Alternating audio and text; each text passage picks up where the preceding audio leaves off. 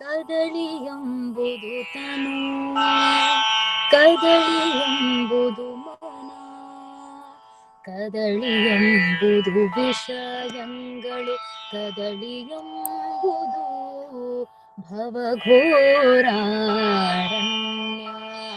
ಕದಳಿಯಂಬುದು ತನು, ಕದಳಿಯಂಬುದು ಮನ, ಕದಳಿಯಂಬುದು ವಿಷಯಗಳು, ಕದಳಿಯಂಬುದು ಭವಘೋರಾರಣ್ಯ.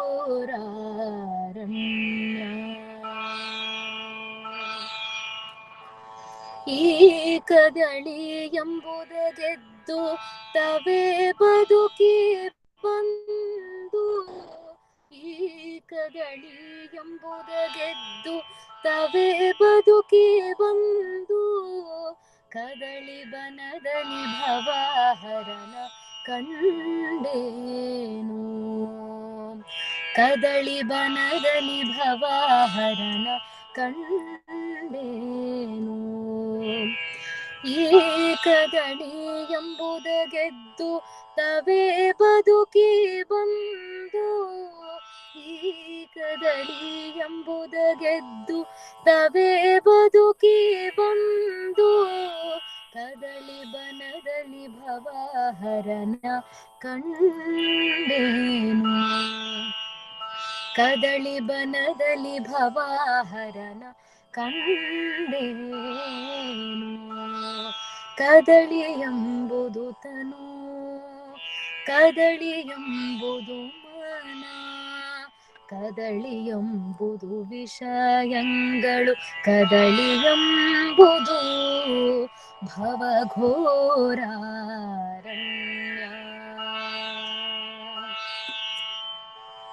ಭವ ಗೆದ್ದು ಬಂದ ಮಗಳೇ, ಭವ ಗೆದ್ದು ಬಂದ ಮಗಳೇ ಎಂದು ಕರುಣದಿ ತೆಗೆದು ಬಿಗಿದಪ್ಪಿದಡೆ, ಭವ ಗೆದ್ದು ಬಂದ ಮಗಳೇ ಎಂದು ಕರುಣದಿ ತೆಗೆದು ಬಿಗಿದಪ್ಪಿದಡೆ,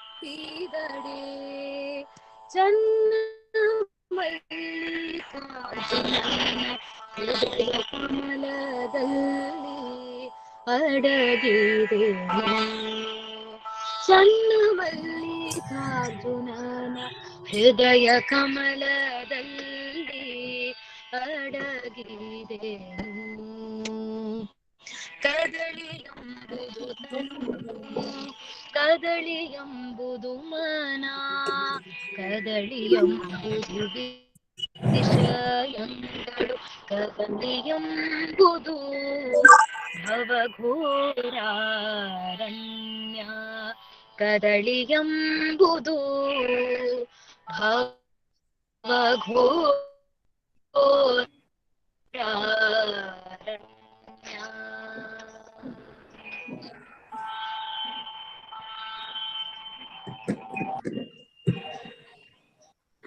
ಓಕೆ ಮೇಡಮ್, ತುಂಬಾ ಸಂತೋಷ ಆಯ್ತು ಮೇಡಮ್, ತುಂಬಾ ಚೆನ್ನಾಗಿ. ಸ್ವಲ್ಪ ರಾಜನ್ ಅವ್ರಿಗೆ okay, thank you madam, thank you. So ಇನ್ನು 2 ನಿಮಿಷ ಇದೆ, ಬಹುಶಃ ನಮ್ಮ ಚೀಫ್ ಗೆಸ್ಟ್ ಪಂಡಿತ್ ಮೇಡಮ್ ಏನು ಹೇಳ್ತಾ ಇದ್ರಿ, ಹೇಳಿ ಮೇಡಮ್. ಥ್ಯಾಂಕ್ ಯು ಅಂತ ಹೇಳಿದೆ ಅಷ್ಟೇ. Thank you. ಓಕೆ ಮೇಡಮ್, ನಿಮ್ಗೂ ಕೂಡ ತುಂಬಾ ತುಂಬಾ ಥ್ಯಾಂಕ್ಸ್. ನಮ್ಮ ಚೀಫ್ ಗೆಸ್ಟ್ ಅವರು ಮತ್ತೆ ಇವತ್ತಿನ ಕಾರ್ಯಕ್ರಮದ ಕೇಂದ್ರ ಬಿಂದುಗಳಾಗಿರ್ತಕ್ಕಂಥ ಇಬ್ರು ಸ್ಪೀಕರ್ಸ್, ಉಪನ್ಯಾಸಕರು ನಮ್ಮ ಜೊತೆಲಿದ್ದಾರೆ. ಚೀಫ್ ಗೆಸ್ಟ್ ಬಿ ಪಾಟೀಲ್ ಅವರು ಯಾವುದೇ ಕ್ಷಣದಲ್ಲಿ ನಮ್ಮನ್ನ ಜಾಯ್ನ್ ಆಗ್ತಾರೆ. ಹಾಗಾಗಿ ನಾವು ಸ್ವಲ್ಪ ಕಾರ್ಯಕ್ರಮದ ಇನ್ನು 1 ನಿಮಿಷ ಇದೆ, ನಾವು ಸ್ಟಾರ್ಟ್ ಮಾಡ್ಬೋದು ಅಂತ ಅನ್ಕೊಂಡಿದ್ದೀನಿ. ಡಾಕ್ಟರ್ ವಚನ ಕುಮಾರ್ ಸ್ವಾಮಿ ಅವರು ಮತ್ತೆ ಮೈಥಿಲಿ ಮೇಡಮ್ ಅವರು, ಸೊ ಗುರುರಾಜ್ ಅವರು ರೆಡಿನಾ? ಮಾಡೋಣವಾ? Okay okay. ಎಲ್ಲರಿಗೂ ಶರಣಾರ್ಥಿಗಳು. ಬಂಧುಗಳೇ, ನಮ್ಗೆಲ್ರಿಗೂ ಗೊತ್ತಿರೋ ಹಾಗೆ ಫೆಬ್ರವರಿ 21ನೇ ತಾರೀಕು ಅಂತಾರಾಷ್ಟ್ರೀಯ ಮಾತೃಭಾಷಾ ದಿನಾಚರಣೆಯನ್ನ ಆಚರಿಸಲಾಗ್ತದೆ.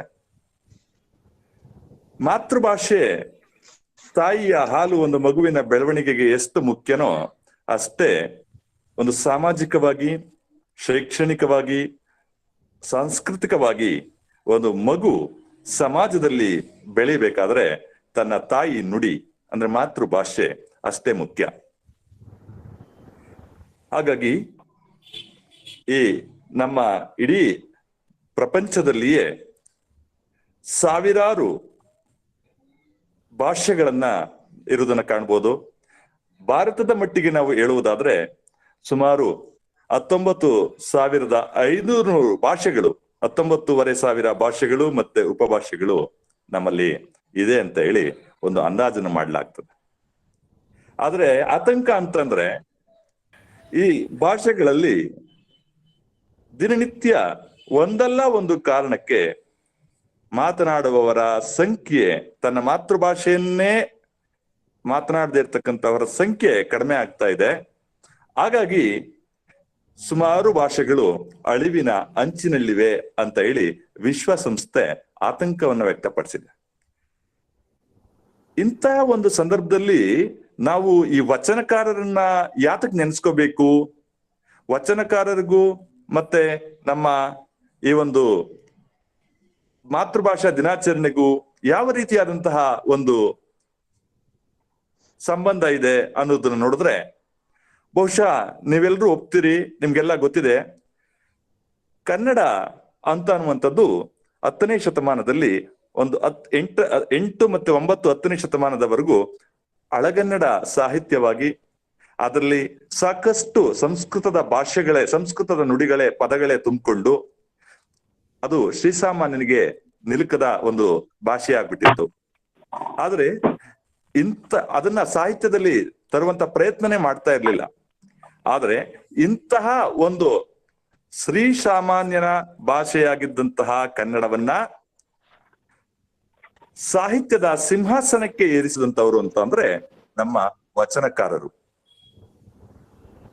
ಯಾವ ಭಾಷೆಯನ್ನ ಪಂಡಿತರು ನಿರ್ಲಕ್ಷ್ಯ ಮಾಡಿದ್ರು, ಬರೀ ಸಂಸ್ಕೃತಕ್ಕೆ ಮಾತ್ರ ಆದ್ಯತೆಯನ್ನ ನೀಡಿದ್ರು, ಅಂತಹ ಸಂದರ್ಭದಲ್ಲಿ ವಚನಕಾರರು, ಬಸವಾದಿ ಶಿವಶರಣರು ತನ್ನ ಮಾತೃಭಾಷೆಯಲ್ಲಿ ಜನರಿಗೆ ಅವರು ಮಾಡ್ತಾ ಇರ್ತಕ್ಕಂತಹ, ಅವರು ಅನುಸರಿಸ್ತಾ ಇರ್ತಕ್ಕಂತಹ ಜೀವನ ಶೈಲಿ, ಮೂಢನಂಬಿಕೆಗಳು, ದುಷ್ಟ ಪದ್ಧತಿಗಳು, ಆಚರಣೆಗಳು, ಇವುಗಳನ್ನ ದೂರ ಮಾಡಿ ಎಲ್ಲ ಸಮಾನರು, ಸ್ತ್ರೀ ಪುರುಷ ಯಾವುದೇ ರೀತಿಯಾದಂತಹ ಭೇದ ಭಾವವನ್ನ ಹೊಂದಿಲ್ದೇನೆ ಪ್ರತಿಯೊಬ್ಬರನ್ನು ಕೂಡ ಒಂದೇನೆ ಅವ್ರ ಸಮಾನ ಸ್ಥಾನಮಾನವನ್ನ ಹೊಂದಲಿಕ್ಕೆ ಎಲ್ಲಾ ರೀತಿಯಲ್ಲೂ ಅರ್ಹರಾಗಿದ್ದಾರೆ ಅನ್ನುವಂತಹ ಒಂದು ಸಂದೇಶವನ್ನ, ಮತ್ತೆ ಜಗತ್ತಿಗೆ ಪ್ರಜಾಪ್ರಭುತ್ವದ ಕಲ್ಪನೆಯನ್ನ ನೀಡಿದಂತಹ ಒಂದು ಮಹತ್ವದ ಒಂದು ಕಾರ್ಯವನ್ನ 900 ವರ್ಷಗಳ ಹಿಂದೆ ನಮ್ಮ ಬಸವಾದಿ ಶಿವಶರಣರು ಮಾಡ್ತಾರೆ. ಹಾಗಾಗಿ ಅಂತಾರಾಷ್ಟ್ರೀಯ ಭಾಷಾ ದಿನಾಚರಣೆಯನ್ನ ನಾವು ಕಳೆದ ಭಾನುವಾರ ಏನು ಆಚರಣೆ ಮಾಡಿದೀವಿ, ಆ ಒಂದು ನೆನಪಿಗೆ, ಆ ಒಂದು ಸ್ಮರಣಾರ್ಥವಾಗಿ ನಾವು ಎಂದಿನಂತೆ ನಮ್ಮ ಉಪನ್ಯಾಸ ಕಾರ್ಯಕ್ರಮವನ್ನ ಪ್ರತಿ ತಿಂಗಳು ಕೊನೆಯ ಶನಿವಾರ ನಾವು ಆಯೋಜನೆ ಮಾಡ್ತಾ ಬರ್ತಾ ಇದೀವಿ. ಕಳೆದ 3 ತಿಂಗಳಿಂದ ಇದು 3ನೇ ಉಪನ್ಯಾಸ ಕಾರ್ಯಕ್ರಮ. ಈ ಉಪನ್ಯಾಸ ಕಾರ್ಯಕ್ರಮಕ್ಕೆ ನೀವೆಲ್ಲರೂ ಕೂಡ ನಮ್ಮ ಜೊತೆ ಇದ್ದೀರಿ. ಇನ್ನೂ ಕೂಡ ನಮ್ಮ ಮುಖ್ಯ ಅತಿಥಿಗಳಾದಂತಹ ತೆಲಂಗಾಣ ರಾಜ್ಯದ ಲೋಕಸಭಾ ಸದಸ್ಯ ಆಗಿರ್ತಕ್ಕಂತಹ ಬಿ ಪಾಟೀಲ್ ಅವರು ಜಾಯ್ನ್ ಆಗ್ತಾರೆ. ಈಗ ನಮ್ಮ ಜೊತೆ ವಿದ್ವಾಂಸರುಗಳಾಗಿರ್ತಕ್ಕಂತಹ ಡಾಕ್ಟರ್ ಕಾತ್ಯಾಯಿನಿ ಕುಂಜಿಬಿಟ್ಟು ಅವರಿದ್ದಾರೆ. ಹಾಗೇನೆ ಪ್ರೊಫೆಸರ್ ಪಂಡಿತ್ ರಾವ್ ದೆರಣ್ಣರ್ ಅವರಿದ್ದಾರೆ. ಹಾಗೇನೆ ನಮ್ಮ ಈ ಒಂದು ಕಾರ್ಯಕ್ರಮಕ್ಕೆ ಸಂಪೂರ್ಣವಾದಂತಹ ಒಂದು ತಾಂತ್ರಿಕ ಸಹಯೋಗವನ್ನ ನೀಡಿರ್ತಕ್ಕಂತಹ ಡಾಕ್ಟರ್ ವಚನ ಕುಮಾರಸ್ವಾಮಿ ಅವರು. ಅವರ ಹೆಸರಲ್ಲೇನೆ ಕುಮಾರಸ್ವಾಮಿ ಅವರು, ಅವ್ರ ಹೆಸರು ಎಷ್ಟು ವಚನಗಳ ಬಗೆಗೆ ಒಂದು ಆ ವಚನಗಳ ಪ್ರಸಾರ ಮತ್ತೆ ಪ್ರಚಾರ ಮಾಡ್ಲಿಕ್ಕೆ ಅವರು ಇಡೀ ತಮ್ಮ ಬದುಕನ್ನ, ತಮ್ಮ ಕುಟುಂಬವನ್ನ ಅದಕ್ಕೆ ಅರ್ಪಣೆ ಮಾಡ್ಕೊಂಡು ಕೆಲಸ ಮಾಡ್ತಾ ಇದ್ದಾರೆ ಅಂತಂದು ಇದರಿಂದ ನಮ್ಗೆ ಅರ್ಥ ಆಗ್ತದೆ. ಅವರು ಕೂಡ ನಮ್ಮ ಜೊತೆ ಇದ್ದಾರೆ. ನಮ್ಮ ಎಲ್ಲ ಸದಸ್ಯರು ನಮ್ಮ ಒಂದು ಜೊತೆಲಿದ್ದಾರೆ. ಇವರೆಲ್ಲರನ್ನ ನಾನು ಬರಮಾಡ್ಕೊಳ್ತಾ ಈ ಕಾರ್ಯಕ್ರಮವನ್ನ ಅಧಿಕೃತವಾಗಿ ಮುಂದುವರಿಸ್ಕೊಂಡು ಹೋಗ್ಬೇಕು ಅಂತ ಹೇಳಿ ನಮ್ಮ ಇವತ್ತಿನ ಈ ಕಾರ್ಯಕ್ರಮದ ನಿರ್ವಹಣೆ ಜವಾಬ್ದಾರಿಯನ್ನು ಹೊತ್ತಿರ್ತಕ್ಕಂತಹ ಶ್ರೀಮತಿ ಮೈಥಿಲಿ ಅತ್ತಾವರ್ ಇವರನ್ನ ನಾನು ಕೇಳ್ಕೊಳ್ತೇನೆ. ಎಲ್ಲರಿಗೂ ಶರಣಾರ್ಥಿಗಳು. ಅಖಿಲ ಭಾರತ ಶರಣ ಸಾಹಿತ್ಯ ಪರಿಷತ್ತು ದೆಹಲಿ ಪ್ರದೇಶ ಘಟಕದ ಆನ್ಲೈನ್ ಉಪನ್ಯಾಸ ಮಾಲಿಕೆಯ 3ನೇ ಕಾರ್ಯಕ್ರಮವನ್ನು ಈಗ ಪ್ರಾರಂಭಿಸುತ್ತಿದ್ದೇವೆ. ಮೊದಲಿಗೆ ನಮ್ಮ ಈ ಉಪನ್ಯಾಸ ಮಾಲಿಕೆಯನ್ನು ವಚನ ಗಾಯನದ ಮೂಲಕ ಶುಭಾರಂಭ ಮಾಡೋಣ. ಇವತ್ತು ನಮ್ಮ ಕಾರ್ಯಕ್ರಮ ಶ್ರೀಮತಿ ಪಾವನಿ ಭಾರದ್ವಾಜ್ ಅವರ ವಚನ ಗಾಯನದೊಂದಿಗೆ ಪ್ರಾರಂಭವಾಗಲಿದ್ದು, ಅವರನ್ನು ಪರಿಚಯಿಸಲು ನಮ್ಮ ದೆಹಲಿ ಘಟಕದ ಪದಾಧಿಕಾರಿಯಾದ ಶ್ರೀ ಈಶ್ವರ್ ಲಿಂಗ್ ಅರೇರಾ ಅವರನ್ನು ಕೋರುತ್ತೇನೆ. ಶರಣ ಸಂಕುಲಕ್ಕೆಲ್ಲ ಶರಣಾರ್ಥಿಗಳು. ನಾನು ಈಶ್ವರ್ ಲಿಂಗ್ ಅರೆ.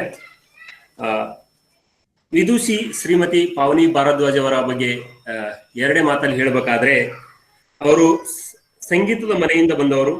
ತಾಯಿ ವಿದುಷಿ ಶ್ರೀಮತಿ ಪುಷ್ಪಾ ಕಾಶಿನಾಥ್, ಖ್ಯಾತ ವೀಣಾವಾದಕರು ಹಾಗೂ ಆಕಾಶವಾಣಿಯ ಎ ಗ್ರೇಡ್ ಗಾಯಕರು.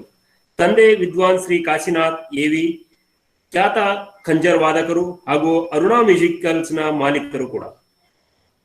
ಇವರ ಗುರುಗಳು ಪ್ರಸ್ತುತ ಹಿಂದೂಸ್ತಾನಿ ಶಾಸ್ತ್ರೀಯ ಸಂಗೀತವನ್ನು ಸುರಮಣಿ ಡಾಕ್ಟರ್ ದತ್ತಾತ್ರೇಯ ವೇಲಣ್ಕರ್ ಅವರಲ್ಲಿ ಅಭ್ಯಾಸ ಮಾಡುತ್ತಿದ್ದಾರೆ.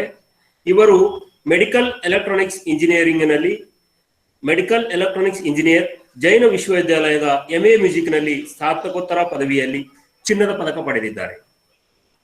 ಜೊತೆಗೆ ಇವರ ಸಾಧನೆಗಳು ಆಕಾಶವಾಣಿಯ ಭಕ್ತಿ ಸಂಗೀತ ಹಾಗೂ ಸುಗಮ ಸಂಗೀತ ವಿಭಾಗದಲ್ಲಿ ಅತ್ಯಂತ ಕಿರಿಯ ವಯಸ್ಸಿನಲ್ಲಿ A ಗ್ರೇಡ್ ಪಡೆದಿರುವ ಭಾರತದ ಪ್ರಪ್ರಥಮ ಕಲಾವಿದೆ ಕೂಡ.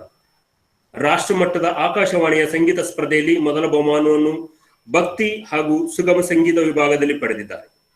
ರಾಜ್ಯ ಮಟ್ಟದ ಕರ್ನಾಟಕ ಗಾನ ಕಲಾ ಪರಿಷತ್ ಸಮ್ಮೇಳನದ ವಿದ್ವತ್ ಸಭೆಯಲ್ಲಿ ಅವಧಾನ ಪಲ್ಲವಿಯನ್ನು ಪ್ರಸ್ತುತಪಡಿಸಿದ ಹೆಗ್ಗಳಿಕೆ ಕೂಡ ಇವರದ್ದು. ದಿವಂಗತ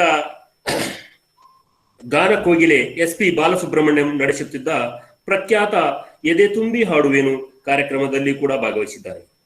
ಜಗನ್ಮೋಹನನೇ ಕೃಷ್ಣ ಇವರು ಹಾಡಿದ ಭಕ್ತಿ ಸಂಗೀತದ ಸಿಡಿಯನ್ನು ಟೈಮ್ಸ್ ಮ್ಯೂಸಿಕ್ನವರು ಅಮೆರಿಕದಲ್ಲಿ ಬಿಡುಗಡೆ ಮಾಡಿದ್ದಾರೆ. ಇದು ಕೂಡ ಇವರ ಹೆಗ್ಗಳಿಕೆಗೆ ಒಂದು ಗರಿ ಇದೆ. ಹಲವಾರು ಧಾರಾವಾಹಿಗಳಿಗೆ, ಕಿರುಚಿತ್ರಗಳಿಗೆ ಹಾಡಿದ್ದಾರೆ. ಅನೇಕ ಸಂಗೀತ ನಿರ್ದೇಶಕರ ಮಾರ್ಗದರ್ಶನದಲ್ಲಿ ಹಲವಾರು ಭಕ್ತಿ ಸಂಗೀತದ ಸಿಡಿಗಳಲ್ಲಿ ಹಾಡಿದ್ದಾರೆ. ಜೊತೆಗೆ ಇವರಿಗೆ ಸಂದಿರುವ ಪ್ರಶಸ್ತಿಗಳೆಂದರೆ ರಮಣಶ್ರೀ ಶರಣ ಉತ್ತೇಜನ ಪ್ರಶಸ್ತಿ, ಕದಳಿ ಪ್ರತಿಭಾ ಪುರಸ್ಕಾರ, ಲಯನ್ಸ್ ಕ್ಲಬ್ ವತಿಯಿಂದ ಗಾನರತ್ನ ಪ್ರಶಸ್ತಿ, ಪ್ರತಿಭಾಕಾಂಕ್ಷಿ ಪ್ರಶಸ್ತಿ, ರಾಗಶ್ರೀ ಪ್ರಶಸ್ತಿ, ಅನನ್ಯ ನಾದಜ್ಯೋತಿ ಕಲಾ ಪ್ರತಿಭಾ ಪ್ರಶಸ್ತಿ, ರೋಟರಿ ಕ್ಲಬ್ ವತಿಯಿಂದ ಸಂಗೀತ ಪ್ರಶಸ್ತಿ, ಇನ್ನೂ ಹಲವಾರು ಪ್ರಶಸ್ತಿಗಳಿಗೆ ಭಾಜನರಾಗಿದ್ದಾರೆ. ಇಂಥವರು ಈ ನಮ್ಮ ಒಂದು ಕಾರ್ಯಕ್ರಮದಲ್ಲಿ ಆಕಾಶವಾಣಿ ಸಂಗೀತ ಸಮ್ಮೇಳನ, ದೂರದರ್ಶನ, ಉದಯ ಟಿವಿ, ಕಲರ್ಸ್ ಕನ್ನಡ, ರಾಜಭವನ, JSS ಸಂಸ್ಥೆ, ಕದಳಿ ಮಹಿಳಾ ವೇದಿಕೆ, ಬಸವ ಸಮಿತಿ, ಅಖಿಲ ಭಾರತ ಶರಣ ಸಾಹಿತ್ಯ ಪರಿಷತ್ತು, ಮದ್ರಾಸ್ ಮ್ಯೂಸಿಕ್ ಅಕಾಡೆಮಿ, ಕರ್ನಾಟಕ ಗಾನ ಕಲಾ ಪರಿಷತ್ತು, ಗಾಯನ ಸಮಾಜ, ಇನ್ನೂ ಹಲವಾರು ಪ್ರತಿಷ್ಠಿತ ಸಭೆಗಳಲ್ಲಿ ಹಾಡಿದ್ದಲ್ಲದೆ ಇಂದು ಇವರು ನಮ್ಮೊಂದಿಗೆ ವಚನ ಗಾಯನ ಮಾಡುತ್ತಿರುವುದು ನಮ್ಮ ಹೆಮ್ಮೆಯೂ ಕೂಡ. ಕೇಳುಗರೆಲ್ಲರಿಗೂ ಸ್ವಾಗತಿಸುತ್ತಾ, ಜೊತೆಗೆ ಪಾವನಿ ವಿದುಷಿ ಶ್ರೀಮತಿ ಪಾವನಿ ಭಾರದ್ವಾಜ್ ಅವರನ್ನು ಸ್ವಾಗತಿಸುತ್ತೇನೆ. ಎಲ್ಲರಿಗೂ ಶರಣಾರ್ಥಿ. ಇವತ್ತು ನಾನು ಸೊಡ್ಡಳ ಬಾಚರಸರ ಒಂದು ವಚನವನ್ನ ಹಾಡ್ತಾ ಇದ್ದೀನಿ. ಭಕ್ತರೆಲ್ಲದವರೊಡನೆ ಆಡದಿರು, ಭಕ್ತರೆಲ್ಲದವರೊಡನೆ ಆಡದಿರು, ಆಡದಿರು. ಅರ್ಥದಾಸೆಗೆ ದುರ್ಜನರ ಸಂಗವ ಮಾಡದಿರು, ಮಾಡದಿರು. ಅರ್ಥದಾಸೆಗೆ ದುರ್ಜನರ ಸಂಗವ ಮಾಡದಿರು, ಮಾಡದಿರು. ಭಕ್ತರಲ್ಲದವರೊಡನೆ ಆಡದಿರು, ಭಕ್ತರಲ್ಲದವರೊಡನೆ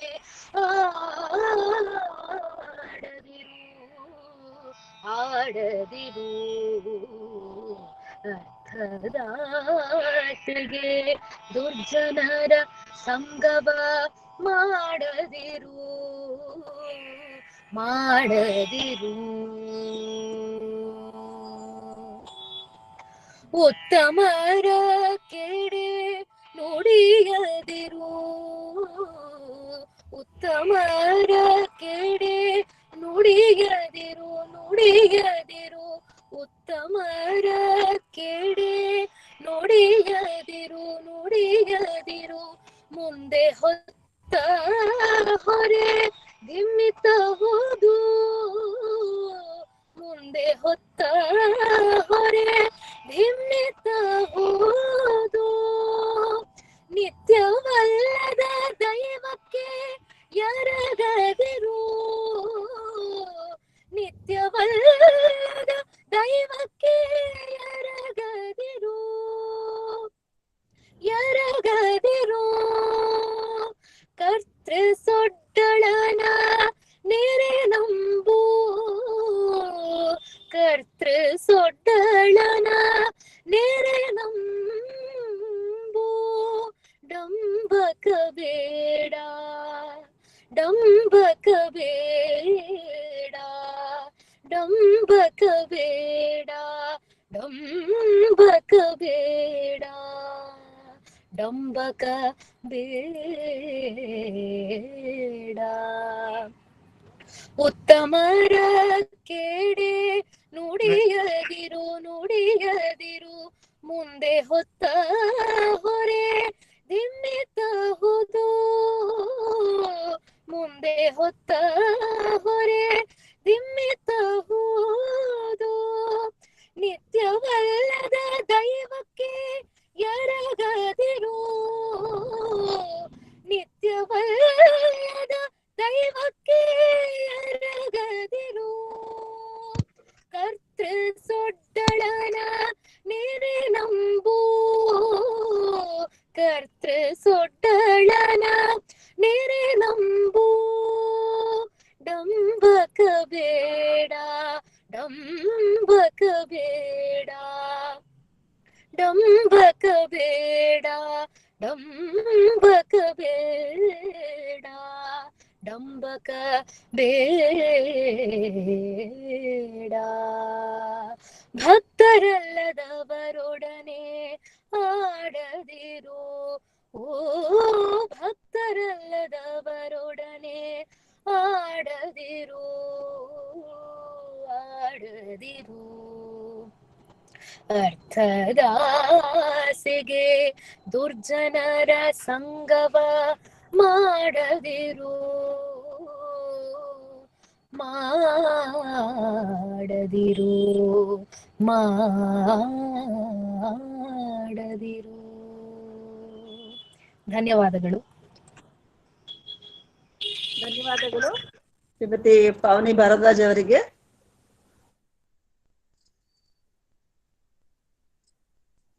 ಈಗ ಕಾರ್ಯಕ್ರಮದಲ್ಲಿ ಉಪಸ್ಥಿತರಿರುವ ಅತಿಥಿಗಳು ಹಾಗೂ ಎಲ್ಲರನ್ನೂ ಸ್ವಾಗತ ಕೋರಲು ಶ್ರೀ ಶಿವಣ್ಣ ಎಲ್, JSS ತಾಂತ್ರಿಕ ಮಹಾವಿದ್ಯಾಲಯ, ನೋಯ್ಡಾ, ಸದಸ್ಯರು, ಅಖಿಲ ಭಾರತ ಶರಣ ಸಾಹಿತ್ಯ ಪರಿಷತ್ತು, ದೆಹಲಿ ಪ್ರದೇಶ ಘಟಕ, ಇವರನ್ನು ಆಹ್ವಾನಿಸುತ್ತೇನೆ. ಎಲ್ಲರಿಗೂ ಶರಣಾರ್ಥಿ. ಆನ್ಲೈನ್ ಉಪನ್ಯಾಸ ಮಾಲಿಕೆ 3 ವಿಷಯ ಭಾರತೀಯ ಭಾಷೆಗಳು ಮತ್ತು ವಚನ ಸಾಹಿತ್ಯಕ್ಕೆ ಕಾರ್ಯಕ್ರಮಕ್ಕೆ ಸ್ವಾಗತ ಕೋರುತ್ತಾ ವಚನದ ಮುಖಾಂತರ ಇವತ್ತಿನ ಸ್ವಾಗತ ಕಾರ್ಯಕ್ರಮವನ್ನು ನಾನು ಪ್ರಾರಂಭಿಸುತ್ತೇನೆ. ನೀರಿಗೆ ನೈದಿಲೆ ಶೃಂಗಾರ, ಸಮುದ್ರಕ್ಕೆ ತೆರೆಯೇ ಶೃಂಗಾರ, ನಾರಿಗೆ ಗುಣವೇ ಶೃಂಗಾರ, ಗಗನಕ್ಕೆ ಚಂದ್ರಮ ಶೃಂಗಾರ, ನಮ್ಮ ಕೂಡಲ ಸಂಗನ ಶರಣರ, ನಮ್ಮ ಕೂಡಲ ಸಂಗನ ಶರಣರ ನೊಸಲ ವಿಭೂತಿಗೆ ಶೃಂಗಾರ, ನೀರಿಗೆ ನೈದಿಲೆ ಶೃಂಗಾರ. ಪರಮ ಪೂಜ್ಯ ಜಗದ್ಗುರು ಶ್ರೀ ಶಿವರಾತ್ರಿ ದೇಶಿಕಾನಂದ ಮಹಾಸ್ವಾಮಿಗಳವರ ಪಾದಾರವಿಂದಗಳಲ್ಲಿ ನಮಸ್ಕರಿಸುತ್ತಾ ಇವರ ಕೃಪಾ ಕಟಾಕ್ಷದಿಂದ ದೆಹಲಿ ಘಟಕ ಪ್ರಾರಂಭವಾಗಿರುತ್ತದೆ. ಇವತ್ತಿನ ಕಾರ್ಯಕ್ರಮದ ಅಧ್ಯಕ್ಷತೆಯನ್ನು ವಹಿಸಿರುವಂತಹ ಶ್ರೀಧರದ ಚಂದ್ರಶೇಖರ್ ರವರು ಚರಣ ಸಾಹಿತ್ಯ ಪರಿಷತ್ ಮತ್ತು ಕದಳಿ ಮಹಿಳಾ ವೇದಿಕೆ ದೆಹಲಿ ಘಟಕದ ಅಧ್ಯಕ್ಷರು ಸಹ. ಇವರಿಗೆ ತಮ್ಮೆಲ್ಲರ ಪರವಾಗಿ ಮತ್ತು ನನ್ನ ವೈಯಕ್ತಿಕವಾಗಿ ಸ್ವಾಗತವನ್ನು ಬಯಸುತ್ತೇನೆ. Welcome sir. ಮತ್ತು ಶ್ರೀಯುತರಾದಂತಹ ಬಿ ಪಾಟೀಲ್ ರವರು ಮಾನ್ಯ ಸಂಸತ್ ಸದಸ್ಯರು, ಜಹೀರ್ಬಾದ್ ಲೋಕಸಭಾ ಕ್ಷೇತ್ರ, ತೆಲಂಗಾಣ. ಇವರಿಗೆ ತಮ್ಮೆಲ್ಲರ ಪರವಾಗಿ ವೈಯಕ್ತಿಕವಾಗಿ ಸ್ವಾಗತವನ್ನು ಬಯಸುತ್ತೇನೆ. ಸ್ವಾಗತ ಸರ್ ತಮಗೆ. ಏನಂದ್ರೆ ನೋ ಪ್ರಾಬ್ಲಮ್. ದಿನದ ಕಾರ್ಯಕ್ರಮದ ಪ್ರಮುಖರಾದಂತಹ ಬೈ ಶ್ರೀಯುತರಾದ ಪಂಡಿತ್ ಧರಣವರ್, ಸಹಾಯಕ ಪ್ರಾಧ್ಯಾಪಕರು ಹಾಗೂ ಕನ್ನಡ ವಚನಗಳ ಪಂಜಾಬಿ ಅನುವಾದಕರು, ಸ್ನಾತಕೋತ್ತರ ಪದವಿ ಸರ್ಕಾರಿ ಪದವಿ ಕಾಲೇಜು ಚಂಡೀಗಢ. ಇವರಿಗೆ ತಮ್ಮೆಲ್ಲರ ಪರವಾಗಿ ಮತ್ತು ನನ್ನ ವೈಯಕ್ತಿಕವಾಗಿ ಈ ಕಾರ್ಯಕ್ರಮಕ್ಕೆ ಸ್ವಾಗತ ಬಯಸುತ್ತೇನೆ. ಮತ್ತು ಡಾಕ್ಟರ್ ಕೌಟಾಯಿನಿ ಕುಂಜಿಬೆಟ್ಟು, ಕನ್ನಡ ಉಪನ್ಯಾಸಕರು ಹಾಗೂ ಕನ್ನಡ ವಚನಗಳ ತುಳು ಅನುವಾದಕರು, ಎಂಜಿಎಂ ಕಾಲೇಜು, ಉಡುಪಿ, ಕರ್ನಾಟಕ. ಇವರಿಗೆ ತಮ್ಮೆಲ್ಲರ ಪರವಾಗಿ ಮತ್ತು ನನ್ನ ವೈಯಕ್ತಿಕವಾಗಿ ಈ ಕಾರ್ಯಕ್ರಮಕ್ಕೆ ಸ್ವಾಗತವನ್ನು ಬಯಸುತ್ತೇನೆ. ಮತ್ತು ಶರಣ ಸಾಹಿತ್ಯ ಪರಿಷತ್ ಮತ್ತು ಕದಳಿ ಮಹಿಳಾ ವೇದಿಕೆ ದೆಹಲಿ ಪ್ರದೇಶ ಘಟಕದ ಪದಾಧಿಕಾರಿಗಳು ಮತ್ತು ಕಾರ್ಯಕಾರಿ ಸಮಿತಿಗೆ ಈ ಕಾರ್ಯಕ್ರಮಕ್ಕೆ ಅವರೆಲ್ಲರಿಗೂ ಸಹ ಸ್ವಾಗತ ಬಯಸುತ್ತೇನೆ. ಮತ್ತು ದೆಹಲಿ ಕನ್ನಡ ಸಂಘದ ಕಾರ್ಯಕಾರಿ ಸಮಿತಿ ಅವರ ಮತ್ತು ಕುಟುಂಬದ ಮತ್ತು ಎಲ್ಲಾ ಸದಸ್ಯರು ಮತ್ತು ಮಕ್ಕಳಿಗೂ, ಮತ್ತು ದೆಹಲಿಯ NCR ನಲ್ಲಿರುವಂತಹ ಎಲ್ಲ ಕನ್ನಡ ಸಂಘಗಳ ಕುಟುಂಬ ವರ್ಗದವರಿಗೂ ಮತ್ತು ತಮ್ಮೆಲ್ಲರಿಗೂ ಈ ಕಾರ್ಯಕ್ರಮಕ್ಕೆ ಸ್ವಾಗತವನ್ನು ಬಯಸುತ್ತೇನೆ. ಮತ್ತು ಅತ್ಯಂತ ಮುಖ್ಯವಾಗಿ ತಾಂತ್ರಿಕ ಸಹಯೋಗವನ್ನ ಮಾಡಿರುವಂತಹ ಈ ಕಾರ್ಯಕ್ರಮಕ್ಕೆ ಸಹಯೋಗ ಮಾಡಿರುವಂತಹ ಶರಣ ವಿಶ್ವ ವಚನ ಫೌಂಡೇಶನ್ ಮೈಸೂರು, ಇವರಿಗೆ ತಮ್ಮೆಲ್ಲರ ಪರವಾಗಿ ಮತ್ತು ನನ್ನ ವೈಯಕ್ತಿಕವಾಗಿ ವಿಶೇಷ ಸುಸ್ವಾಗತವನ್ನು ಬಯಸುತ್ತೇನೆ ಅವರಿಗೆ. ಮತ್ತು ಈ ಕಾರ್ಯಕ್ರಮಕ್ಕೆ ಸ್ವಾಗತ ಭಾಷಣ ನೀಡಿದಂತಹ ಚಂದ್ರಶೇಖರ್ ಅವರಿಗೂ ನಮಸ್ಕರಿಸುತ್ತಾ ಮತ್ತು ಈ ಕಾರ್ಯಕ್ರಮಕ್ಕೆ ತಮ್ಮೆಲ್ಲರಿಗೂ ಸ್ವಾಗತ ಬಯಸುತ್ತಾ ನನ್ನ ಈ ಸ್ವಾಗತ ಭಾಷಣ ಮುಗಿಸ್ತೇನೆ. ನಮಸ್ಕಾರ. ಧನ್ಯವಾದಗಳು ಶ್ರೀ ಶಿವಣ್ಣ ಅವರಿಗೆ. Thank you madam. ಈಗ ಕಾರ್ಯಕ್ರಮದ ಪ್ರಧಾನ ಘಟ್ಟ ಆಗಿರುವ ಆನ್ಲೈನ್ ಉಪನ್ಯಾಸ ಮಾಲಿಕೆ ಕಾರ್ಯಕ್ರಮದ ಭಾರತೀಯ ಭಾಷೆಗಳು ಹಾಗೂ ವಚನ ಸಾಹಿತ್ಯ, ಇಂಡಿಯನ್ ಲ್ಯಾಂಗ್ವೇಜಸ್ ಅಂಡ್ ವಚನ ಲೋರ್ ವಿಷಯ ಕುರಿತು ಉಪನ್ಯಾಸ ನೀಡಲು ಶ್ರೀ ಪಂಡಿತ್ ರಾವ್ ಧರನ್ನೇವರ್ ಅವರು ಹಾಗೂ ಡಾಕ್ಟರ್ ಕಾತ್ಯಾಯಿನಿ ಕಂಜಿಬೆಟ್ಟು ಅವರು ನಮ್ಮೊಂದಿಗಿದ್ದಾರೆ.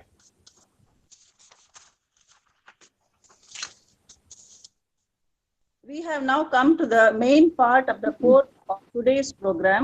We are delighted to have with us Sri Pandit Rao Dharannevar and Dr. Katyayani Kanjibettu, who will be speaking on the traditions and knowledge of the Vachanas. ಮೊದಲಿಗೆ ಉಪನ್ಯಾಸ ನೀಡಲಿರುವ ಶ್ರೀ ಪಂಡಿತ್ ರಾವ್ ಅವರನ್ನು ಪರಿಚಯಿಸಲು ಕದಳಿ ಮಹಿಳಾ ವೇದಿಕೆ ಸದಸ್ಯರಾದ ಶ್ರೀಮತಿ ಜಯಶ್ರೀ ಬಸವರಾಜ್ ಅವರನ್ನು ಆಹ್ವಾನಿಸುತ್ತೇನೆ. ಎಲ್ಲರಿಗೂ ಶರಣಾರ್ಥಿಗಳು. ಶ್ರೀ ಪಂಡಿತ್ ರಾವ್ ಧರಣ್ಣರಂತಹ ಶಿಕ್ಷಿತ ಮೇಧಾವಿಗಳನ್ನು ತಮಗೆ ಪರಿಚಯಿಸಲು ನನ್ನ ಸೌಭಾಗ್ಯ ಅಂತ ಅನ್ಕೊಳ್ತೇನೆ. ದಿನಾಂಕ 1/6/1974 ತಾಲೂಕ್ ಇಂಡಿ, ಜಿಲ್ಲಾ ವಿಜಯಪುರ, ಶಿರಶಾಯದನಲ್ಲಿ ಜನಿಸಿದರು. ತಂದೆ ಶ್ರೀ ಚಂದ್ರಶೇಖರ್ ಅವರು ಮತ್ತು ತಾಯಿ ಶ್ರೀಮತಿ ಕಮಲಾ ಅವರು. ತಮ್ಮ ಪ್ರಾಥಮಿಕ ಮತ್ತು ಪ್ರೌಢ ಶಿಕ್ಷಣವನ್ನು ಇಂಡಿ ಮತ್ತು ಕರ್ನಾಟಕದಲ್ಲಿ ಪೂರೈಸಿ ಹೆಚ್ಚಿನ ವಿದ್ಯಾಭ್ಯಾಸಕ್ಕಾಗಿ ಪ್ರತಿಷ್ಠಿತ ಮತ್ತು ದೇಶ ವಿದೇಶಗಳಲ್ಲಿ ಹೆಸರುವಾಸಿಯಾಗಿರುವ ಜವಾಹರ್ಲಾಲ್ ನೆಹರು ವಿಶ್ವವಿದ್ಯಾನಿಲಯದಿಂದ ತಮ್ಮ BA, MA, MPhil, ಸ್ನಾತಕ ಮತ್ತು ಸ್ನಾತಕೋತ್ತರ ಪದವಿಗಳನ್ನು ಪಡೆದುಕೊಂಡಿರುತ್ತಾರೆ. ಇವರು ಕೇಂದ್ರ ಸೇವಾ ಲೋಕ ಆಯೋಗದಿಂದ ಆಯ್ಕೆಯಾಗಿ ದಿನಾಂಕ 22/12/2003 PG ಸರ್ಕಾರಿ ಕಾಲೇಜ್ ಚಂಡೀಗಢದಲ್ಲಿ ಸಮಾಜಶಾಸ್ತ್ರದ ಸ್ನಾತಕೋತ್ತರ ಪ್ರಾಧ್ಯಾಪಕರಾಗಿ ಸೇವೆ ಸಲ್ಲಿಸುತ್ತಿದ್ದಾರೆ. ಪಂಜಾಬ್ ಭಾಷೆಯನ್ನು ಕಲಿತು 2005ರಿಂದ ಸಮಾಜಶಾಸ್ತ್ರವನ್ನು ಪಂಜಾಬಿ ಭಾಷೆಯಲ್ಲಿ ವಿದ್ಯಾರ್ಥಿಗಳಿಗೆ ಬೋಧನೆ ಮಾಡುತ್ತಿದ್ದಾರೆ. ತದನಂತರ ಗುರು ಮತ್ತು ಸಂತರ ಬಗ್ಗೆ ಒಲವು ಹೆಚ್ಚಾಗಿ ಪಂಜಾಬಿ ಸಾಹಿತ್ಯವನ್ನು ಕನ್ನಡದಲ್ಲಿ ಅನುವಾದಿಸಿದ್ದಾರೆ. ಅವರು ಪ್ರಕಟಿಸಿದ ಪ್ರಮುಖ ಪುಸ್ತಕಗಳಾದ ಅಕ್ಕ ಮಹಾದೇವಿ ಪ್ರೇಮ್ ದಿವಾನಿ, ಅಲ್ಲಮಪ್ರಭು, ಬಸವಣ್ಣ, ಕನಕದಾಸರು, ಪುರಂದದಾಸರು, ಭೀಮಾಶಂಕರ್ ಮಹಿಮೆ ಇವುಗಳನ್ನು ಕನ್ನಡದಿಂದ ಪಂಜಾಬಿ ಭಾಷೆಗೆ ಅನುವಾದಿಸಿದ್ದಾರೆ. ಇನ್ನು ಪಂಜಾಬಿ ಗುರುಮುಖಿ ಇಂದ ಕನ್ನಡಕ್ಕೆ ಅನುವಾದಗೊಂಡ ಕೃತಿಗಳಾದ ಶ್ರೀ ಜಪ್ಜಿ ಸಾಹೇಬ್, ಶ್ರೀ ಸುಖಮಣಿ ಸಾಹೇಬ್, ಜಪಾರನಾಮ, ಅಸದಿವಾರ್, ಇನ್ನು ಇವರ ಸ್ವರಚಿತ ಪುಸ್ತಕಗಳಾದ ಮೇಹ್ತಾ ಮೇಹಾ, ಮಾತಾ ಖಿವಿ, ಭಾಯಿ ತರು ಸಿಂಗ್, ಸತ್ ಶ್ರೀ ಅಕಲ್ ಡಾಕ್ಟರ್ ಸಾಹೇಬ್ ಮತ್ತು ಸಮಾಜಶಾಸ್ತ್ರದ ಹಾಡುಗಳು. ಇವರು ಕನ್ನಡ ಪಂಜಾಬಿ ಸಾಹಿತ್ಯ ಸಭಾವನ್ನು ಪಂಜಾಬಿನ ಕಂಡಾಲಹಳ್ಳಿಯಲ್ಲಿ ಪ್ರಾರಂಭಿಸಿದ್ದಾರೆ. ಅದಲ್ಲದೆ ಸೈಕಲ್ ಯಾತ್ರೆಯನ್ನು ಪಂಜಾಬಿನ ಎಲ್ಲ ಜಿಲ್ಲೆಗಳಲ್ಲಿ ಹಾಗೂ ಶಿರಸಾ, ಹರಿಯಾಣ ರಾಜ್ಯದಲ್ಲಿ ಪೂರೈಸಿದ್ದಾರೆ. 2016 ಉಚ್ಚ ನ್ಯಾಯಾಲಯದಲ್ಲಿ ಮಧುಪಾನದ ವಿರುದ್ಧ PIL ಅನ್ನು ಸಲ್ಲಿಸಿ 22/7/2019 ಗೆದ್ದಿರುತ್ತಾರೆ. ಶ್ರೀ ಗುರು ಅಂಗದ್ ಅನುವಾದ ಕೇಂದ್ರ ಪಂಜಾಬ್ ಮತ್ತು ಕರ್ನಾಟಕದಲ್ಲಿ ಸ್ಥಾಪನೆ ಮಾಡುವ ಯೋಜನೆಯನ್ನು ಹಾಕಿಕೊಂಡಿದ್ದಾರೆ. ಅತಿ ಮುಖ್ಯವಾಗಿ ಶ್ರೀ ಗುರು ಗ್ರಂಥ್ ಸಾಹೇಬನ್ನು ಕನ್ನಡಕ್ಕೆ ಅನುವಾದಿಸಬೇಕೆಂದಿದ್ದಾರೆ. ವಚನ ಸಾಹಿತ್ಯವನ್ನು ಪಂಜಾಬ್, ಹರಿಯಾಣ ಮತ್ತು ಚಂಡೀಗಢ ಕಾರಾಗೃಹದಲ್ಲಿ ವಿಸ್ತರಿಸಬೇಕೆಂದಿದ್ದಾರೆ. ಇವರ ತಂದೆ ಶ್ರೀ ಚಂದ್ರಶೇಖರ್ ಮತ್ತು ತಾಯಿ ಶ್ರೀಮತಿ ಕಮಲಾ ಇವರು ಬಸವಣ್ಣವರ ಅನುಯಾಯಿಗಳಾಗಿದ್ದು, ಆದ್ದರಿಂದ ಇವರ ಎಲ್ಲ ಸಾಧನೆಗಳಿಗೆ ಅವರ ಸ್ಫೂರ್ತಿಯೇ ಕಾರಣ. ಎಲ್ಲರಿಗೂ ಧನ್ಯವಾದಗಳು.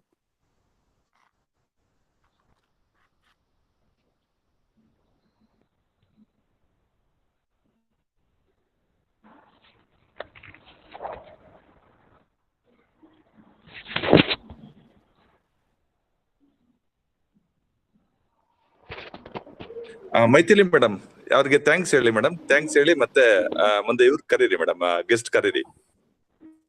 ಧನ್ಯವಾದಗಳು Shrimati. Thank you madam.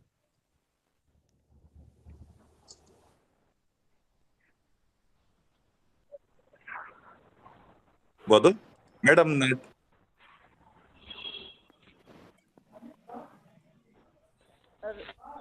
Pandit Rao sir ಬಂದಿದ್ದಾರಲ್ಲ? ಇದ್ದಾರೆ. Okay okay.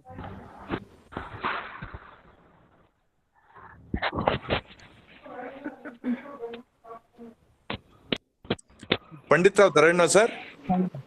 ಶರಣಾರ್ಥಿ ಎಲ್ಲರಿಗೆ ಶರಣಾರ್ಥಿ ಸರ್. ಮಾತಾಡಿ ಸರ್, ಕೇಳಿಸ್ತಾ ಇದೆ, ಮಾತಾಡಿ. ಬಹಳ ಸಂತೋಷದ ವಿಷಯ. ಕನ್ನಡ ಭೂಮಿ, ಕನ್ನಡ ತಾಯಿ ಇಂದ ಸಾವಿರಾರು ಕಿಲೋಮೀಟರ್ ದೂರ ಬಂದು ದೆಹಲಿ, ಚಂಡೀಗಢ, ವಿದೇಶಗಳಲ್ಲಿ ನೆಲೆಸಿರುವ ನಾವೆಲ್ಲ ನಮ್ಮ ತಾಯಿ ಭೂಮಿ ನೆನೆಸ್ಕೊಂಡು, ನಮ್ಮ ಸಾಹಿತ್ಯ, ನಮ್ಮ ಭಾಷೆಯನ್ನು ನೆನೆಸ್ಕೊಂಡು, ನಮ್ಮ ವಚನ ಸಾಹಿತ್ಯ, ನಮ್ಮ ಪವಿತ್ರ ವಚನ ಸಾಹಿತ್ಯವನ್ನ ನೆನೆಸ್ಕೊಂಡು ಈ ರೀತಿಯಾಗಿ ಚರ್ಚೆ ಮಾಡೋದು ನಮಗೆಲ್ಲರಿಗೂ ಬಹಳ ಸಂತೋಷದ, ಗೌರವದ ವಿಷಯ. ಇದಕ್ಕೆ ಗೌರವ ಸನ್ಮಾನ ಅಖಿಲ ಭಾರತ ವಚನ ಸಾಹಿತ್ಯ ಪರಿಷತ್ ನಮ್ಮ ಚಂದ್ರಶೇಖರ್ ಅವರಿಗೆ ಸಲ್ಲುತ್ತದೆ. ವಚನ್ ಕುಮಾರ್ ಸಾಹೇಬರು ಮತ್ತು ಆಯೋಜಿಸಿದ ಎಲ್ಲರಿಗೂ ನಾನು ಕೃತಜ್ಞನಾಗಿದ್ದೇನೆ. ಏಕೆಂದರೆ ಈ ರೀತಿಯ ಸಮ್ಮೇಳನ ಆನ್ಲೈನ್ನಲ್ಲಿ ಕೋವಿಡ್ ಅಂತ ಮಹಾಮಾರಿಯ ಸಮಯದಲ್ಲಿ ನಾವು ನಮ್ಮ ವಚನ ಸಾಹಿತ್ಯದ ಜೊತೆಗೆ ಸೇರಿ ಈ ರೀತಿಯಾಗಿ ಮಾತಾಡೋದು ಗೌರವದ ವಿಷಯ. ಚಂದ್ರಶೇಖರ್ ಸಾಹೇಬರು ಹೇಳಿದ ಪ್ರಕಾರ 21 ಫೆಬ್ರವರಿ ಮಾತೃಭಾಷೆಯ ದಿವಸ. ಆ ದಿವಸದಿಂದ ನಾವೆಲ್ಲ ಕಲಿಬೇಕಾಗುವುದು ನಮ್ಮ ತಾಯಿ ಭಾಷೆಯನ್ನ ಗೌರವಿಸುವುದು. ಅದೇ ಒಂದು ದಿಟ್ಟಿನಲ್ಲಿ ಈ ಒಂದು ಸಮ್ಮೇಳನದ ವಿಷಯ ಭಾರತೀಯ ಭಾಷೆ ಮತ್ತು ವಚನ ಬಹಳ ಮಹತ್ವದ ವಿಷಯವಾಗಿದೆ. ಯಾಕಂದ್ರೆ ನಮ್ಮ ವಚನ ಸಾಹಿತ್ಯದ ಸೌಂದರ್ಯ, ವಚನ ಸಾಹಿತ್ಯದ ಶ್ರೀಮಂತಿಕೆ ಬೇರೆ ಬೇರೆ ಭಾಷೆಗಳಲ್ಲಿ ಹೋಗುವ ಅವಶ್ಯಕತೆ ಮೊದಲು ಈಗೂ ಐತಿ, ಮುಂದೆ ಇರ್ಬೋದು. ಯಾಕಂದ್ರೆ ವಚನ ಸಾಹಿತ್ಯದ ಸಂದೇಶ ಪ್ರೀತಿ, ಪ್ರೇಮ, ಗೌರವ, ಒಂದೇ ಪರಮಾತ್ಮದ ವರ್ಣನೆ, ಸಮಾನತೆಯ ಸಮಾಜ, ಈ ಎಲ್ಲಾ ಸಂದೇಶವನ್ನು ಸಾರುತ್ತದೆ. ಕರ್ನಾಟಕದಿಂದ ಬಂದು ಬಿಜಾಪುರದಿಂದ ಬಂದು ನಂತರ ಗುರುವಾಣಿಯ ತತ್ವ ಸಿದ್ಧಾಂತಗಳನ್ನ ಅರಿತ ಮೇಲೆ ಎರಡು ಹೋಲಿಕೆ ಮಾಡಿದ ನೋಡಿದ ಮೇಲೆ ನನಗೆ ಅದ್ಭುತವಾದ ವಿಷಯ ಗೊತ್ತಾಗಿದ್ದು ನಮ್ಮ ವಚನ ಸಾಹಿತ್ಯದ ಮಹತ್ವತೆ. 12ನೇ ಶತಮಾನದಲ್ಲಿಯೇ ಬಸವಣ್ಣವರು ಮಹತ್ವಪೂರ್ಣವಾದ ವಿಷಯಗಳನ್ನ ಇದ್ದು ಜಗತ್ತಿಗೆ ಕೊಟ್ಟಿದ್ದಾರೆ. ಕೆಲವೊಂದು ಮಹತ್ವದ ವಚನಗಳನ್ನ ನಾನು ಹೇಳ್ಕೊಡ್ತೀನಿ. ಅವು ಯಾವ ರೀತಿಯಾಗಿ ಪಂಜಾಬಿಯಲ್ಲಿ ಅನುವಾದ ಆಗಿದೆ. ಅಪ್ಪ ನೀವು ಸಮಾಜ ಈಕ್ವಲ್ ಸೊಸೈಟಿ ಬಗ್ಗೆ ನಮ್ಮ ಬಸವಣ್ಣವರು ಯಾವ ರೀತಿಯಾಗಿ ಹೇಳ್ತಾರೆ, ಅದು ಪಂಜಾಬಿಯಲ್ಲಿ ಹೇಗೆ ಅನುವಾದ ಆಗಿದೆ ಅಂತ. ಅಪ್ಪನು ನಮ್ಮ ಮಾದರ ಚೆನ್ನಯ್ಯ, ದೊಡ್ಡಪ್ಪ ನಮ್ಮ ದೋಹರ ಕಕ್ಕಯ್ಯ, ಚಿಕ್ಕಯ್ಯ ನಮ್ಮಯ್ಯ ಕಾಣ್ಯ, ನಮ್ಮ ಕಿನ್ನ ಬೊಮ್ಮಯ್ಯ, ಎನ್ನ ತೆನಕೇರಿ ಕೂಡಲ ಸಂಗಮಯ್ಯ. ಪಂಜಾಬಿಯಲ್ಲಿ ನೋಡಿ ಹೇಗಿದೆ. ಪಿತಾ ಮೇರಾ ಮೇರಿ ಚೆನ್ನಯ್ಯ, ತಾಯ ಮೇರಾ ಜಮಾಲ್ ದೋಹರ ಕಕ್ಕಯ್ಯ, ದಾದಾ ಮೇರಾ ಚಿಕ್ಕಯ್ಯ, ಒಡ್ಡ ಪರ ಕಿನ್ನರಿ ಬೊಮ್ಮಯ್ಯ, ಫಿರ್ ಬಿ ತು ಮೇರಾ ತಾರನಾ ಅಲ್ಲವೇ ಕೂಡಲ ಸಂಗಮ ದೇವ. ಇದಕ್ಕೂ 12ನೇ ಶತಮಾನದಲ್ಲಿ ಯಾವ ರೀತಿಯಾಗಿ ಎಲ್ಲಾ ಜಾತಿಗಳು ಎಲ್ಲರೂ ಸಮಾನ ಒಂದು ಸಿದ್ಧಾಂತ ನಮ್ಮ ಬಸವಣ್ಣವರು ಯಾವ ರೀತಿಯಾಗಿ ಸಾರಿ ಹೇಳ್ತಾ ಇದ್ದಾರೆ ಜಗತ್ತಿನಲ್ಲಿ. ಅದೇ ಒಂದು ಸಾಹಿತ್ಯ, ಅದೇ ಒಂದು ಸಿದ್ಧಾಂತ 15ನೇ ಶತಮಾನದಲ್ಲಿ ಗುರುನಾನಕ್ ದೇವಜಿಯವರು ಹೇಳ್ತಾರೆ. ಎಲ್ಲ ಸಮಾಜ ಸಮಾನವಾಗಿದೆ. ಈ ಒಂದು ದೊಡ್ಡ ಸಂದೇಶ ನಮ್ಮ ಬಸವಣ್ಣವರು ಹೇಳಿದ್ದು ಯಾವ ರೀತಿಯಾಗಿ 12ನೇ ಶತಮಾನದಲ್ಲಿ. ಇನ್ನೊಂದು ಬಹಳ ಸುಂದರವಾದ ಒಂದು ವಚನ ಬರೆದು, ಅತ್ತಲಿತ್ತ ಹೋಗದಂತೆ ಹೆಳವನ ಮಾಡಯ್ಯ ತಂದೆ, ಸುತ್ತಿ ಸುಳಿದು ನೋಡದಂತೆ ಅಂಧಕನ ಮಾಡಯ್ಯ ತಂದೆ, ಮತ್ತೊಂದು ಕೇಳದಂತೆ ಕಿವುಡನ ಮಾಡಯ್ಯ ತಂದೆ, ನಿಮ್ಮ ಶರಣರ ಅನ್ಯ ವಿಷಯಕ್ಕೆ ಸಳದಂತೆ ಇರಿಸುಕೊಳ್ಳ ಸಂಗಮದೇವ. ಆಹಾ, ಯಾವ ರೀತಿಯಾಗಿ ಒಂದೇ ದೇವರ ಒಂದೇ ದೇವದ ಪಾದಗಳಲ್ಲಿ ನಾವು ಸ್ವೀಕಾರ ಆಗಬೇಕು ಎಂಬ ಸಂದೇಶ ನಮ್ಮ ಬಸವಣ್ಣವರು 12ನೇ ಶತಮಾನದಲ್ಲಿ ಹೇಳ್ತಾರೆ. ಅದು ಪಂಜಾಬಿಯಲ್ಲಿ ಹೇಗೆ ಅನುವಾದ ಆಗಿದೆ ನೋಡಿ. इधर उधर ना भटक पिंगला बना के प्रभु, इधर उधर ना अन्ना प्रभु, होर वाला ना सुना दोरा बना दे प्रभु, तेरे सदे चरणा विच मान की टिका के भटकना मारा दूर प्रभु ಕೂಡಲ ಸಂಗಮ ದೇವ. ಎಷ್ಟು ಸುಂದರವಾಗಿ ಯಾವ ರೀತಿಯಾಗಿ ಒಂದೇ ದೇವರಾದ ಪಾದಗಳಲ್ಲಿ ಅರ್ಪಣೆ ಆಗುವ ಒಂದು ಸಂದೇಶ ನಮ್ಮ ಬಸವಣ್ಣವರು ಹೇಳ್ತಾರೆ. ಪ್ರಭುವರು ವಚನಗಳು, ಅಕ್ಕ ಮಹಾದೇವರ ವಚನಗಳು ಮತ್ತು ಸಾವಿರಾರು ರಚಿಸಿದ ವಚನಗಳ ಸಿದ್ಧಾಂತಗಳು ಎಲ್ಲವೂ ಸಮಾಜದ ಸುಧಾರಣೆ, ಸಮಾಜದ ಏಕತೆ ಬಗ್ಗೆ ಮಾತಾಡ್ತವೆ. ಇನ್ನೊಂದು ವಿಷಯ, ವಚನಗಳ ಅನುವಾದ ಆದ್ಮೇಲೆ, ಪಂಜಾಬಿ ಭಾಷೆಯಲ್ಲಿ ಅನುವಾದ ಆದ್ಮೇಲೆ ಅಲ್ಲಿ ಪ್ರಚಾರ ಮಾಡುವಾಗ ಜನರು ಎಷ್ಟು ಖುಷಿ ಅಂದ್ರೆ ಆ ಒಂದು ಪಟಿಯಾಲ ಯೂನಿವರ್ಸಿಟಿ ಪಂಜಾಬ್ದಲ್ಲಿ ಸಿಲೆಬಸ್ ದಲ್ಲಿ ಅವರು ಸೇರ್ಪಡೆ ಮಾಡ್ಕೊಂಡಿದ್ದಾರೆ. ಅಕ್ಕ ಮಹಾದೇವರ ವಚನಗಳ ಮೇಲೆ PhD ಆಗ್ತಾ ಇದೆ. ಯಾಕೆ ಈ ವಿಷಯ ಹೇಳ್ತಾ ಇದ್ದಾರೆ ಅಂದ್ರೆ, ವಚನ ಸಾಹಿತ್ಯದ ಸೌಂದರ್ಯ, ಅದರದ್ದು ಒಂದು ಮಹತ್ವ ಭಾಷೆಗಳಿಗೆ. ಸರ್ ಒಂದ್ ನಿಮಿಷ ಪಂಡಿತರಾವ್ ಸರ್, ಜಸ್ಟ್ ಒಂದ್ ನಿಮಿಷ ಪಂಡಿತರಾವ್ ಸರ್, ಸ್ವಲ್ಪ ವಾಯ್ಸ್ ಕ್ಲಾರಿಟಿ ಇಲ್ಲ, ಸ್ವಲ್ಪ ಮೈಕ್ ಸ್ವಲ್ಪ ಸರಿಯಾಗಿ ಇಟ್ಕೋಬೋದಾ ಅಂತ ಅನ್ಬಿಟ್ಟು ಸರ್. ವಾಯ್ಸ್ ಮತ್ತೆ ಇದು ವಿಡಿಯೋನು ಕೂಡ ಸರ್ ಸ್ವಲ್ಪ ಮೇಲೆ ಇಟ್ಕೊಳ್ಳಿ ಸರ್. ಜಿ ಓಕೆ ಜಿ, ಸ್ವಲ್ಪ ವಾಯ್ಸ್ ಕ್ಲಾರಿಟಿ ಬರ್ತಾ ಇಲ್ಲ, ಯಾಕೆಂದ್ರೆ ಎಲ್ರಿಗೂ ಕೇಳಿಸ್ಬೇಕಲ್ಲ ಸರ್, ಅದಕ್ಕೆ ಸ್ವಲ್ಪ ಸೆಟ್ ಮಾಡ್ಕೊಡ್ಬೇಕು ಸರ್ ಸ್ವಲ್ಪ ದಯವಿಟ್ಟು. ಯಾಕೆಂದ್ರೆ ತುಂಬಾ ಚೆನ್ನಾಗಿ ಮಾತಾಡ್ತಾರೆ, ನಿಮ್ಮ ಅಮೂಲ್ಯವಾದಂತ ವಿಚಾರಗಳು ನಮ್ಗೆ ಬೇಕು. ಕೇಳಿಸ್ತಾ ಇದೆಯಾ? ಕೇಳಿಸ್ತಾ ಇದೆ. ಓಕೆ. ಸೊ ಹಾ ಈ ಈ ಈ ಒಂದು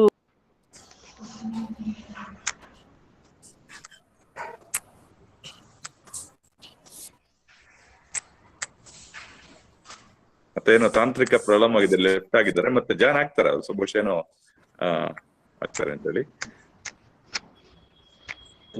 ಅಲ್ಲಿವರೆಗೆ ಒಂದು ವಚನ ಹೇಳೋದು ಮಾಡೋಣ. ಓಕೆ ಓಕೆ, ಮೈಥಿಲಿ ಮೇಡಮ್ ನೋಡಿ, ಇನ್ನೊಂದು 5-10 ಸೆಕೆಂಡ್ ಅವರು ಜಾಯ್ನ್ ಆಗೋದ್ ಕಷ್ಟ ಆದ್ರೆ ಒಂದು ವಚನಕ್ಕೆ ನಾವು ಇದ್ ಮಾಡೋಣ. ಬರ್ತಾರೆ. 10-15 ಸೆಕೆಂಡ್ ನೋಡೋಣ, ಯಾಕೆಂದ್ರೆ ಅವರು ಸೆಟ್ ಮಾಡ್ಕೊಳ್ಳೋದು ತೊಂದರೆ ಆಗಿದೆ ಅಂತ ಕಾಣುತ್ತೆ.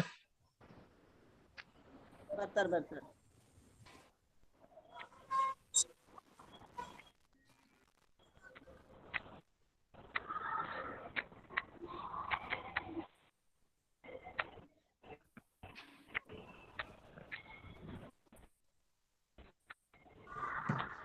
ಇದ್ರ 3 ಜನ ಹ್ಯಾಂಡ್ ರೈಸ್ ಮಾಡಿದ್ದಾರೆ ನೋಡಿ ಚಂದ್ರಶೇಖರ್ ಅವರೇ. ಯಾರ್ ದಯವಿಟ್ಟು those who are raising hands, please let us know now. You can ask us what you want. Alia madam raise ಮಾಡಿದ್ದಾರೆ. ಆಲಿಯಾ ಮೇಡಮ್ ಪ್ಲೀಸ್ ಮಾತಾಡಿ ಮೇಡಮ್.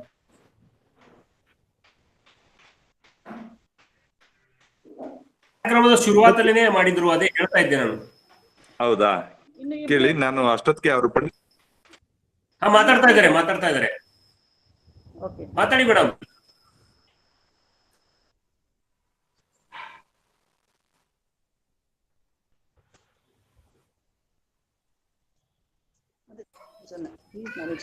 ಮೇಡಮ್ ಅನ್ಮ್ಯೂಟ್ ಮಾಡ್ಕೊಳ್ಳಿ. ಎಕ್ಸ್ಕ್ಯೂಸ್ ಮೀ ಸರ್, ಯಾರೋ GR1 ಅಂತ ಹೇಳ್ಬಿಟ್ಟು ಎಕ್ಸ್ಕ್ಯೂಸ್ ಕೇಳ್ತಾ ಇದಾರೆ.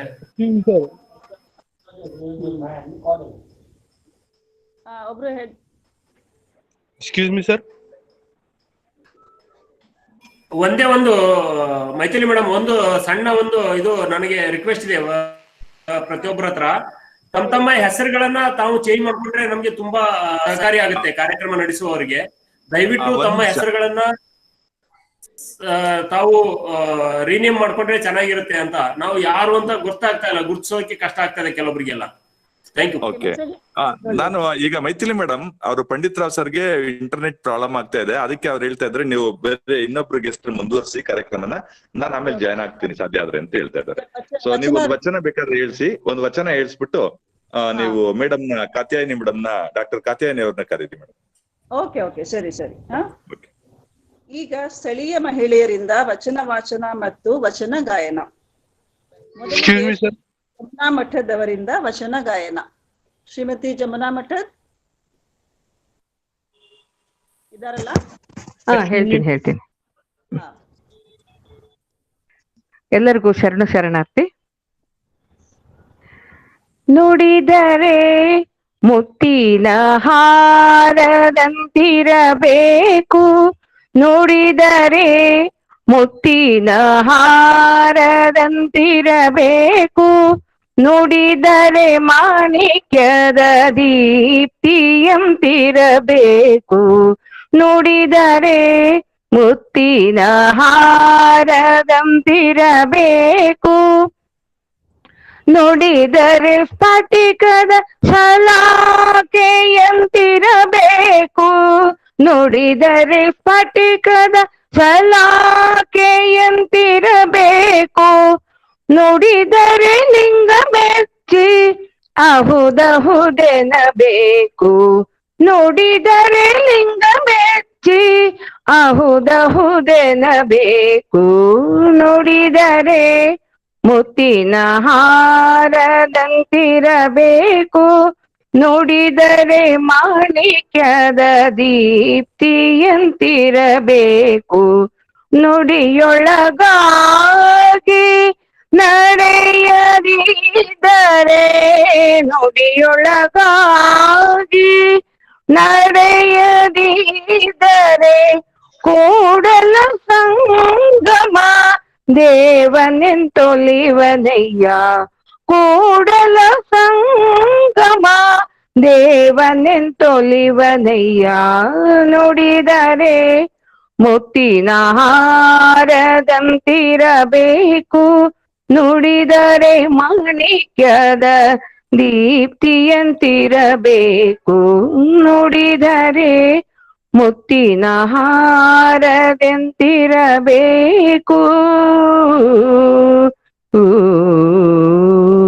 ಧನ್ಯವಾದಗಳು. ಧನ್ಯವಾದಗಳು ಶ್ರೀಮತಿ ಜಮುನಾ ಮೇಡಮ್ ಅವ್ರಿಗೆ. ಈಗ ಶ್ರೀಮತಿ ಜಯಶ್ರೀ ಬಸವರಾಜ್ ಅವರನ್ನು ವಚನ ಗಾಯನಕ್ಕೆ ಆಹ್ವಾನಿಸುತ್ತೇನೆ. ನಮಸ್ಕಾರ. ಜಯಶ್ರೀ ಮೇಡಮ್ ಇದೇನ್ರಿ? ನುಡಿಯಲ್ಲಿ ಕರ್ಕಶವಿಲ್ಲದೆ,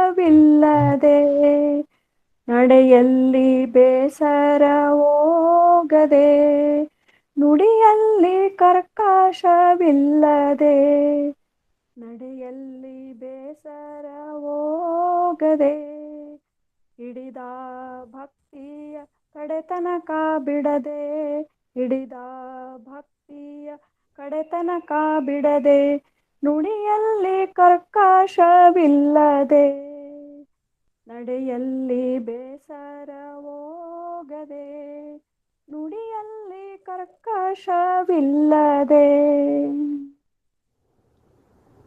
ಬಡತನ ಎಡರು ಕಂಟಕಗಳು ಬಂದಲ್ಲಿ, ಬಡತನ ಎಡರು ಕಂಟಕಗಳು ಬಂದಲ್ಲಿ, ಚಿಂತೆಯಿಂದ ಕಾಂತಿಗುಂದದೆ, ಚಿಂತೆಯಿಂದ ಕಾಂತಿಗುಂದದೆ, ನುಡಿಯಲ್ಲಿ ಕರ್ಕಶವಿಲ್ಲದೆ, ನಡೆಯಲ್ಲಿ ಬೇಸರ ಹೋಗದೆ, ನುಡಿಯಲ್ಲಿ ಕರ್ಕಶವಿಲ್ಲದೆ. ಅಡಿಗಡಿಗೆ ಶಿವ ಶಿವ ಶಿವ ಶಿವ ಶಿವ ಶಿವ, ಅಡಿಗಡಿಗೆ ಶಿವ ಶಿವ ಶಿವ ಶಿವ ಶಿವ ಶಿವ ಎಂಬ ನುಡಿಯ ಮರೆಯಾದಿರ್ಪ, ಶಿವ ಎಂಬ ನುಡಿಯ ಮರೆಯಾದಿರ್ಪ. ಸದ್ಭಕ್ತರಿಗೆ ಬೇಡಿದ ಪದವಿಯ ನೀವ, ಸದ್ಭಕ್ತರಿಗೆ ಬೇಡಿದ ಪದವಿಯ ನೀವ, ನಮ್ಮ ಅಖಂಡೇಶ್ವರ, ನಮ್ಮ ಅಖಂಡೇಶ್ವರ, ನಮ್ಮ ಅಖಂಡೇಶ್ವರ. ಧನ್ಯವಾದಗಳು. ಧನ್ಯವಾದಗಳು ಜಯಶ್ರೀ ಬಸವರಾಜ್ ಮೇಡಮ್ ಅವ್ರಿಗೆ. ಈಗ ಎರಡನೇ ಉಪನ್ಯಾಸ ಡಾಕ್ಟರ್ ಕಾತ್ಯಾಯಿನಿ ಕುಂಜಿಬೆಟ್ಟು ಅವರಿಂದ. ಅವರನ್ನು ಪರಿಚಯಿಸಲು ಶ್ರೀ ಶಿವಪ್ಪ ಎಂ ಅವರನ್ನು ಆಹ್ವಾನಿಸುತ್ತೇನೆ.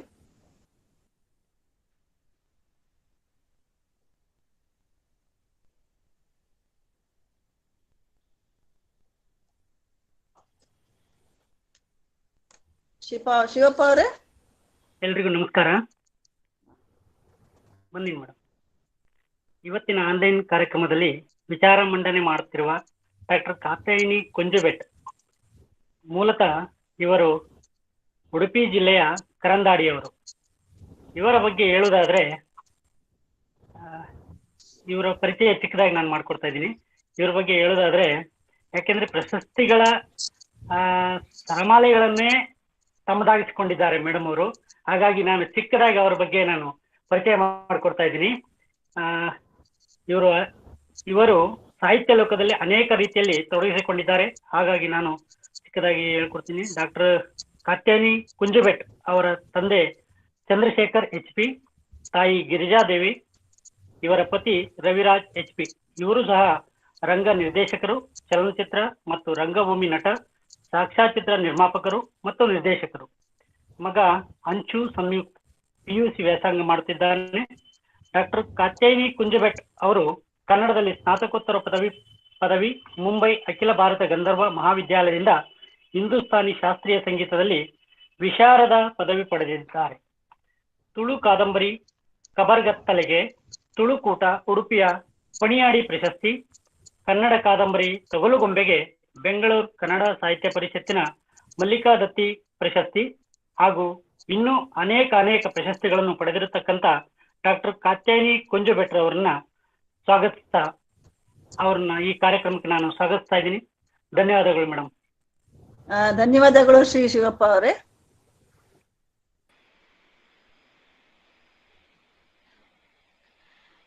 ಕಾತ್ಯಾಯನಿ ಮೇಡಮ್. ಕನ್ನಡ ಶಾರದೆಯ ರೆಕ್ಕೆ ಬಿಚ್ಚಿದ ಹಕ್ಕಿಯಂತಹ ಪುಸ್ತಕ ಪಾದಗಳಿಗೆ ಹಣೆಯೊತ್ತಿ ಕನ್ನಡ ಸಾಹಿತ್ಯಕ್ಕೆ, ಲೋಕದ ಸಾಹಿತ್ಯಕ್ಕೆ ಬಹಳ ದೊಡ್ಡ ಕೊಡುಗೆಯನ್ನು ನೀಡಿರುವಂತಹ, ಮಾನವತಾ ಧರ್ಮವನ್ನು ಬೋಧಿಸಿರುವಂತಹ ವಚನಕಾರರನ್ನು, ವಚನ ಸಾಹಿತ್ಯವನ್ನು ನೆನೆದು ಅವರಿಗೆ ತಲೆಬಾಗಿ ಇವತ್ತು ಅಖಿಲ ಭಾರತ ಶರಣ ಸಾಹಿತ್ಯ ಪರಿಷತ್ತು ಆಯೋಜಿಸಿರುವಂತಹ ಈ ಉಪನಿಷತ್ತು ಮಾಲಿಕೆ ಕಾರ್ಯಕ್ರಮದಲ್ಲಿ ಮುಖ್ಯ ಅತಿಥಿಗಳಾಗಿರುವಂತಹ ಶ್ರೀ ಬಿ ಪಾಟೀಲ್ ಅವರಿಗೆ ಮತ್ತು ಪರಿಷತ್ತಿನ ಅಧ್ಯಕ್ಷರಾಗಿರುವಂತಹ ಚಂದ್ರಶೇಖರ್ NP ಅವರಿಗೆ, ಅದೇ ರೀತಿ ಇಲ್ಲಿ ವಚನ ಗಾಯನವನ್ನು ಬಹಳ ಚೆನ್ನಾಗಿ ಮಾಡಿರುವಂತಹ ಎಲ್ಲಾ ಗಾಯಕಿಯರಿಗೆ ಹಾಗೂ ನನ್ನ ಉಪನ್ಯಾಸವನ್ನು ಆಲಿಸ್ತಾ ಇರುವಂತಹ ಎಲ್ಲ ಸಹೃದಯಿ ಮಿತ್ರರಿಗೆ, ಪದಾಧಿಕಾರಿಗಳಿಗೆ ಎಲ್ರಿಗೂ ಕೂಡ ನನ್ನ ನಮಸ್ಕಾರ. ಕಾವ್ಯದ ಒಂದು ಮುಖ ಚಂದವಾದರೆ ಇನ್ನೊಂದು ಮುಖ ನೊಂದವರ ಬೆಂದವರ ಧ್ವನಿ. ಅದು ಸಮಾಜದ ಸಂಸ್ಕೃತಿಯ ಒನಪಿಗೆ ಹಿಡಿದ ಕೈಗನ್ನಡಿಯೂ ಹೌದು, ಒಡಕು ಸ್ಥಿತಿಗೆ ಹಿಡಿದ ಕನ್ನಡಿಯೂ ಹೌದು. ಅದರ ಉದ್ದೇಶ ರಸದ ಬಿಂದುಗಳ ಶೋಧವಷ್ಟೇ ಅಲ್ಲ, ವಿಷದ ಬಿಂದುಗಳ ಶೋಧವೂ ಹೌದು. ಈ ವಿಷದ ನಿವಾರಣೆಗೆ ಬೇಕಾದಂತಹ ಚಿಕಿತ್ಸಕ ದೃಷ್ಟಿಕೋನವನ್ನು ನೀಡುವಂತಹ ಕೆಲಸವನ್ನು ಕೂಡ ಕಾವ್ಯವು ಮಾಡ್ತಾ ಬಂದಿದೆ. ನಮ್ಮ ಮಾನವ ಜಾತಿ ತಾನೊಂದೇ ಒಲಂ ಎಂದಂತಹ ಪಂಪ ದ್ರೋಣಾಚಾರ್ಯರಿಗೆ ಕರ್ಣನ ಬಾಯಿಯಲ್ಲಿ ಕುಲಮನೇ ಮುನ್ನ ಮುಗ್ಗಡಿಬಿರೆಗಳ ನಿಮ್ಮ ಕುಲಗಳ ಅಂತು ಮಾರ್ಮಲೆವನ ನಾಟಿ ದಿಂಬವೇ ಕುಲಂ ಕುಲಂ ಅಲ್ತು ಚಲಂ ಕುಲಂ ಗುಣಂ ಕುಲಂ ಅಭಿಮಾನಂ ಒಂದೇ ಕುಲಂ ಅಣ್ಣು ಕುಲಂ ಭಾರತದೊಳ ಅಣ್ಣ ನಿಮ್ಮ ಕುಲಂ ವ್ಯಾಕುಲಂ ಮಾಡದೆ ಬಿಡುಗು ಎಂದು ಹೇಳಿಸಿದಂತಹ ಪಂಪನಿಂದ ಹಿಡಿದು ಇಂದಿನವರೆಗೂ ಈ ಕ್ಷಣದವರೆಗೂ ಯಾವುದೇ ಒಬ್ಬ ಕವಿ ಅವನು ಯಾವ ಪಂಥವನ್ನು ಹೊಂದಿರಬಹುದು, ಯಾವ ನಿಲುವನ್ನು ಹೊಂದಿರಬಹುದು ಅಥವಾ ಹೊಂದದೆಯೂ ಇರಬಹುದು, ಅವನ ಮೂಲ ಕಾಳಜಿ ಮಾನವೀಯತೆ, ಸಮ ಸಮಾಜದ ನಿರ್ಮಾಣ ಅವನ ಗುರಿ. ಈ ಕಾವ್ಯವು ಎಂತಹ ಒಂದು ಕ್ರಾಂತಿಯನ್ನು ಉಂಟು ಮಾಡಬಲ್ಲದು. ಸಾಮಾಜಿಕ ಕ್ರಾಂತಿ ಇರಬಹುದು, ಧಾರ್ಮಿಕ ಕ್ರಾಂತಿ ಇರಬಹುದು, ಸಾಹಿತ್ಯಕ ಕ್ರಾಂತಿ ಇರಬಹುದು. ಇದಕ್ಕೆ ನಿದರ್ಶನ ನಮ್ಮ ಕಲ್ಯಾಣದ ಕ್ರಾಂತಿ, 12ನೇ ಶತಮಾನದ ಕಲ್ಯಾಣದ ಕ್ರಾಂತಿ. ಹೆಚ್ಚಿನ ಕವಿಗಳು ಮನುಷ್ಯನ ಮನಸ್ಸಿನ, ಸಮಾಜದ ವಿಕೃತಿಯನ್ನು ತೊಳೆಯುವ, ಗುಡಿಸಿ ಸಾರಿಸುವ ಕೆಲಸವನ್ನು ಮಾಡಿಕೊಂಡು ಬಂದಿದ್ದಾರೆ ಕಾವ್ಯದ ಮೂಲಕ. ಆದ್ರೆ ವಚನಕಾರರು ಆ ಕಾಲದಲ್ಲಿ ಸ್ತ್ರೀಯರ, ಕೆಳವರ್ಗದವರ, ಅದೇ ರೀತಿಯಲ್ಲಿ ಬಡವರ ಸ್ಥಿತಿಯು ಬಹಳ ತೀವ್ರವಾಗಿ ಅವರು ಶೋಷಣೆಗೆ ಒಳಗಾಗುತ್ತಿದ್ದಂತಹ ಕಾಲದಲ್ಲಿ ಅವರು ತಮ್ಮ ಬದುಕಿನಲ್ಲಿ ಹಾಗೂ ಬರಹದಲ್ಲಿ ಎರಡರಲ್ಲಿಯೂ ಕೂಡ, ಅವರಿಗೆ ಬದುಕು ಬೇರೆ ಆಗಿರ್ಲಿಲ್ಲ, ಬರಹ ಬೇರೆ ಆಗಿರ್ಲಿಲ್ಲ. ವಚನಕಾರರಿಗೆ ಬದುಕಿನಲ್ಲಿಯೂ ಮಾನವೀಯ ಮೌಲ್ಯಗಳನ್ನು ಅವರು ಅಳವಡಿಸಿ ಅನುಷ್ಠಾನಕ್ಕೆ ತಂದವರು, ಬದುಕಿದ್ದನ್ನೇ ಬರೆದವರು. ಅವರು ನಡೆ ನುಡಿ ಎರಡರಲ್ಲಿಯೂ ಕೂಡ ನಿಷ್ಠರಾಗಿದ್ದವರು. ಅಂತಹ ಒಂದು ದೊಡ್ಡ ಕ್ರಾಂತಿಯನ್ನೇ ಮಾಡಿ ವರ್ಣ ಸಂಕರ ಆಗಬೇಕು, ವರ್ಣ ತಾರತಮ್ಯ ಹೋಗ್ಬೇಕು ಎನ್ನುವ ನಿಟ್ಟಿನಲ್ಲಿ ಬಹಳಷ್ಟು ಶ್ರಮವನ್ನು ವಹಿಸಿದಂತವರು. ಈ ಕಲ್ಯಾಣದ ಕ್ರಾಂತಿ, 12ನೇ ಶತಮಾನದ ಕಲ್ಯಾಣದ ಕ್ರಾಂತಿ, ಅದು ಮಾನವೀಯ ಮೌಲ್ಯಗಳ ಶೋಧವನ್ನು ನಡೆಸಿದೆ. ಒಂದು ಕಡೆಯಿಂದ ಮಾನವೀಯ ಮೌಲ್ಯಗಳ ಶೋಧ ಆದ್ರೆ ಇನ್ನೊಂದು ಕಡೆ ತಾತ್ವಿಕ ವೈಚಾರಿಕ ಮಗ್ಗುಲುಗಳ ಶೋಧವನ್ನು ನಡೆಸಿದೆ. ಈ ದೃಷ್ಟಿಯಿಂದ ಅವರು ಲಿಂಗ ತಾರತಮ್ಯ ಇಲ್ಲದಂತಹ, ವರ್ಣ ತಾರತಮ್ಯ ಇಲ್ಲದಂತಹ, ವರ್ಗ ತಾರತಮ್ಯ ಇಲ್ಲದಂತಹ ಸಮಾಜ ನಿರ್ಮಾಣ ಆಗ್ಬೇಕು ಎನ್ನುವ ದೃಷ್ಟಿಯಿಂದ ಅವರು ಬದುಕಿದ್ರು ಮತ್ತು ಬರಹಗಳನ್ನು, ವಚನ ಸಾಹಿತ್ಯ ಎನ್ನುವುದು ವರ್ಣ ತಾರತಮ್ಯವನ್ನು ವಿರೋಧಿಸ್ತದೆ, ವರ್ಗ ತಾರತಮ್ಯವನ್ನು ವಿರೋಧಿಸ್ತದೆ. ಬಸವಣ್ಣನವರ ಒಂದು ವಚನವನ್ನೇ ನೋಡಿದ್ರೆ, ಹಾವು ತಿಂದವರ ನುಡಿಸಬಹುದು, ಗರ ಹೊಡೆದವರ ನುಡಿಸಬಹುದು, ಸಿರಿಗರ ಹೊಡೆದವರ ನುಡಿಸಬಹುದು, ನುಡಿಸಬಾರದು ನೋಡಯ್ಯ, ಸಿರಿಗರ ಹೊಡೆದವರ ನುಡಿಸಬಾರದು ನೋಡಯ್ಯ, ಬಡತನವೆಂಬ ಮಂತ್ರವಾದಿ ಹೊಗಲು ಒಡನೆ ನುಡಿವರಯ್ಯ ಕೂಡಲ ಸಂಗಮ ದೇವ. ಹಾವು ಕಚ್ಚಿದವರನ್ನಾದ್ರೂ ನಾವು ಮಾತಾಡಿಸ್ಬೋದಂತೆ, ಸಾಯುವ ಸ್ಥಿತಿಯಲ್ಲಿದ್ರು ಅವರು ಮಾತಾಡ್ತಾರೆ. ದೆವ್ವ ಹಿಡಿದವರನ್ನಾದ್ರೂ ಮಾತಾಡಿಸ್ಬೋದು, ಅವರು ಮಾತಾಡ್ತಾರೆ. ಆದ್ರೆ ಈ ಶ್ರೀಮಂತಿಕೆ ಎನ್ನುವ ಪಿಶಾಚಿ ಹಿಡಿದವರನ್ನು ಮಾತಾಡಿಸ್ಬೇಕಾದ್ರೆ ಅವರು ಬಡವರಾಗ್ಬೇಕು, ಬಡತನ ಎನ್ನುವ ಮಾಂತ್ರಿಕ ಬರ್ಬೇಕು, ಅವನು ಕಹಿಬೇವು ಸೊಪ್ಪು ಹಿಡ್ಕೊಂಡು ಬರ್ಬೇಕು. ಆವಾಗ ಮಾತ್ರ ನಮ್ಮಲ್ಲಿರುವಂತಹ ಶ್ರೀಮಂತಿಕೆಯ ದರ್ಪ ಇಳಿತದೆ, ನಾವು ಮಾತಾಡ್ತೇವೆ ಎನ್ನುವಂಥದ್ದನ್ನು ಎಷ್ಟು ಚೆನ್ನಾಗಿ ನಾಟಕೀಯ ಚೌಕಟ್ಟಿನಲ್ಲಿ ಒಂದು ದೃಶ್ಯ ಕಣ್ಣಿನ ಮುಂದೆ ಮೂಡುವ ಹಾಗೆ ಅವರು ಹೇಳ್ತಾರಲ್ಲ, ಅದು ವಚನದ ಒಳಗಿರುವಂತಹ ಸ್ವಾರಸ್ಯ. ದೃಶ್ಯವನ್ನು ಕಣ್ಮುಂದೆ ಕಟ್ತಾರೆ ಅವರು. ಜೇಡರ ದಾಸಿಮಯ್ಯ ಹೇಳ್ತಾನೆ, ಹರಿದ ಗೋಣಿಯಲೊಬ್ಬ ಕಳವೆಯ ತುಂಬಿದ, ಇರುಳೆಲ್ಲ ನಡೆದನ ಸುಂಕ ಕಂಜಿ, ಕಳವೆಯೆಲ್ಲ ಸೋರಿ ಬರಿ ಗೋಣಿ ಉಳಿದಿತ್ತು, ಅಳಿ ಮನದವನ ಭಕ್ತಿ ಇಂತಾಯಿತು ಕಾಣ ರಾಮನ ಅಂತ. ಹರಿದ ಗೋಣಿಯಲ್ಲಿ ಒಬ್ಬ ಭತ್ತವನ್ನು ತುಂಬಿಕೊಂಡು ಈ ಶಿವಶರಣರು ವಚನಕಾರರು ಹೇಳಿರುವುದು ನೈತಿಕ ಜೀವನಕ್ಕೆ ಬಹಳ ಮಹತ್ವ ಕೊಟ್ಟವರು. ನೀತಿಯಿಂದ ನಾವು ಬದುಕಬೇಕು. ಬದುಕಿನಲ್ಲಿ ಮರ್ತ್ಯಲೋಕವೆಂಬುದು ಕರ್ತಾರನ ಕಮ್ಮಟವಯ್ಯ, ಇಲ್ಲಿ ಸಲ್ಲುವರು ಅಲ್ಲಿಯೂ ಸಲ್ಲುವರಯ್ಯ, ಇಲ್ಲಿ ಸಲ್ಲದವರು ಅಲ್ಲಿಯೂ ಸಲ್ಲರಯ್ಯ. ಇದು ದೇವರು ನಮ್ಮಂತಹ ನಾಣ್ಯಗಳನ್ನು ಟಂಕಸಾಲೆಯಲ್ಲಿ ಮುದ್ರಿಸಿ ಎಸಿತಾರೆ. ನಾವು ಕಪ್ಪು ಹಣ ಆಗ್ಬೇಕಾ, ಬಿಳಿ ಹಣ ಆಗ್ಬೇಕಾ, ಬ್ಲಾಕ್ ಮನಿ ಆಗ್ಬೇಕಾ, ಈ ಮಾರುಕಟ್ಟೆಯಲ್ಲಿ ವೈಟ್ ಮನಿ ಆಗ್ಬೇಕಾ ಎನ್ನುವುದು ನಮ್ಗೆ ಬಿಟ್ಟದ್ದು ಅಂತ ಎಷ್ಟು ಚೆನ್ನಾಗಿ ಸಾರ್ವಕಾಲಿಕ ಮೌಲ್ಯ ಇದು. ಆ ಕಾಲದಲ್ಲಿ ಹೇಳಿದ್ರು ಕೂಡ ಈ ಕಾಲಕ್ಕೂ ಅದು ಎಷ್ಟು ಚೆನ್ನಾಗಿ ಅನ್ವಯ ಆಗ್ತದೆ. ಸುಂಕ ಕಟ್ಲಿಕ್ಕೆ ನನ್ಗೆ ಆಗುದಿಲ್ಲ, ಟ್ಯಾಕ್ಸ್ ಕಟ್ಟುದಿಲ್ಲ, ದಾಸೋಹ ಕಾಯಕವೇ ಕೈಲಾಸ, ದಾಸೋಹ ಎನ್ನುವ ತತ್ವವನ್ನು ಅವರು ಸಾರಿದವರು. ಕಾಯಕವೇ ಕೈಲಾಸ, ಅದಕ್ಕೊಂದು ಕಾಯಕ್ಕೆ ದೈವಿಕತೆಯನ್ನು ತಂದ್ರು ಅವರು ಮೊದಲು. ಆಮೇಲೆ ಕಾಯಕಕ್ಕೆ ದೈವಿಕತೆಯನ್ನು ಕೊಟ್ರು, ಅದರ ಜೊತೆಗೆ ದಾಸೋಹಕ್ಕೆ ದೈವಿಕತೆಯನ್ನು ಕೊಟ್ರು. ಕಳವೆಯನ್ನು ಭತ್ತವನ್ನು ನಾವು ಹೊತ್ತುಕೊಂಡು ಟ್ಯಾಕ್ಸ್ ಕಟ್ಲಿಕ್ಕೆ ಬಹಳ ಅನೀತಿಯ ಮಾರ್ಗದಲ್ಲಿ ನಡೆದ್ರೆ ರಾತ್ರಿ ಹೊತ್ತಲ್ಲಿ ಹರಿದ ಗೋಣಿ ಕಾಣುವುದೇ ಇಲ್ಲ ಅವನಿಗೆ ಭತ್ತ ತುಂಬುವಾಗ. ಅವನು ಮಾರುಕಟ್ಟೆ ಮುಟ್ಟುವ ಹೊತ್ತಿನಲ್ಲಿ ಇಡೀ ಭತ್ತದ ಗೋಣಿಯಲ್ಲಿದ್ದ ಭತ್ತ ಎಲ್ಲ ಸೋರಿ ಹೋಗಿ ಬರಿಗೋಣಿ ಉಳಿಯಿತಂತೆ. ಎಂತಹ ರೂಪಕ ಅದು! ಅದೊಂದು ದೃಶ್ಯವನ್ನು ಕಣ್ಮುಂದೆ ಕಟ್ತಾರೆ ಅವರು. ಅದೇ ರೀತಿಯಲ್ಲಿ ಕಾಯಕ್ಕೆ ಮಹತ್ವ ಕೊಟ್ರು ಅವರು. ಉಳ್ಳವರು ಶಿವಾಲಯ ಮಾಡುವರು, ನಾನೇನ ಮಾಡಲಿ ಬಡವನಯ್ಯ, ಕಾಲೇ ಕಂಬ ದೇಹವೇ ದೇಗುಲ, ಶಿರವೇ ಹೊನ್ನಿನ ಕಳಸವಯ್ಯ, ಸ್ಥಾವರಕ್ಕೆ ಅಳಿವುಂಟು ಜಂಗಮಕ್ಕೆ ಅಳಿವಿಲ್ಲ, ಕೂಡಲ ಸಂಗಮ ದೇವ ಕೇಳಯ್ಯ. ಈ ದೇಹ ಎನ್ನುವುದೇ ದೇವಾಲಯ ಆಯ್ತು ಅವರ ದೃಷ್ಟಿಯಲ್ಲಿ. ಗುಡಿ ಸಂಸ್ಕೃತಿಯನ್ನು, ದೇವಾಲಯದ ಸ್ಥಾವರ ಸಂಸ್ಕೃತಿಯನ್ನು, ಗುಡಿ ಮಸೀದಿ ಚರ್ಚು ಮುಂತಹದ ಸ್ಥಿರವಾದುದನ್ನೇ ನಾವು ಕಟ್ಟಿಕೊಂಡು ಅದು ಸ್ಥಿರ ಅಂತ ತಿಳ್ಕೊಳ್ತೇವೆ, ಆದ್ರೆ ಅದು ಕ್ಷಣಿಕವಾಗಿರ್ತದೆ. ಮನುಷ್ಯ ಜನಾಂಗ ನಾಶ ಆದ್ರೂ ಕೂಡ ಅವನ ಒಳಗಿನ ಸಂಸ್ಕೃತಿ ಅದು ಜಂಗಮವಾದದ್ದು. ಅದು ತಂದೆಯಿಂದ ಮಗನಿಗೆ, ಮಗನಿಂದ ಮೊಮ್ಮಗನಿಗೆ ಹೇಗೆ ಅದು ಹರಿದುಕೊಂಡು ಹೋಗ್ತದೆ, ಅದು ಎಷ್ಟು ಜಂಗಮವಾದದ್ದು. ಸಮಾಜ ಎನ್ನುವುದು ಜಂಗಮವಾದದ್ದು. ಸಮೂಹದಲ್ಲಿ ಹುಟ್ಟಿರುವಂತದ್ದು ವಚನ ಸಾಹಿತ್ಯ. ಅವರು ಸಮೂಹ ಜೀವನಕ್ಕೆ, ಸಮಾಜ ಜೀವನಕ್ಕೆ ಅವರು ಬಹಳ ಮಹತ್ವವನ್ನು ಕೊಟ್ಟವರು. ಅದರಿಂದಾಗಿ ಕಾಯಕ್ಕೆ ಅವರು ಮಹತ್ವ ಕೊಟ್ಟು, ಈ ಕಾಯದ ಒಟ್ಟಿಗೆ ಕಾಯಕಕ್ಕೆ ಅವರ ಹೆಸರಿನ ಹಿಂದೆಯೂ ಕೂಡ ಅಂಬಿಗರ ಚೌಡಯ್ಯ ಎನ್ನುವ ಹೆಸರಿದೆ. ಅಲ್ಲಿ ಅಂಬಿಗ, ಆ ಅಂಬಿಗ ಸಾಮಾನ್ಯ ಅಂಬಿಗ ಅಲ್ಲ, ಕಾಯಕವನ್ನು ಮಾಡ್ತಾನೆ, ನಾವೆಯನ್ನು ಮುಂದಕ್ಕೆ ನಡೆಸ್ತಾನೆ.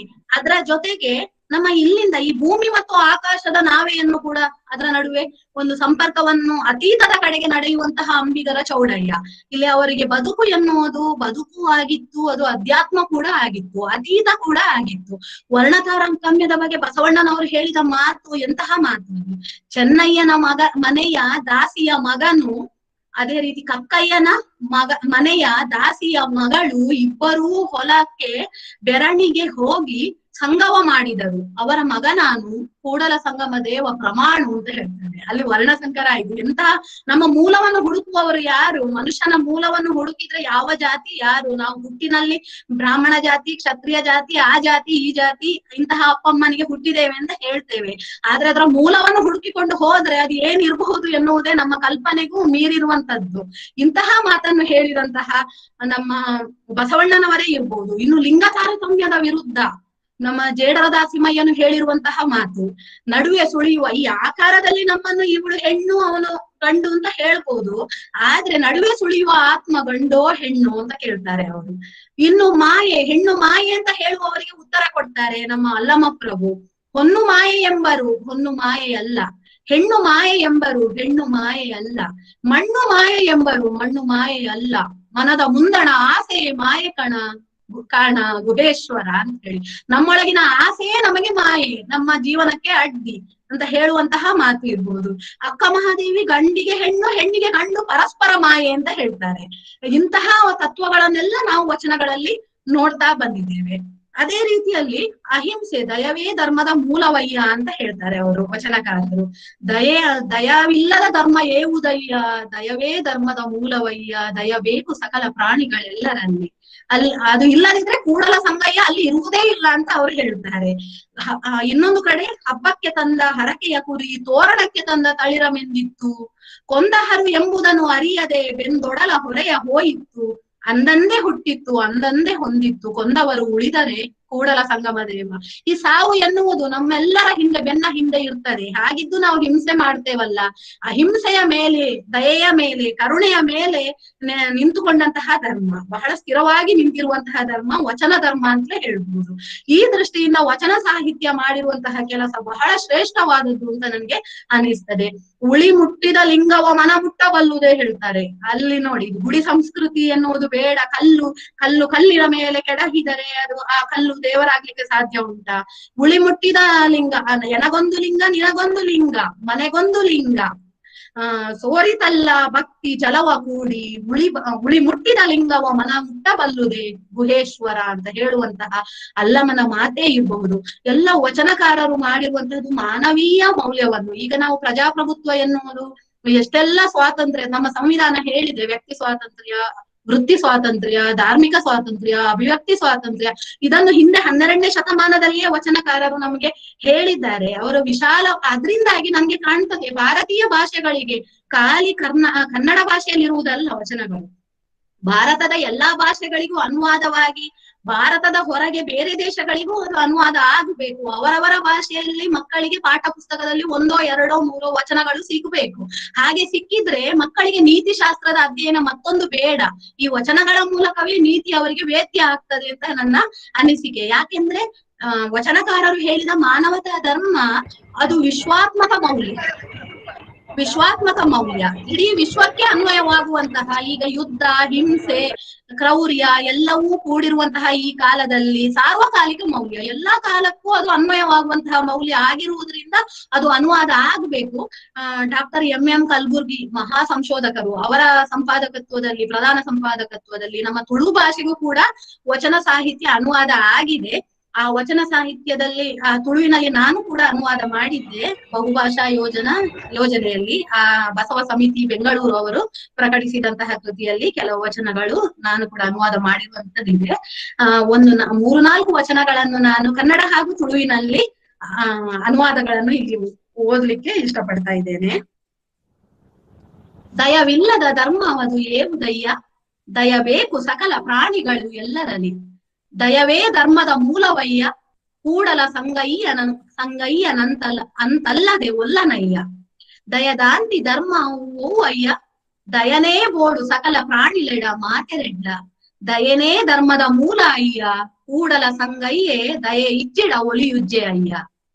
ಹಬ್ಬಕ್ಕೆ ತಂದ ಹರಕೆಯ ಕುರಿ ತೋರಣಕ್ಕೆ ತಂದ ತಳಿರ ಮೆಂದಿತ್ತು, ಕೊಂದಹರು ಎಂಬುದನ್ನು ಅರಿಯದೆ ಬೆಂದೊಡಲ ಹೊರೆಯ ಹೋಯಿತ್ತು, ಅಂದಂದೇ ಹುಟ್ಟಿತ್ತು ಅಂದಂದೇ ಹೊಂದಿತ್ತು, ಕೊಂದವರು ಉಳಿದರೆ ಕೂಡಲ ಸಂಗಮ ದೇವ. ಪರ್ಬಗ ಕಣತಿನ ಪರಕೆದ ಕುರಿ ತೋರಣವು ಕಣತಿನ ತಳಿರನು ಮೇಂಡುಗೆ, ಕೆರ್ಪೆருந்து தெரியந்த ತನ್ನ உடலுன்னு காப்பற மேத்துண்டு, ஆஞானே புட்டுண்டு ஆஞானே தீர்த்துண்டு, ಕೆರಿನಾಯ ಉರಿಯನ ಕೂಡಲ ಸಂಗಮ ದೇವ. ಉಳ್ಳವರು ಶಿವಾಲಯ ಮಾಡುವರು, ಅದರದ್ದು ಉಲ್ಲಾಯರು ಶಿವಾಲಯ ಮಲ್ಪುವೇರು, ಯಾನೇನ ಮಲ್ಪೊಡು ಬಡವೆ ಅಯ್ಯ, ಎನ್ನ ಕಾರೇ ಕಂಬ ಉಡಲೇ ಗುಡಿಯ, ತರೆನೇ ಬಂಗಾರದ ಕಳಸ ಅಯ್ಯ, ಸ್ಥಾವರ ಅಳಿ ಉಂಡು ಜಂಗಮೆ ಅಳಿ ಉಜ್ಜಿ, ಕೂಡಲ ಸಂಗಮ ದೇವರೇ ಕೇಂದ್ರ. ಇನ್ನು ಮನೆಯೊಳಗೆ ಮನೆಯೊಡೆಯ ಬಹಳ ಚಂದದ ವಚನ. ನಮ್ಮ ಮನಸ್ಸಿನೊಳಗೆ ಯಾವತ್ತು ಮನೆಯಲ್ಲಿ ಕಸ ತುಂಬಿರ್ತದೆ, ಹೊಸ್ತಿಲಲ್ಲಿ ಹುಲ್ಲು ತುಂಬಿರ್ತದೆ, ಅದ್ರಿಂದಲೇ ಮನೆಯಲ್ಲಿ ಮನೆಯೊಡೆಯ ಇಲ್ಲ ಅಂತ ಗೊತ್ತಾಗ್ತದೆ. ಅದೇ ನಮ್ಮ ದೇಹದೊಳಗೆ ತನುವಿನಲ್ಲಿ ಹುಸಿ ತುಂಬಿ, ಸುಳ್ಳು ತುಂಬಿ, ಮನದೊಳಗೆ ವಿಷಯ ತುಂಬಿ ಮನೆಯೊಳಗೆ ಮನೆಯೊಡೆಯ ಇಲ್ಲ ಹೇಳುವಂತದ್ದು. ಇಲ್ಲದುಲೈ ಇಲ್ಲುದೊಡೆಯೇ ಉಲ್ಲೆನ ಇಜ್ಜೆನ, ತಡ್ಯೊಡೆ ಪಜಿರು ಕೊಡಿದು ಇಲ್ಲದುಲೈ ರಜೋ ಜಿಂಜಿದು, ತನುತ ಉಲೈ ಸುಳ್ಳು ಜಿಂಜಿದು, ಮನತ ಉಲೈ ವಿಷಯ ಜಿಂಜಿದು, ಇಲ್ಲದುಲೈ ಇಲ್ಲದೊಡೆಯೇ ಇಜ್ಜೆ, ಕೂಡಲ ಸಂಗಮ ದೇವರು ಇಜ್ಜೆ, ಹೀಗೆ ಹೇಳ್ತಾರೆ ಅವರು. ಇನ್ನು ಜೇಡರದಾಸಿಮಯ್ಯನಂತೂ ಈ ಒಡಲಿನ ಅನುಭವಗಳೇ ವಚನಗಳಾಗಿವೆ. ಒಡಲುಗೊಂಡವ ಹಸಿವ, ಒಡಲುಗೊಂಡವ ಹುಸಿವ, ಒಡಲುಗೊಂಡವನೆಂದು ನೀನೆನ್ನ ಜಡಿದೊಮ್ಮೆ ನುಡಿಯದಿರ, ನೀನೆನ್ನಂತೊಮ್ಮೆ ಒಡಲುಗೊಂಡು ನೋಡ ರಾಮನಾಥ. ದೇವರಿಗೆ ಒಂದು ಪಂಥವನ್ನು ಹಾಕುವಂತಹ ಒಂದು ದಾಷ್ಟ್ಯತೆ, ಆ ಒಂದು ಅಷ್ಟು ನೇರ ನಿಷ್ಠುರವಾಗಿ ಹೇಳಬಲ್ಲಂತಹ ಮನಸ್ಥಿತಿ ಯಾಕೆ ಇತ್ತು ವಚನಕಾರರಿಗೆ ಅಂದ್ರೆ ಅವರು ನೈತಿಕವಾಗಿ ಬದುಕ್ತಾ ಇದ್ರು. ಯಾರು ನೀತಿಯಿಂದ ಬದುಕ್ತಾರೆ ಅವರಿಗೆ ಹೇಳುವಂತಹ ಹಕ್ಕು ಇರ್ತದೆ, ಅವರಿಗೆ ಹೇಳುವಾಗ ಭಯವೇ ಇರುವುದಿಲ್ಲ. ಅದರಿಂದಾಗಿ ನೋಡು, ನನಗೆ ಒಡಲು ಉಂಟು, ಒಡಲಿರುವುದರಿಂದ ನನಗೆ ಹಸಿವು, ಒಡಲಿರುವುದರಿಂದ ಈ ನಾನಾ ವೇಷಗಳು, ಸುಳ್ಳು ವೇಷಗಳು, ನೀನ್ ನನ್ನನ್ನು ಒಡಲಿರುವವನು ಅಂತ ಹೇಳಿ ಬೈತಿಯಲ್ಲ ದೇವರೇ, ಶಿವನೇ, ನೋಡು ನೀನು ನನ್ನ ಹಾಗೆ ನೀನು ನಿರಾಕಾರನಲ್ವಾ, ನಿನ್ಗೆ ಆಕಾರ ಇಲ್ಲಲ್ಲ, ನೀನು ಕೂಡ ಒಮ್ಮೆ ಆಕಾರವನ್ನು ಹೊಂದಿ ನೋಡು, ಈ ಆಕಾರದ ಕಷ್ಟ ನಿಂಗೆ ಗೊತ್ತಾಗ್ತದೆ, ಈ ಹೊಟ್ಟೆಯ ಕಷ್ಟ ಗೊತ್ತಾಗ್ತದೆ. ನಮ್ಮ ತುಳುವಿನಲ್ಲಿ ಪಾವೆಮ್ಮಾಚಾರ್ಯ ದೊಡ್ಡ ಕವಿ ಅವರು ಹೇಳ್ತಾರೆ, ಹಸಿವಿಗೆ ಕಣ್ಣಿಲ್ಲ, ಕಿವಿ ಇಲ್ಲ, ಹೊಟ್ಟೆ ಮಾತ್ರ ಅಂತ ಹೇಳಿ, ಹಸಿದವನಿಗೆ ಮಾತ್ರ ಹಸಿದವನ ಕಷ್ಟ ಗೊತ್ತುಂಟು ಅಂತ ಹೇಳಿ ಹೇಳುವಂತದ್ದು. ಒಟ್ಟಿನಲ್ಲಿ ವಚನಕಾರರು ಅತೀತದ ಹುಡುಕಾಟವನ್ನು ನಡೆಸ್ತಾರೆ. ಅಕ್ಕ ಮಹಾದೇವಿ ಹೆಣ್ಣು ಅಂದ್ರೆ ದೇಹ ಅಲ್ಲ ಆತ್ಮ ಅಂತ ಹೇಳಿದಂತಹ ಮಹಾ ಹೋರಾಟಗಾರ್ತಿ, ಕವಯತ್ರಿ.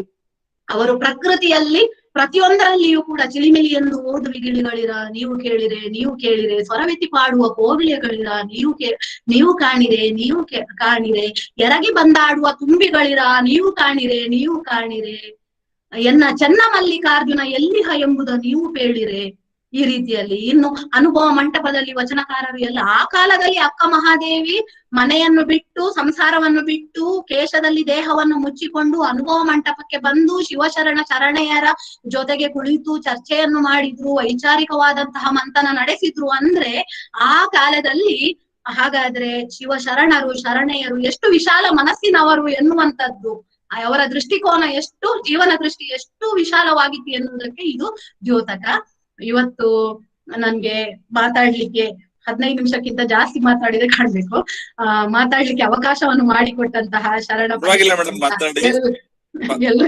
ಯಾಕೆಂದ್ರೆ ಪಂಜಾಬಿ ಸರ್ ಅವ್ರಿಗೆ ಇಂಟರ್ನೆಟ್ ಇಶ್ಯೂ ಆಗಿದೆ, ಹಾಗಾಗಿ ನೀವು ಬೇಕಾದ್ರೆ ಅವರ ಸಮಯ ಇನ್ನೂ ಒಂದ್ 5 ನಿಮಿಷ ನೀವು ಮಾತಾಡೋದು ತುಂಬಾ ಚೆನ್ನಾಗಿ ಮಾತಾಡ್ತಾ ಇದ್ರಿ. ಅದು ತುಳು ಮಿಕ್ಸ್ ಮಾಡಿ ಮಾತಾಡೋದ್ರಿಂದ ನನ್ನ ಸಾಕಷ್ಟು ತುಳು ಸಹೋದರ ಸಹೋದರಿಯರು ಇಲ್ಲಿ ನಮ್ ಗ್ರೂಪ್ ಅಲ್ಲಿ ಇದ್ದಾರೆ, ಹಾಗಾಗಿ ನೀವು ಮಾತಾಡೋದಾದ್ರೆ ಇನ್ನೂ ಒಂದ್ 2 ನಿಮಿಷ ಕಂಟಿನ್ಯೂ ಮಾಡ್ಬೋದು.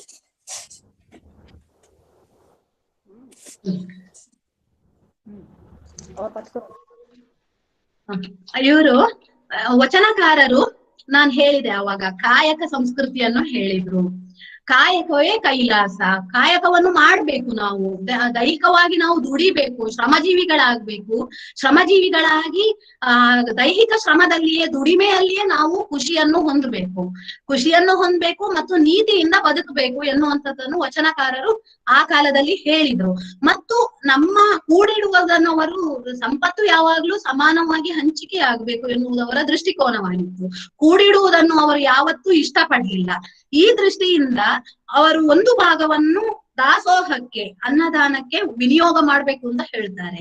ಅಲ್ಲಿ ನಮ್ಮ ಬಸವಣ್ಣನವರೇ ಹೇಳುವಂತಹ ಒಂದು ಮಾತು, ಕಾಗೆ ಒಂದು ಅಗುಳ ಕಂಡಡೆ ಕರೆಯದೇ ತನ್ನ ಬಳಗವ, ಕೋಳಿ ಒಂದು ಕುಟುಕ ಕಂಡಡೆ ಕರೆಯದೇ ತನ್ನ ಕುಲವನೆಲ್ಲವ, ಶಿವಭಕ್ತನಾದೊಡೆ ಭಕ್ತ ಪಕ್ಷ ಇಲ್ಲದಿದ್ದೊಡೆ ನರನ ಬಾಳ್ವೆ ಬಹಳ ಕಷ್ಟ. ಕಾಗೆ ಕೋಳಿಗಿಂತಲೂ ಕಷ್ಟ. ಕಾಗೆ ಕೋಳಿ ಪ್ರಾಣಿಗಳಾದ್ರೂ ಕೂಡ ಅವುಗಳು ಹೇಗೆ ತಮ್ಮ ಬಳಗವನ್ನು ಬನ್ನಿ ಅಂತ ಕರೆದು ಕೊಡ್ಲಿಕ್ಕೆ ಹಂಚಿ ತಿಂತವೆ. ನಾವು ಮನುಷ್ಯರಾಗಿದ್ರು ಕೂಡ ಪ್ರಾಣಿ ಧರ್ಮ ಮತ್ತು ಮನುಷ್ಯ ಧರ್ಮ, ಪ್ರಕೃತಿ ಧರ್ಮ ಮತ್ತು ಮನುಷ್ಯ ಧರ್ಮ ಎನ್ನುವಂತಹ 2 ಧರ್ಮಗಳಿವೆ. ಪ್ರಕೃತಿ ಧರ್ಮ ನಮ್ಮನ್ನು ಪ್ರಾಣಿಯಾಗಿಸಿವೆ, ಆದ್ರೆ ಮನುಷ್ಯ ಧರ್ಮ ನಮ್ಮನ್ನು ಮನುಷ್ಯನನ್ನಾಗಿಸಿವೆ. ಪ್ರಕೃತಿ ಧರ್ಮ ಹೇಳ್ತದೆ ಈ ಕೆಲಸ ಮಾಡು ನೀನು ಅಂತ ಹೇಳ್ತದೆ, ಆವಾಗ ಮನುಷ್ಯ ಧರ್ಮ ಹೇಳ್ತದೆ ಮಾಡ್ಬೇಡ, ನೀನು ಮನುಷ್ಯ ಅಂತ ಹೇಳ್ತದೆ. ಅದರಿಂದಾಗಿ ಈ ಮಾನವೀಯ ಮೌಲ್ಯಗಳನ್ನು ನಮ್ಮ ಬಸವಣ್ಣನಿಂದ ಹಿಡಿದು, ಅಕ್ಕ ಮಹಾದೇವಿಯಿಂದ ಹಿಡಿದು, ಅಂಬಿಗರ ಚೌಡಯ್ಯನಿಂದ ಹಿಡಿದು ಎಲ್ಲರೂ ಎಷ್ಟು ಚೆನ್ನಾಗಿ ಹೇಳಿದ್ದಾರೆ. ಮನುಷ್ಯತ್ವದ ಹುಡುಕಾಟವನ್ನೇ ನಡೆಸಿದ್ದಾರೆ ವಚನಕಾರರು, ಮಾನವೀಯ ಮೌಲ್ಯಗಳ ಹುಡುಕಾಟವನ್ನೇ ನಡೆಸಿದ್ದಾರೆ. ಕಳಬೇಡ, ಕೊಲಬೇಡ, ಹುಸಿಯ ನುಡಿಯಲು ಬೇಡ, ಅನ್ಯರಿಗೆ ಅಸಹ್ಯ ಪಡಬೇಡ, ತನ್ನ ಬಣ್ಣಿಸಬೇಡ, ಇದಿರ ಹಳಿಯಲು ಬೇಡ. ಇದೇ ಅಂತರಂಗ ಶುದ್ಧಿ, ಇದೇ ಬಹಿರಂಗ ಶುದ್ಧಿ, ಇದೇ ಕೂಡಲ ಸಂಗಮ ದೇವನ ಒಲಿಸುವ ಪರಿ ಅಂತ ಹೇಳ್ತಾರೆ. ಅಂತರಂಗ ಶುದ್ಧಿ, ಬಹಿರಂಗ ಶುದ್ಧಿ. ಈ ಕಾಯವೇ ದೇವಸ್ಥಾನ ಆದ್ಮೇಲೆ ಈ ದೇಹದೊಳಗೆ ಶಿವನು ಇದ್ದಾನೆ, ಆತ್ಮದಲ್ಲೇ ಪರಮಾತ್ಮ ಇದ್ದಾನೆ ಅಂತ ಆದ್ಮೇಲೆ ಈ ದೇಹವನ್ನು ನಾವು ಶುದ್ಧವಾಗಿ ಇಟ್ಟುಕೊಳ್ಬೇಕು, ಅದರ ಜೊತೆಗೆ ಮನಸ್ಸನ್ನು ಕೂಡ ಶುದ್ಧವಾಗಿಡ್ಬೇಕು ಎನ್ನುವುದು ಅವರ ನಂಬಿಕೆಯಾಗಿತ್ತು. ಈ ದೃಷ್ಟಿಯಿಂದ ಅಂತರಂಗ ಶುದ್ಧಿ ಮತ್ತು ಬಹಿರಂಗ ಶುದ್ಧಿಗೆ, ಒಳಗಿನ ನಮ್ಮ ಕೆಟ್ಟತನ, ಕಾಮ, ಕ್ರೋಧ, ಅರಿಷಡ್ವರ್ಗಗಳನ್ನು ನಾವು ಮೊದಲು ಕಮ್ಮಿ ಮಾಡ್ಕೊಳ್ಬೇಕು, ಅದು ಮಿತಿಯಲ್ಲಿ ಇರ್ಬೇಕು. ಈಗಿನ ಜಗತ್ತನ್ನು ನೋಡಿದ್ರೆ ಐಷಾರಾಮಿ ಬದುಕೆ ಎಲ್ರಿಗೂ ಇಷ್ಟ ಆಗಿ ಹೋಗಿದೆ. ಅತಿಯಾದ ಭೋಗವನ್ನು ನಾವು ನಿಲ್ಲಿಸ್ಬೇಕು ಹೇಳುವುದನ್ನು ಅಲ್ಲಮ ಪ್ರಭು ಕೂಡ ಹೇಳುವಂತದ್ದು ಅದೇ. ಯಾವುದು ಅಂತ ಹೇಳಿದ್ರೆ ಕಾಲುಗಳೆಂಬುದು ಗಾಲಿ ಕಂಡಯ್ಯ, ದೇಹವೆಂಬುದು ತುಂಬಿದ ಬಂಡಿ ಕಂಡಯ್ಯ, ಬಂಡಿಯ ಹೊಡೆವವರು ಐವರು ಮಾನಿಸರು, ಒಬ್ಬರಿಗೊಬ್ಬರು ಸಮ ಇಲ್ಲವಯ್ಯ, ಅದರಿಚ್ಛೆಯನ್ನು ಅರಿದು ಹೊಡೆಯದಿದ್ದಡೆ ಅದರ ಅಚ್ಚು ಮುರಿಯಿತ್ತು ಕಾಣ ಗುಹೇಶ್ವರ. ಕಾಲುಗಳು ಗಾಲಿಗಳು, ದೇಹ ಎನ್ನುವುದು ಬಂಡಿ, ಐವರು ಮಾನಿಸರು, ಹೊಡೆಯುವವರು ಐವರು ಮಾನಿಸರು, ಮನಸ್ಸು ಎನ್ನುವುದು 5 ಕುದುರೆಗಳನ್ನು ಲಗಾಮು ಹಾಕಿ ಇಟ್ಕೊಳ್ಬೇಕು ನಾವು. 5 ಕುದುರೆಗಳು ಪಂಚೇಂದ್ರಿಯಗಳು, ಕಣ್ಣು, ಕಿವಿ, ಮೂಗು, ನಾಲಗೆ, ಚರ್ಮ. ಆ 5 ಕುದುರೆಗಳನ್ನು ನಾವು ಲಗಾಮು ಹಾಕಿ, ಮನಸ್ಸು ಎನ್ನುವುದು ಬುದ್ಧಿ ಎನ್ನುವುದು ಲಗಾಮು ಹಾಕಿ ಇಟ್ಕೊಳ್ಳದಿದ್ರೆ 5 ಕುದುರೆಗಳು ಸಮ ಇಲ್ಲ. ಅವು ಕಣ್ಣು, ಕಿವಿ, ಮೂಗು, ನಾಲಗೆ, ಚರ್ಮ ಅಲ್ಲಿ ಏಕಾಗ್ರತೆ ಬೇಕು. ಇಲ್ಲದಿದ್ರೆ ಅವು ಒಂದು ಆಚೆ ಒಂದು ಈಚೆ ಓಡಿದ್ರೆ ನಮ್ಮ ದೇಹವೆಂಬ ಬಂಡಿಯೇ ಮುರಿದು ಹೋಗ್ತದೆ. ನಮ್ಮ ಅಚ್ಚು ದೇಹದ ಆಕಾರವೇ ಮುರಿದು ಹೋಗ್ತದೆ, ಮನಸ್ಸಿನ ಆಕಾರವು ಮನಸ್ಸು ಕೂಡ ಮುರಿದು ಹೋಗ್ತದೆ ಅಂತ ಹೇಳಿ ಅಲ್ಲಮ ಪ್ರಭು ಹೇಳ್ತಾರೆ. ಇನ್ನು ಬದುಕಿನ ನಶ್ವರತೆಯ ಕುರಿತು ಕೂಡ ಅಲ್ಲಮ ಪ್ರಭು ಹೇಳುವಂತಹ ಮಾತು ತುಂಬಾ ಪ್ರಮುಖ ಅಂತ ಅನಿಸ್ತದೆ. ಬದುಕು ಎನ್ನುವುದು ಬಹಳ ನಶ್ವರ. ಕೆಂಡದ ಗಿರಿಯ ಮೇಲೆ ಒಂದು ಅರಗಿನ ಕಂಬವ ಕಂಡೆ, ಕಂಬದ ಮೇಲೊಂದು ಹಂಸೆ ಪಕ್ಷಿಯ ಕಂಡೆ, ಕಂಬ ಉರಿದಿತ್ತು ಹಂಸೆ ಹಾರಿತ್ತು ಎನ್ನುವಂತಹ ಮಾತು. ಕೆಂಡದ ಮೇಲೆ ಒಂದು ಅರಗಿನ ಕಂಬ, ನಮ್ಮ ದೇಹ, ಈ ದೇಹ ಎಷ್ಟು ನಶ್ವರ. ಇದು ಯಾವತ್ತಿಗೆ ಅದು ಕೆಂಡದಲ್ಲಿ ಕಂಬ ಉರಿದು ಹೋಗ್ತದೆ, ಈ ದೇಹ ಉರಿದು ಹೋಗ್ತದೆ, ಈ ಆತ್ಮ ಪಕ್ಷಿ ಹಾರಿ ಹೋಗ್ತದೆ ಎನ್ನುವುದು ನಮ್ಗೆ ಗೊತ್ತಿಲ್ಲ. ಅಷ್ಟು ಕ್ಷಣಿಕ ಅಂತ ಹೇಳುವಂತಹ ಮಾತು ಇರ್ಬೋದು ಅಲ್ಲಮ ಪ್ರಭುವಿದ್ದು. ಅದೇ ರೀತಿಯಲ್ಲಿ ಇನ್ನೊಂದು ಕಡೆ ಅವರು ಹೇಳ್ತಾರೆ, ಬಯಲು ಬಯಲನೆ ಬಿತ್ತಿ ಬಯಲು ಬಯಲನ್ನೇ ಬೆಳೆದು ಬಯಲು ಬಯಲಾಗಿ ಬಯಲಾಯಿತಯ್ಯ, ಬಯಲ ಭಾವನೆ ಬಯಲು ಜೀವನ ಬಯಲು ಬಯಲಾಗಿ ಬಯಲಾಯಿತಯ್ಯ, ನಿನ್ನ ನಂಬಿದವರು ಮುನ್ನವೇ ಬಯಲಾದರು, ನಾನಿನ್ನ ನಂಬಿ ಬಯಲಾದೆ ಗುಹೇಶ್ವರ. ಸತ್ಯವೂ ಇಲ್ಲ ಅಸತ್ಯವೂ ಇಲ್ಲ, ಸಹಜವೂ ಇಲ್ಲ ಅಸಹಜವೂ ಇಲ್ಲ, ನಾನೂ ಇಲ್ಲ ನೀನೂ ಇಲ್ಲ, ಇಲ್ಲ ಇಲ್ಲ ಎಂಬುದು ತಾನಿಲ್ಲ, ಗುಹೇಶ್ವರನೆಂಬುದು ತಾ ಬಯಲು ತಾ ಬಯಲು ಅಂತ ಹೇಳ್ತಾರೆ. ಬಯಲು ಸಿದ್ಧಾಂತ, ಶೂನ್ಯ ಸಿದ್ಧಾಂತ, ಎಲ್ಲವೂ ಇಲ್ಲ ಇಲ್ಲ ಇಲ್ಲ ಎನ್ನುವುದ್ರಲ್ಲೇ ಇದೆ. ಎಲ್ಲವೂ ಕೂಡ ಇದ್ದುದ್ರಲ್ಲೇ ಇಲ್ಲ, ಇಲ್ಲದ್ರಲ್ಲಿ ಇದೆ. ಎಲ್ಲವನ್ನು ಹೇಳುವಂತಹ ಒಂದು ಆಧ್ಯಾತ್ಮಿಕ, ಅವರ ವಚನಗಳನ್ನು ಅರ್ಥ ಮಾಡ್ಕೊಳ್ಳೋದು ಬಹಳ ಕಷ್ಟ ಅಲ್ಲಮ ಪ್ರಭುವಿದ್ದು. ಬೆಳಗಿನ ವಚನಗಳು, ಆಧ್ಯಾತ್ಮಿಕ ವಚನಗಳು. ಇನ್ನು ಕೆಳಸ್ತರದಲ್ಲಿ ಬದುಕಿರುವಂತಹ, ಶೋಷಣೆಗೆ ಒಳಗಾದಂತಹ ವಚನಕಾರರು ಎಂತೆಂತಹ ವಚನಗಳನ್ನು ಬರೆದಿದ್ದಾರೆ. ಅಂಬಿಗರ ಚೌಡಯ್ಯನ ಒಂದು ವಚನ, ಅದರಲ್ಲಿ ಬಡತನಕ್ಕೆ ಉಂಬುವ ಚಿಂತೆ, ಉಣಲಾದರೆ ತೊಡುವ ಚಿಂತೆ, ಉಣಲಾದರೆ ಉಡುವ ಚಿಂತೆ, ಉಡಲಾದರೆ ಇಡುವ ಚಿಂತೆ, ಇಡಲಾದರೆ ಹೆಂಡಿರ ಚಿಂತೆ, ಹೆಂಡಿರಾದರೆ ಮಕ್ಕಳ ಚಿಂತೆ, ಮಕ್ಕಳಾದರೆ ಬದುಕಿನ ಚಿಂತೆ, ಬದುಕಾದರೆ ಕೇಡಿನ ಚಿಂತೆ, ಇಂತಿ ಹಲವು ಚಿಂತೆಯಲ್ಲಿ ಇಪ್ಪವರನ್ನು ಕಂಡೆನು, ಶಿವನ ಚಿಂತೆಯಲ್ಲಿ ಇದ್ದವರನ್ನು ಒಬ್ಬರನ್ನು ಕಾಣೆನು ಎಂದಾತ ಅಂಬಿಗರ ಚೌಡಯ್ಯ ನಿಜ ಶರಣನು ಅಂತ ಹೇಳಿ. ಎಷ್ಟೆಲ್ಲ ಚಿಂತೆಗಳು, ಒಂದು ಸಿಕ್ಕಿದ್ರೆ ಮತ್ತೊಂದು ಚಿಂತೆ, ಮತ್ತೊಂದು ಚಿಂತೆ, ಮತ್ತೊಂದು ಚಿಂತೆ. ಈ ಚಿಂತೆಗಳಲ್ಲಿ ಚಿಂತೆ ಮುಗಿಯುವುದೇ ಇಲ್ಲ. ಮತ್ತಷ್ಟು ಮಹತ್ವಾಕಾಂಕ್ಷೆ ಮನುಷ್ಯನಿಗೆ, ಪಡೆದಷ್ಟು ಮತ್ತೆ ಮತ್ತೆ ಪಡೆಯುವ ಆಸೆ, ಐಷಾರಾಮಿ ಜೀವನದ ಆಸೆ. ಅಕ್ಕ ಮಹಾದೇವಿ ಹೇಳುವುದು ಅದೇ, ಮುತ್ತಿನ ಬಲೆ ಅಂತ ಹೇಳಿ. ಈ ಭೋಗ ಜೀವನ ಎನ್ನುವುದು ಮುತ್ತಿನ ಬಲೆಯಾದರೆ ಅದು ತೊಡರಲ್ಲವೇ ಅಂತ ಹೇಳ್ತಾಳೆ ಅವಳು. ರತ್ನದ ಸಂಕೋಲೆಯಾದರೆ ಅದು ತೊಡರಲ್ಲವೇ, ಮುತ್ತಿನ ಬಲೆಯಾದರೆ ಅದು ಬಂಧನವಲ್ಲವೇ, ಚಿನ್ನದ ಕತ್ತಿಯಲ್ಲಿ ತಲೆಯ ಹೊಯ್ದಡೆ ಸಾಯದೆ ಇರ್ಪರೆ, ಲೋಕದ ಭಜನೆಯಲ್ಲಿ ಸಿಲುಕಿದಡೆ ಜನನ ಮರಣ ಬಿಡುವುದೇ ಚನ್ನ ಮಲ್ಲಿಕಾರ್ಜುನ ಅಂತ ಹೇಳಿ. ಇಡೀ ದಿನ ನಮ್ಮ ಸಂಸಾರ ಲೋಕದ ಭಜನೆ, ಲೌಕಿಕವಾದ ಸುಖದಲ್ಲಿ ನಾವು ಉಳ್ಕೊಂಡು ಬಿಟ್ರೆ, ಒಂದು ಕ್ಷಣವೂ ಶಿವನನ್ನು ನಾವು ಚಿಂತೆ ಮಾಡದೆ ಐಷಾರಾಮಿ ಬದುಕು ನಮ್ಮ ಸುತ್ತವೇ ನಾವು ಸುತ್ತು ಹಾಕೊಂಡಿದ್ರೆ, ಸ್ವಾರ್ಥ ಬದುಕಿನ ಸುತ್ತವೇ ಸುತ್ತು ಹಾಕ್ತಾ ಇದ್ರೆ ಯಾವುದಕ್ಕೂ ಅರ್ಥ ಇಲ್ಲ. ಶಿವನೇ ನಿಜವಾದ ಅರ್ಥ, ಬದುಕಿನಲ್ಲಿ ಅರ್ಥ. ಮತ್ತು ವಚನಕಾರರು ನನ್ಗನ್ಸುವುದು ಅವರು ಇಹಕ್ಕೆ ಹೆಚ್ಚು ಪ್ರಾಶಸ್ತ್ಯವನ್ನು ಕೊಟ್ಟಿದ್ದಾರೆ, ಪರಕ್ಕಿಂತಲೂ ಹೆಚ್ಚಾಗಿ. ಇಹದ ಬಾಳು ಬಹಳ ಚೆನ್ನಾಗಿದೆ, ಅದನ್ನು ನಾವು ಚೆನ್ನಾಗಿ ಮಾಡ್ಕೊಂಡು ಹೋಗುವ ಅಂತ ಅವರು ಹೇಳ್ತಾರೆ. ದೇವಲೋಕ ಮರ್ತ್ಯಲೋಕವೆಂಬುದು ಬೇರಿಲ್ಲ ಕಾಣಿಬೋ, ಆಚಾರವೇ ಸ್ವರ್ಗ, ಅನಾಚಾರವೇ ನರಕ. ಸತ್ಯವ ನುಡಿಯುವುದೇ ದೇವಲೋಕ, ಮಿಥ್ಯವ ನುಡಿಯುವುದೇ ಮರ್ತ್ಯಲೋಕ. ಈ ರೀತಿಯಲ್ಲಿ ನಾವು ಮನುಷ್ಯರು ನೈತಿಕ ಜೀವನವನ್ನು ಮಾಡಿಕೊಂಡು ಈ ಲೋಕವನ್ನು ಚೆನ್ನಾಗಿ ನಾವು ಬದುಕುವುದು, ಜೀವನ ಪ್ರೇಮ ಅದು ನಮ್ಮ ಕೈಯಲ್ಲಿದೆ.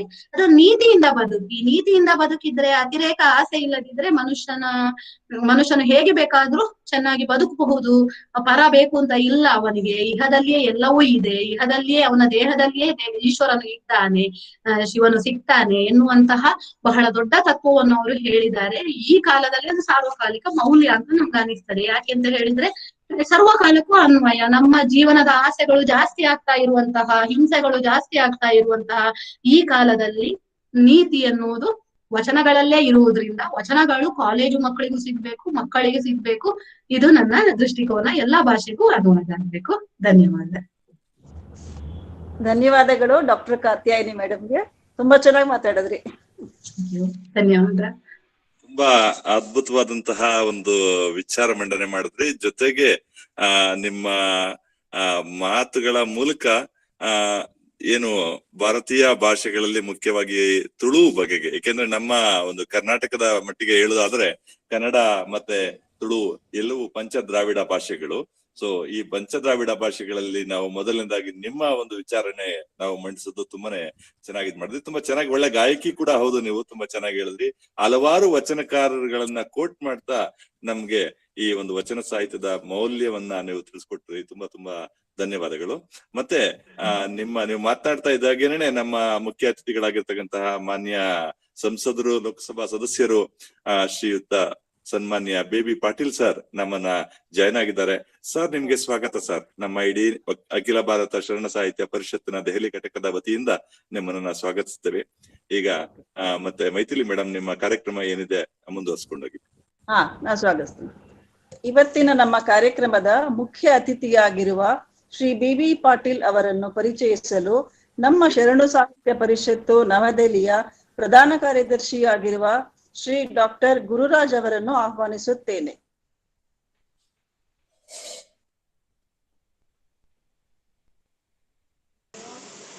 ಅನ್ಮ್ಯೂಟ್ ಮಾಡಿ ಮಾತಾಡಿ ಸರ್.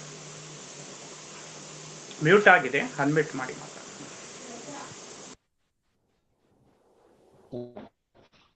ಎಲ್ಲರಿಗೂ ಶರಣಾರ್ಥಿಗಳು. ನಮ್ಮ ಇವತ್ತಿನ ಕಾರ್ಯಕ್ರಮದ ಮುಖ್ಯ ಅತಿಥಿಗಳಾಗಿರುವ ಸನ್ಮಾನ್ಯ ಶ್ರೀ ಬಿ ಪಾಟೀಲ್ ಅವರ ಕಿರು ಪರಿಚಯವನ್ನು ಮಾಡಿಕೊಡಲು ನನಗೆ ಬಹಳ ಹರ್ಷವೆನಿಸುತ್ತಿದೆ. ಇವರು ತೆಲಂಗಾಣ ರಾಜ್ಯದ ಜಹೀರಾಬಾದ್ ಲೋಕಸಭಾ ಕ್ಷೇತ್ರದಿಂದ 2ನೇ ಬಾರಿಗೆ ಸಂಸತ್ ಸದಸ್ಯರಾಗಿ ಆಯ್ಕೆ ಆಗಿರುವರು. ಇವರು ಮೂಲತಃ ಬಸವಾನುಯಾಯಿಗಳು. ಇವರ ಪೂರ್ಣ ಹೆಸರು ಭೀಮರಾವ್ ಬಸವಂತರಾವ್ ಪಾಟೀಲ್. ಇವರ ತಂದೆ ಬಸವಂತರಾವ್ ಪಾಟೀಲ್. ಇವರು ಹುಟ್ಟಿದ್ದು ಆಂಧ್ರ ಪ್ರದೇಶ ರಾಜ್ಯದ ನಿಜಾಮಾಬಾದ್ ಜಿಲ್ಲೆಯ ಸೀರ್ಪುರ್ ಎಂಬ ಹಳ್ಳಿಯಲ್ಲಿ.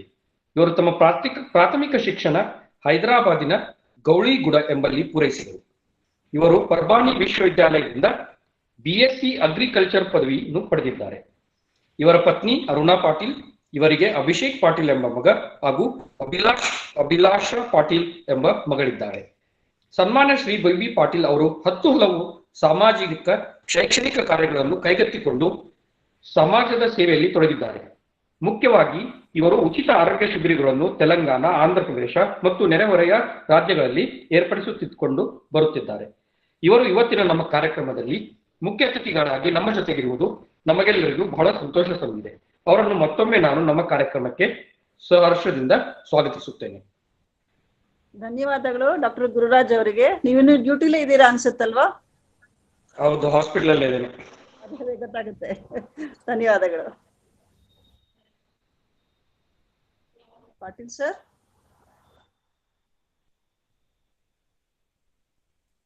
ಬಿ ಪಾಟೀಲ್ ಸರ್ ಸರ್ ಇದಿಲ್ಲ ಸರ್, ಈಗ ತಾನೇ ಜಾಯ್ನ್ ಆದ್ರು, ಹಾಗಾಗಿ ನಾನು ಅವ್ರು ನೋಡ್ಕೊಂಡು ವೆಲ್ಕಮ್ ಮಾಡಿದೆ. ಓಕೆ, ವಚನ ಗಾಯನ ಕರೀಲ? ಕರೀರಿ, ವಚನ ಗಾಯಕರಿ. ನಾನು ಸರ್ ಹತ್ರ ಮಾತಾಡ್ತೀನಿ ಒಂದ್ಸಲ. ಓಕೆ, ಇದಂದ್ರೆ ಸರ್ ಜಾಯ್ನ್ ಆದ್ರು. ಮತ್ತೊಮ್ಮೆ ವಚನ ಗಾಯನ ಮಾಡಲು ಶ್ರೀಮತಿ ಹೇಮಾಶ್ರೀ ಚಂದ್ರಶೇಖರ್ ಅವರನ್ನು ಆಹ್ವಾನಿಸುತ್ತೇನೆ.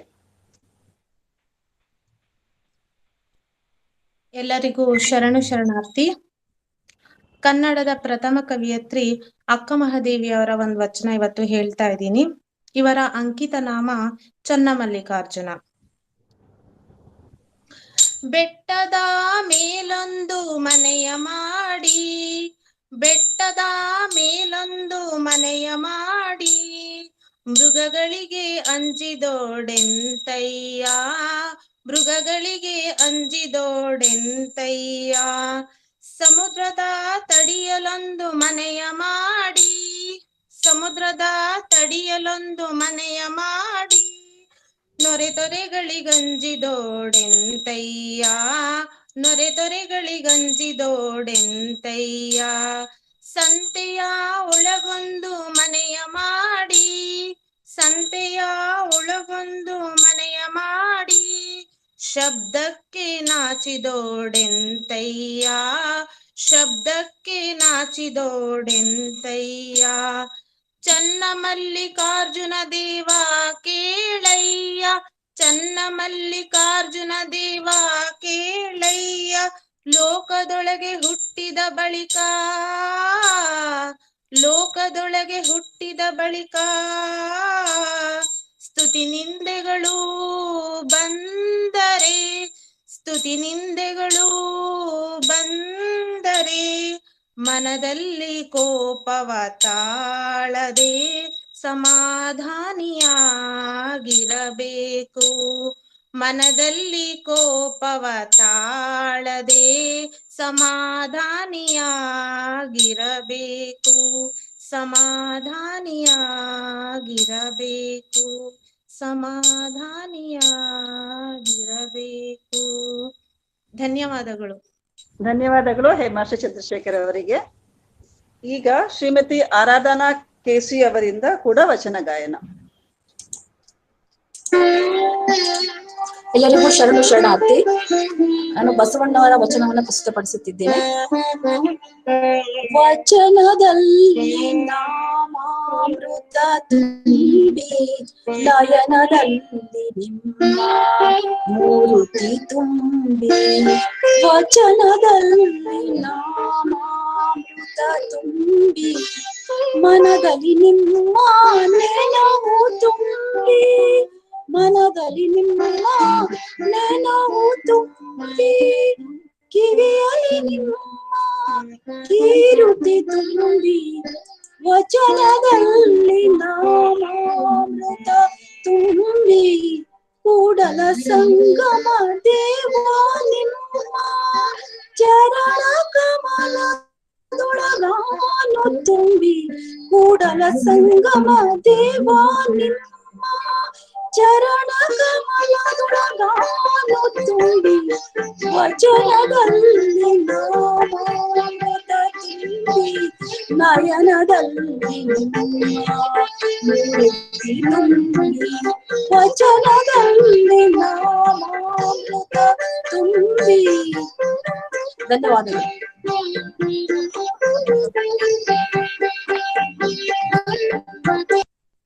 ಈಗ ಮತ್ತೊಮ್ಮೆ ವಚನ ಗಾಯನಕ್ಕೆ ಶ್ರೀಮತಿ ಲಾವಣ್ಯ ಅವರನ್ನು ಆಹ್ವಾನಿಸುತ್ತೇನೆ.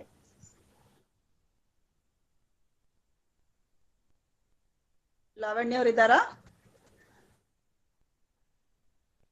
ಹಾ, ನಮಸ್ಕಾರ ಎಲ್ರಿಗೂ.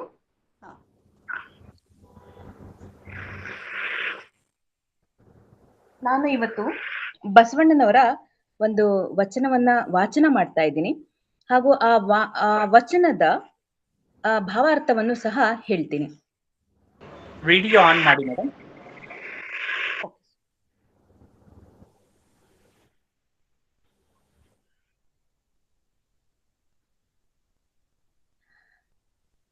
ಸಿಟ್ಟೆ ಎಂಬನೆ ಸಿರಿಯಾಳನ, ಮಡಿವಾಳನೆಂಬನೆ ಮಾಚಯ್ಯನ, ಡೋಹರನೆಂಬನೆ ಕಕ್ಕಯ್ಯನ, ಮಾದರನೆಂಬನೆ ಚೆನ್ನಯ್ಯನ, ಅನುಹಾರನೆಂದಡೆ ಕೂಡಲ ಸಂಗಯ್ಯ ನಗುವನಯ್ಯ.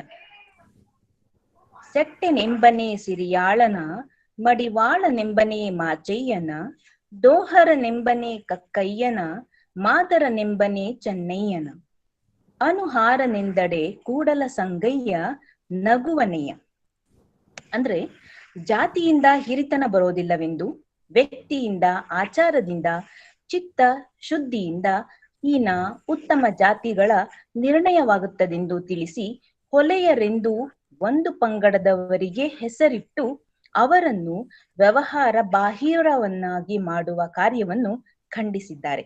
ಅಂದ್ರೆ 12ನೇ ಶತಮಾನದಲ್ಲಿದ್ದಂತಹ ಜಾತಿ ಪದ್ಧತಿಗಳು, ಪರಿಶ್ರಮಕ್ಕೆ ಆಧಾರವಾಗಿ ಮಾಡಿಕೊಂಡ ಜಾತಿ ಪದ್ಧತಿಗಳನ್ನ ಅವರು ಧರ್ಮ ಅಂತ ಹೇಳಿ ರೂಢಿಸ್ಕೊಂಡು ಬಂದ್ರು.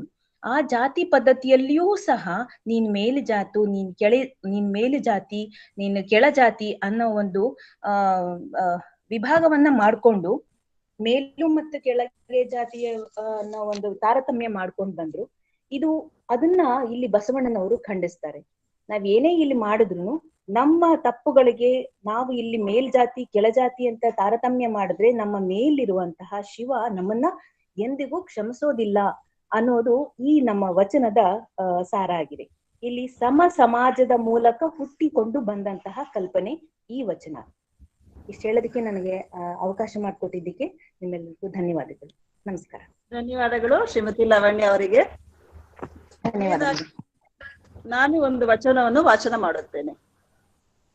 ಕಳಬೇಡ ಕೊಲಬೇಡ ಹುಸಿಯ ನುಡಿಯಲು ಬೇಡ, ಮುನಿಗೆ ಬೇಡ ಅನ್ಯರಿಗೆ ಅಸಹ್ಯ ಪಡಬೇಡ, ತನ್ನ ಬಣ್ಣಿಸಬೇಡ ಇದಿರ ಹಳಿಯಲು ಬೇಡ, ಇದೇ ಅಂತರಂಗ ಶುದ್ಧಿ ಇದೇ ಬಹಿರಂಗ ಶುದ್ಧಿ, ಇದೇ ನಮ್ಮ ಕೂಡಲ ಸಂಗಮ ನೊಲಿಸುವ ಬರಿ. ಧನ್ಯವಾದಗಳು. ತುಂಬಾ ಎಲ್ಲ ವಚನವನ್ನ ಹೇಳಿದಂತಹ ಎಲ್ಲ ವಚನದ ಗಾಯಕಿಯರು ಕೂಡ ತುಂಬಾ ಸುಶ್ರಾವ್ಯವಾಗಿ ಅರ್ಥಪೂರ್ಣವಾದಂತಹ ರೀತಿಯಲ್ಲಿ ತಮ್ಮ ಪ್ರಸ್ತುತಿಯನ್ನ ಮಾಡಿದ್ದಾರೆ. ನಿಮ್ಗೆಲ್ರಿಗೂ ಕೂಡ ನಮ್ಮ ಒಂದು ಘಟಕದ ವತಿಯಿಂದ ತುಂಬು ಹೃದಯದ ಧನ್ಯವಾದಗಳು. ಮತ್ತೆ ಮೇಡಮ್, ಇವಾಗ ನಮ್ಮ ಬಿ ಪಾಟೀಲ್ ಸಾಹೇಬ್ರಿಗೆ ಸ್ವಲ್ಪ ಪ್ರಾಬ್ಲಮ್ ಆಗ್ತಾ ಇದೆ ಅಂತೆ, ಏನು ನೆಟ್ವರ್ಕ್ ಇಶ್ಯೂ. ಯಾಕೋ ಇವತ್ತು ಇಬ್ರು ನಮ್ಮ ಗೆಸ್ಟ್ ಗಳಿಗೆ, ನಮ್ಮ ಪಂಡಿತ್ ರಾವ್ ಅವ್ರಿಗೂ ಕೂಡ ಇಂಟರ್ನೆಟ್ ಇಶ್ಯೂ ಬಂದಿದೆ, ಮತ್ತೆ ಇವ್ರು ಜಾಯ್ನ್ ಆದ್ರು ಮತ್ತೆ ಲೆಫ್ಟ್ ಆಗ್ಬಿಟ್ರು, ಹಾಗಾಗಿ ಅವ್ರಿಗೂ ಇದಾಗಿದೆ. ಸೊ ಹಾಗಾಗಿ ನೋಡಿ ಮೇಡಮ್, ಮುಂದೆ ಏನಿದೆ ನಮ್ಮ ಕಾರ್ಯಕ್ರಮ ನೋಡಿ. ಸೊ ಹಾಗಾಗಿ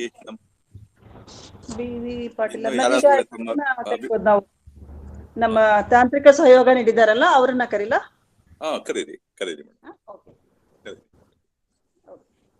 ಈಗ ನಮಗೆ ತಾಂತ್ರಿಕ ಸಹಯೋಗ ನೀಡಿದ ಮೈಸೂರಿನ ವಿಶ್ವ ವಚನ ಫೌಂಡೇಶನ್ ಸಂಸ್ಥಾಪಕರಾದ ಡಾಕ್ಟರ್ ವಚನ ಕುಮಾರಸ್ವಾಮಿ ಅವರಿಂದ ಒಂದೆರಡು ಮಾತುಗಳನ್ನು ಆಡುವಂತೆ ಕೋರುತ್ತೇನೆ. ಒಂದೆರಡು ಮಾತಲ್ಲ, ಯಾಕೆಂದ್ರೆ ಇವತ್ತು ನಮ್ಮ ಚೀಫ್ ಗೆಸ್ಟ್ ಕೂಡ ಅವ್ರಿಗೆ ನೆಟ್ವರ್ಕ್ ಇಶ್ಯೂ ಆಗಿದೆ. ಮೇನ್ ಸ್ಪೀಕರ್ ಇನ್ನೊಬ್ಬರಿತ್ತು, ಅವ್ರಿಗೂ ನೆಟ್ವರ್ಕ್ ಇಶ್ಯೂ ಆಗಿದೆ.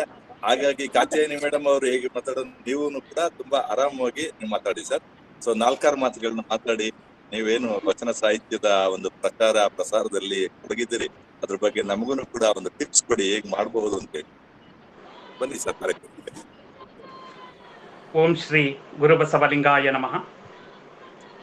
ಎತ್ತಣ ಮಾಮರ ಎತ್ತಣ ಕೋಗಿಲೆ ಎತ್ತಣಿಂದೆತ್ತ ಸಂಬಂಧವಯ್ಯ, ಬೆಟ್ಟದ ಮೇಲಿನ ನೆಲ್ಲಿಯ ಕಾಯಿ ಸಮುದ್ರದೊಳಗಣ ಉಪ್ಪು ಎತ್ತಣಿಂದೆತ್ತ ಸಂಬಂಧವಯ್ಯ, ಗುಹೇಶ್ವರ ಲಿಂಗಕ್ಕೂ ಎನಗೂ ಎತ್ತಣಿಂದೆತ್ತ ಸಂಬಂಧವಯ್ಯ.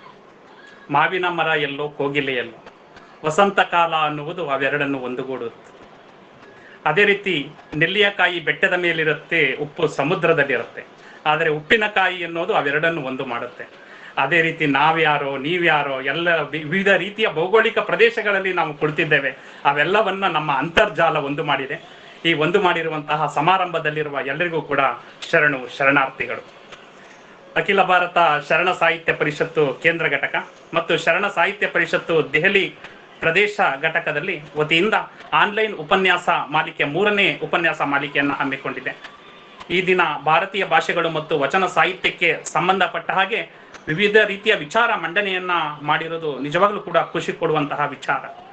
ಯಾಕಂದ್ರೆ 1986ರಲ್ಲಿ ನಮ್ಮ ಸುತ್ತೂರಿನ ಜಗದ್ಗುರುಗಳಾದಂತಹ ರಾಜೇಂದ್ರ ಸ್ವಾಮಿಗಳು ಪ್ರಾರಂಭ ಮಾಡಿದಂತಹ ಶರಣ ಸಾಹಿತ್ಯ ಪರಿಷತ್ತು ದೆಹಲಿ ಭಾಗದಲ್ಲಿ ಹೆಚ್ಚು ಹೆಚ್ಚು ಪ್ರಚಾರ ಆಗಬೇಕಾಗಿತ್ತು. ಯಾಕಂದ್ರೆ ನಮ್ಮ ಭಾರತದ ಒಂದು ಕೇಂದ್ರ ಸ್ಥಾನ ಅದೇ. ಆದರೆ ಅದಕ್ಕೆ ಯಾವುದೋ ಕೆಲವು ಕಾರಣಗಳಿಂದ ಅಲ್ಲಿ ಪ್ರಾರಂಭ ಆಗಿರಲಿಲ್ವೇನೋ. ಆದರೆ ಶಿವನಾಮವನ್ನೇ ಒತ್ತಿರುವಂತಹ ಶ್ರೀಯುತ ಚಂದ್ರಶೇಖರ್ ಅವರೇ ಆ ಒಂದು ವಚನ ಕಹಳೆಯನ್ನ ಊದಬೇಕಾಗಿತ್ತೇನೋ ಅಂತ ನಾನಾದ್ರೂ ಭಾವಿಸ್ತೇನೆ. ಒಳ್ಳೆಯ ನೀವು ನಡೆ ಇದು.